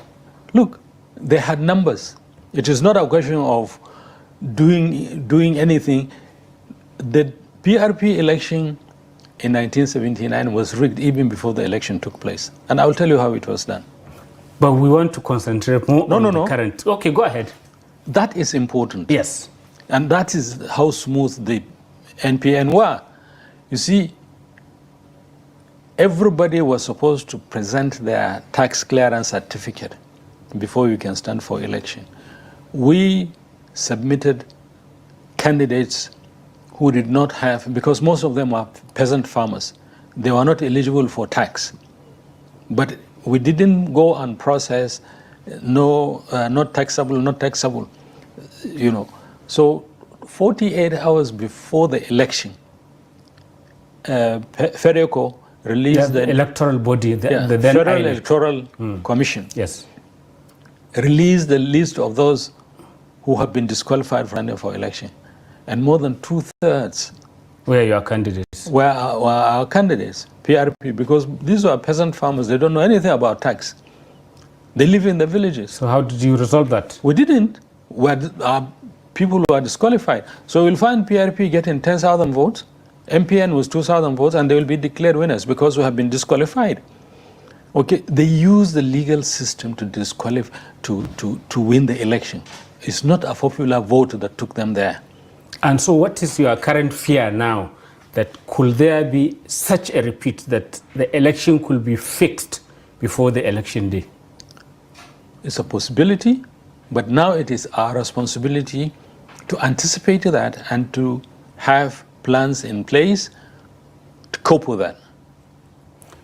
Your party boasts of many of the that, including yourself. And people are concerned that will you be able to manage the egos that are in there? Even at the presidential level, you have the Atiku, you have, I don't know whether Peter Obi is there in or out, you have the Erufa'is, you have so many others who are the wannabes, maybe at the presidential level. How are you going to mediate that conflict, since you yourself said politics is about mediating conflicts? So, thank you very much. This is a very important question.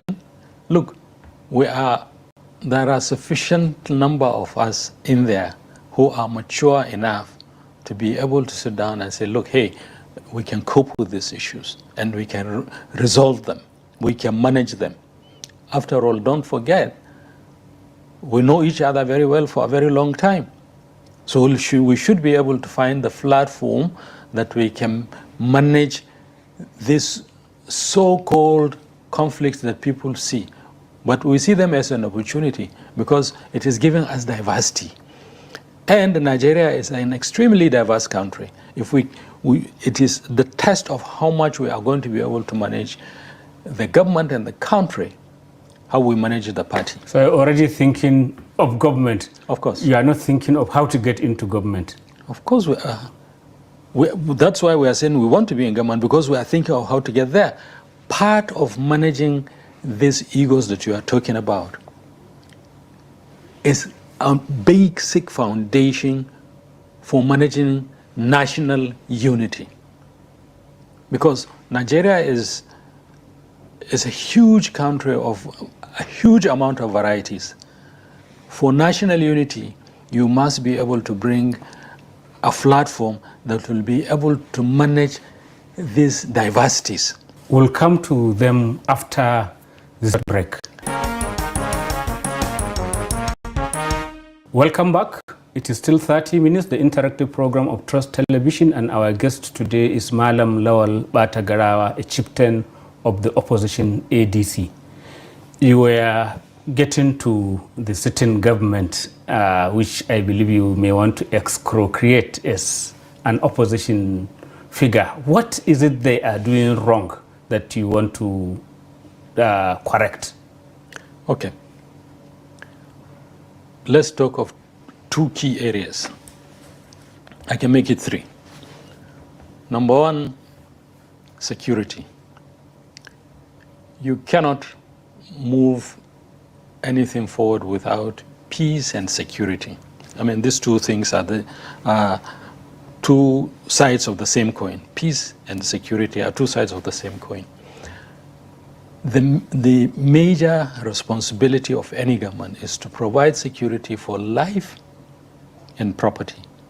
And it is very clear to everybody, to all unbiased observers, listeners, and commentators, this government is failing, and it is responsibility to provide a secure environment for Nigeria. But that's not the view of the current National Security Advisor, who has been giving the government pass mark. Actually, he's saying they are doing very well on security. How come you are kind of disputing it? Alhaji Manir, do you expect the National Security Advisor to come and say, look, I'm a failure? Because if the security situation is totally out of control, it means he himself is a failure.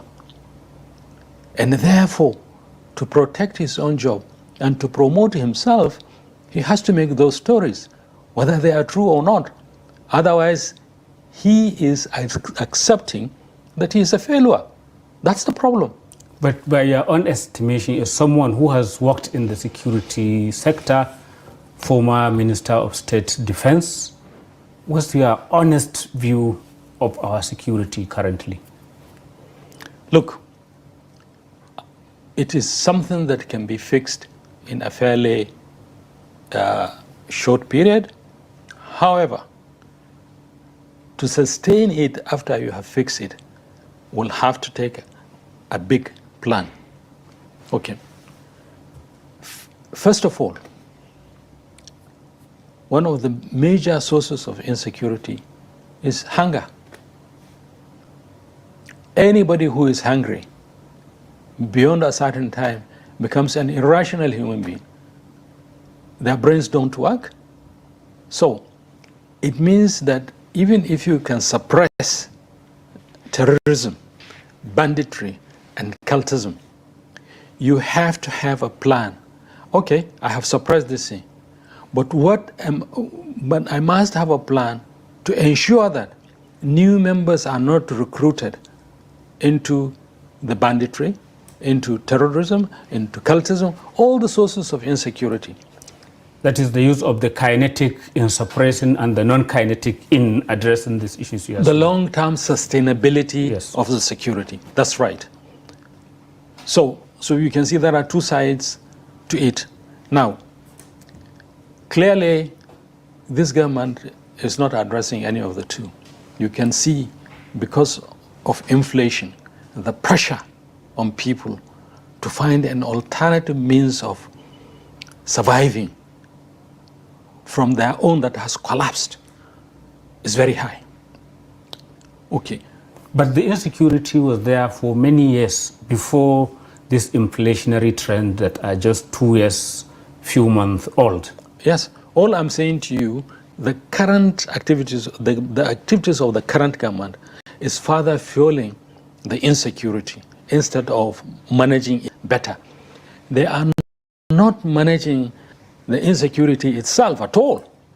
Because, yes, you can see, it's crazy.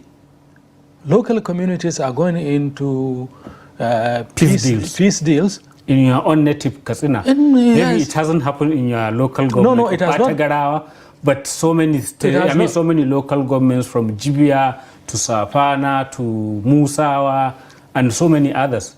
The most recent that has happened is in Kurifi. The district head is my close personal friend from the 1970s, from the late 60s to now. And I know that their situation has been continuously deteriorating in terms of insecurity. Did he tell you why they had to do it?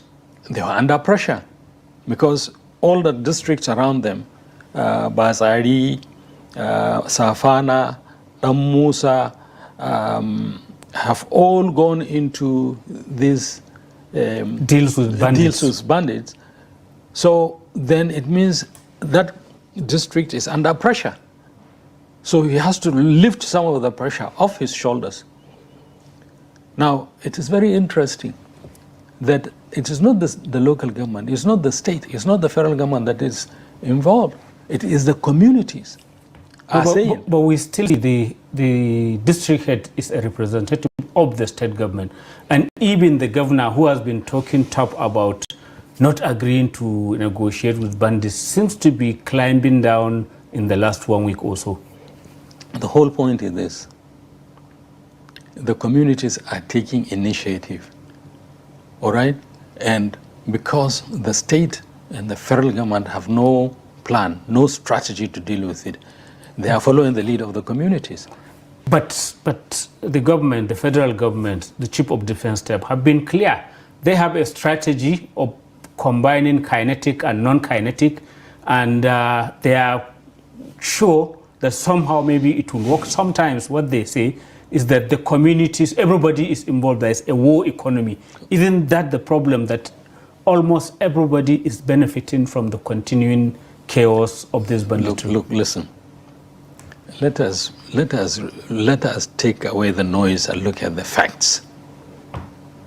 If the Chief of Defense Staff is saying that they have a strategy, it shouldn't be their strategy. It should be the strategy of the federal government of Nigeria, because the military are not in a position to move the non-kinetic component of the plan or the strategy forward. 1. 2, look, as you said, I was in the Ministry of Defense. I know some of these guys, top quality, the most highly trained component of Nigerian society, whether the private or public sector, is the military. Okay? And I have a lot of respect for them. But what the Chief of Defense Staff is saying, he is making noise. Where is it? Let's see it on the ground. Let's see it on the ground. It's not a question of saying it. Let's see it on the ground. The military can help to suppress the thing. But the non-kinetic component will have to be the community itself, it will have to be the local government, it will have to be the state government and the federal government. So is it your view that this approach will not work? Which one? The one about the peace deal with the bandits by the local communities and the seeming, in quotes, as you put it, lack of strategy by the current government on how to deal with it? How many peace deals were signed between communities and the bandits? How long did they last? Look, we are Nigerians, we know these things. Sometimes these peace deals will be signed and 3 months later they are out. Okay? Because the communities do not have capacity to insist the bandits, you must respect your own. Anytime the bandits feel it is not convenient for them, they change. So you've spoken on one aspect, security. Yeah. What about the economy? Okay. Is it in any way something that you think can help your case as opposition to displace the sitting government? Okay.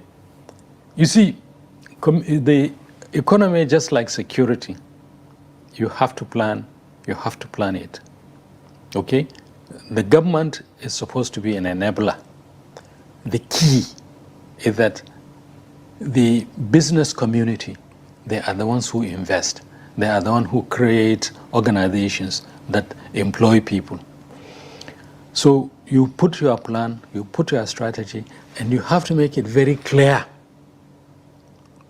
to the business community. This is what it is, and stick to it. And stand by it, and stand by it so that they can now invest. You see, the same APC government, let's look at Buhari. He took a position on growing rice in Nigeria. Over his 8 years period, the amount of money that was invested into processing rice was huge.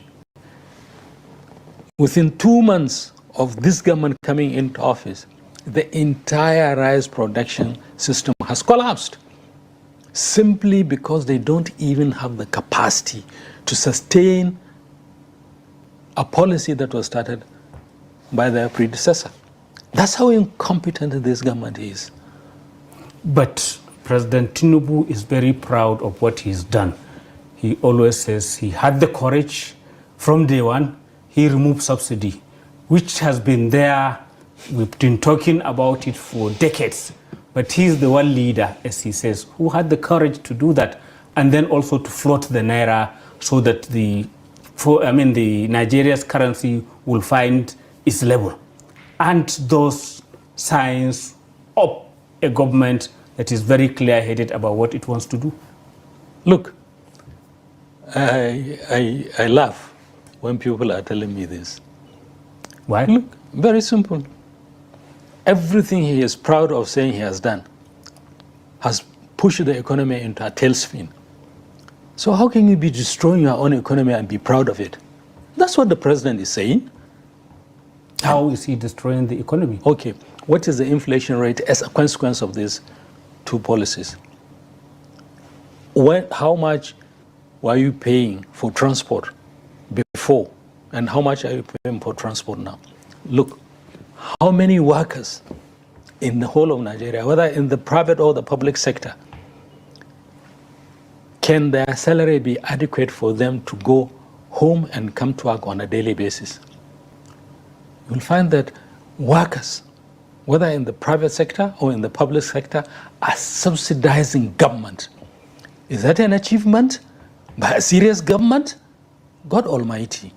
But aren't those the policies that have been pushed by the so-called foreign investors that's liberalized the economy so that we can come in? Is he the president of those institutions or the president of Nigeria? His responsibility is to protect the interest of Nigeria, not dance to the tunes of people from outside Nigeria. Even if he has to do that, he has to come up with a plan to alleviate some of the consequences. When your own workers, their entire income is not enough for them to come to work and go home. But the government has increased the minimum wage to 70,000 naira. How much is a trip per day from your house to this place? I have my own car, so I don't calculate. Okay, even if you don't, how much is your fuel from your home to this place? Give and take, maybe 2,000 naira. 2,000 naira. So if you come here in 2,000 naira times 20, that's 40,000 naira. I am retired, so I don't have to come. Okay, fine. But so let's go back to the issue. It's so easy to say that maybe the government is incompetent or it has gotten into policies that have pushed Nigerians into poverty and what have you. But why will they trust you? Because you've been there before. You are not too substantially different. All the figures in the opposition, they have been there. Atiku, vice president, Obi, one-time governor, El-Rufai, governor, BPE, all of these things. You've been there before and there was no El Dorado in your time. Well, I was a key figure in the Obasanjo's government. And I challenge anybody to say there wasn't an improvement in the economy in our time. I challenge anybody. Not this coupling together of things like APC, all right?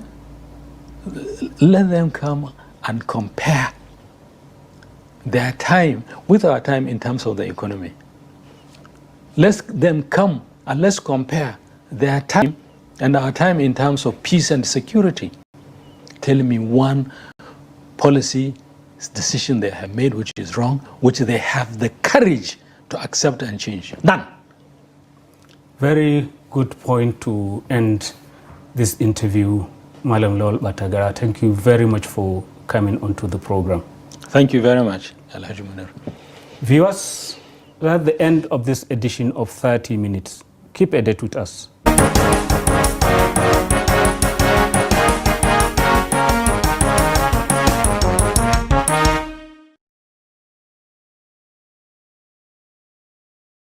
Good day, viewers. Welcome to a new edition of 30 Minutes, the interactive program of Trust Television with me, Manir Dan Ali.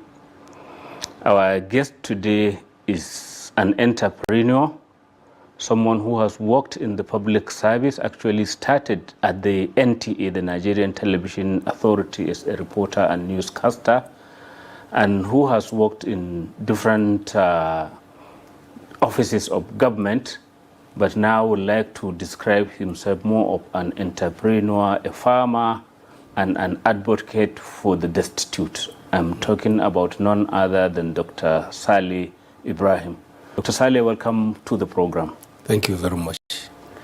You are so passionate about destitution, and we see that apart from those that we ordinarily describe as destitutes, there is almost what could be described as a descent into destitution by a lot of Nigerians because of the economic circumstance that we find ourselves in.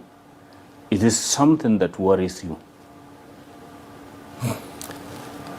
In fact, I took interest in this issue right from when I was deep into public service. I noticed that some individuals, for just 5 naira, 10 naira drugs, will die. Their children cannot go to school. And they are misunderstood. In addition to this poverty, they are misunderstood. In most cases, the elites would say these people should be off the street. You don't want to see them. Like it has recently happened even here in the FCT, it has been like that. The government has ordered for them to be cleared. Exactly, it has been like that. So I decided to go into that area. And I went to Bayero University when Professor Atairu Jega was the Vice Chancellor. I wrote a proposal. I said I wanted us to do a study on this issue. Because after some investigation, I realized that parts of the world that solved the problem went into deep study. And in this country, we had leaders that used to say, only the deep calls to the deep. This was echoed by Obafemi Awolowo of blessed memory. He said, only the deep calls to the deep. I realized that. What does it mean? That if you want to solve a problem that is deep, you must go deep and understand it before you approach it to solve the problem. So only the deep calls to the deep. So I decided to go to Bayero University, and graciously, he sent me to Mumbai House. We came up with a proposal. We went to one of these international agencies, DFID. And at the end, there was this baseline study. When I read the baseline study, I realized that there is monumental ignorance on the issue of destitution. It is not all those that you see begging that are there based voice. And all over the world is like that. But then there are some who are found to just have a knack, an interest in begging. I know of people whose relations are into begging, and there's an effort to get them off it, but they ultimately always go back to it. There comes the issue of leadership. In every segment of the society, you will find people who are on course, and you will find people who are drifting. It is the system based on governance, good governance, that you have a structure that will recognize that these ones are afflicted based on natural causes, deformity, for instance, this banditry. Some will have the whole of parents killed and so on. Where do they go? They have no option but to come out. So it is the system based on good governance that the structure will separate and ensure that those who are deformed, those who are weak to the extent that they cannot do anything, have the handouts. Those who are strong and simply want to go into that for profit, you send them into skill acquisition. Because I see even in the streets of Abuja, you often encounter people who are physically able, stronger than many of us, and you see them at the road junctions begging for alms, male mostly, and some females as well. Yes. Let me start somewhere. in each state of this country, you have social development. If it is not a ministry, it's a department. Check the budget of that social development, from cars, from training, from personnel costs annually. If you target the weak and vulnerable, it will solve the problem. So what I'm saying essentially is that we lack capacity and sincerity of purpose to address the issue. And maybe the elite failure, where you have all these offices you've just described, but they are more after their own comfort than actually taking care of those they are supposed to. Yes, I mentioned earlier that is why globalization is a concept that should be embraced, because the world is a global village. There isn't any problem that you will say you cannot find elsewhere, and you will find the solution elsewhere. So if you are sincere, if your leadership recruitment process is in, you will bring the kind of personnel that would have the capacity to leverage from such best practices and solve your problem. But unfortunately, from issue of destitution to education to farming to virtually every critical segment of our existence in this country is suffering. Let's go back to this, your baseline studies that you said when you read it, you were moved. Yes. Did it discuss why, for example, there is a preponderance, there's more northern Muslims are into begging as we know it? If you go to streets in the southern part of Nigeria, you are more often likely to see northerners, Muslims who have made it into a profession. Why is that so? It is because of the aspect of our religion that encourages charity.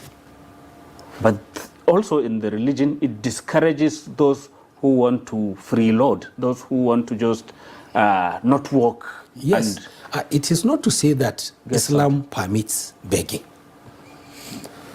But within our system, you understand that there is zakah, there is charity. In fact, you are encouraged when you go out, just from one point to another, if there is a needy, if you give alms, it will enhance the success of what you are about to do. So literally what I'm saying is that the spirit to give is more on this side. That is why you see the preponderance. But as I said, as a right, as citizens of this country, these destitutes deserve attention. They deserve some part of our God-given wealth in terms of addressing their challenges. Let me give you one simple encounter between myself and the leader of the destitutes here in Abuja. I drove to a village and I found them there. That is lepers. Is it the lepers colony? Yes. And Ergoji. I was at Ergoji. I sat with them. Normally I sit down and listen. To them. I said, what is happening? He said, I went out to buy drugs. But because there is supposed to be a visiting president to Nigeria, I was arrested. And I had to spend about 20,000 before I could gain my freedom. So he asked me. I shed tears. Wallahi, he asked me. He said, Alhaji Sali, even those of you who are working, you are earning a living. How many of you finished this job and you went and sat down at home doing nothing? You have family to feed. You must wear clothes. You get sick. You need this. How do I manage myself? What has the government done for us? That is the question. You say you don't want to see them at all. What do you want them to do? For instance, now let me give you those who were sent away from Katsina State based on this recent banditry. I met some of them here at Jabi Park and I asked them. The woman told me that her husband was slaughtered. Her father was killed. They ran away from the village. So I said, where are your children? Are they schooling? She said, no. I said, well, see, she doesn't know what to do. What I'm saying in essence is that there are those who are miscreants, but there are genuine cases. Of course there are, but the government itself is doing something, because there are all these rehabilitation centers, skills acquisition centers. For example, right here in the FCT, I know there is one in Buari also, where those who are taken off the streets are like taken to and then trained, and supposedly maybe from there they should find a means of livelihood. Isn't that a way out of the problem? It is not being done in the professional manner that will engender the solution that is needed.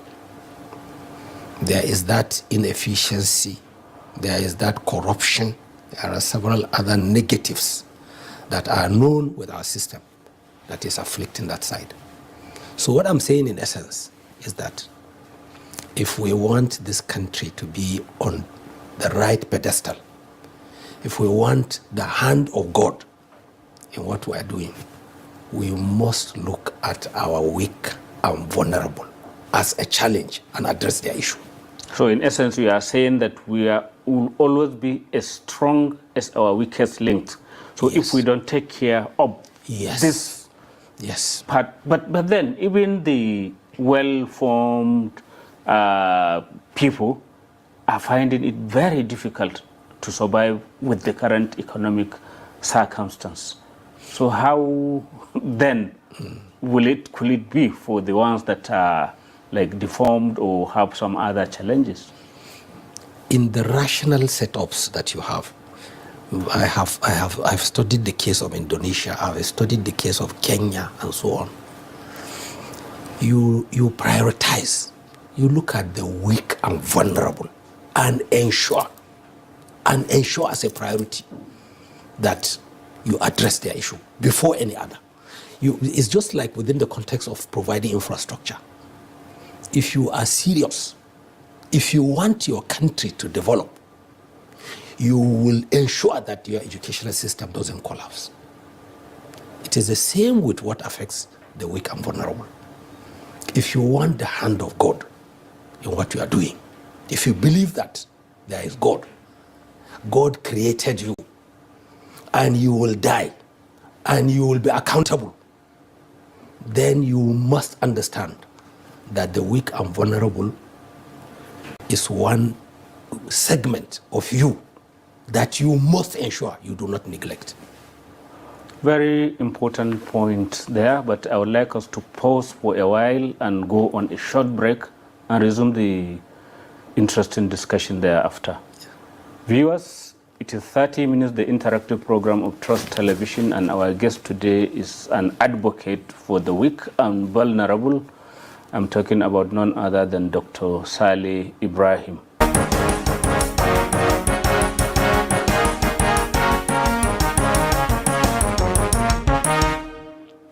Welcome back. It is still 30 minutes, and our guest today is Dr. Saleh Ibrahim, a self-described entrepreneur who incidentally actually runs one of the earliest onion and garlic processing plants in Nigeria.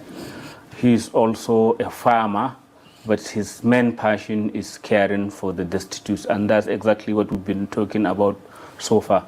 Dr. Saleh, from all the studies you've done, you've mentioned Kenya, you've mentioned Indonesia, you've mentioned other places. What model does it look like that could suit the Nigerian situation? That is a Nigeria where, as you did say, there are so many other challenges, education, economic, and others. Which one can kind of work for us? I think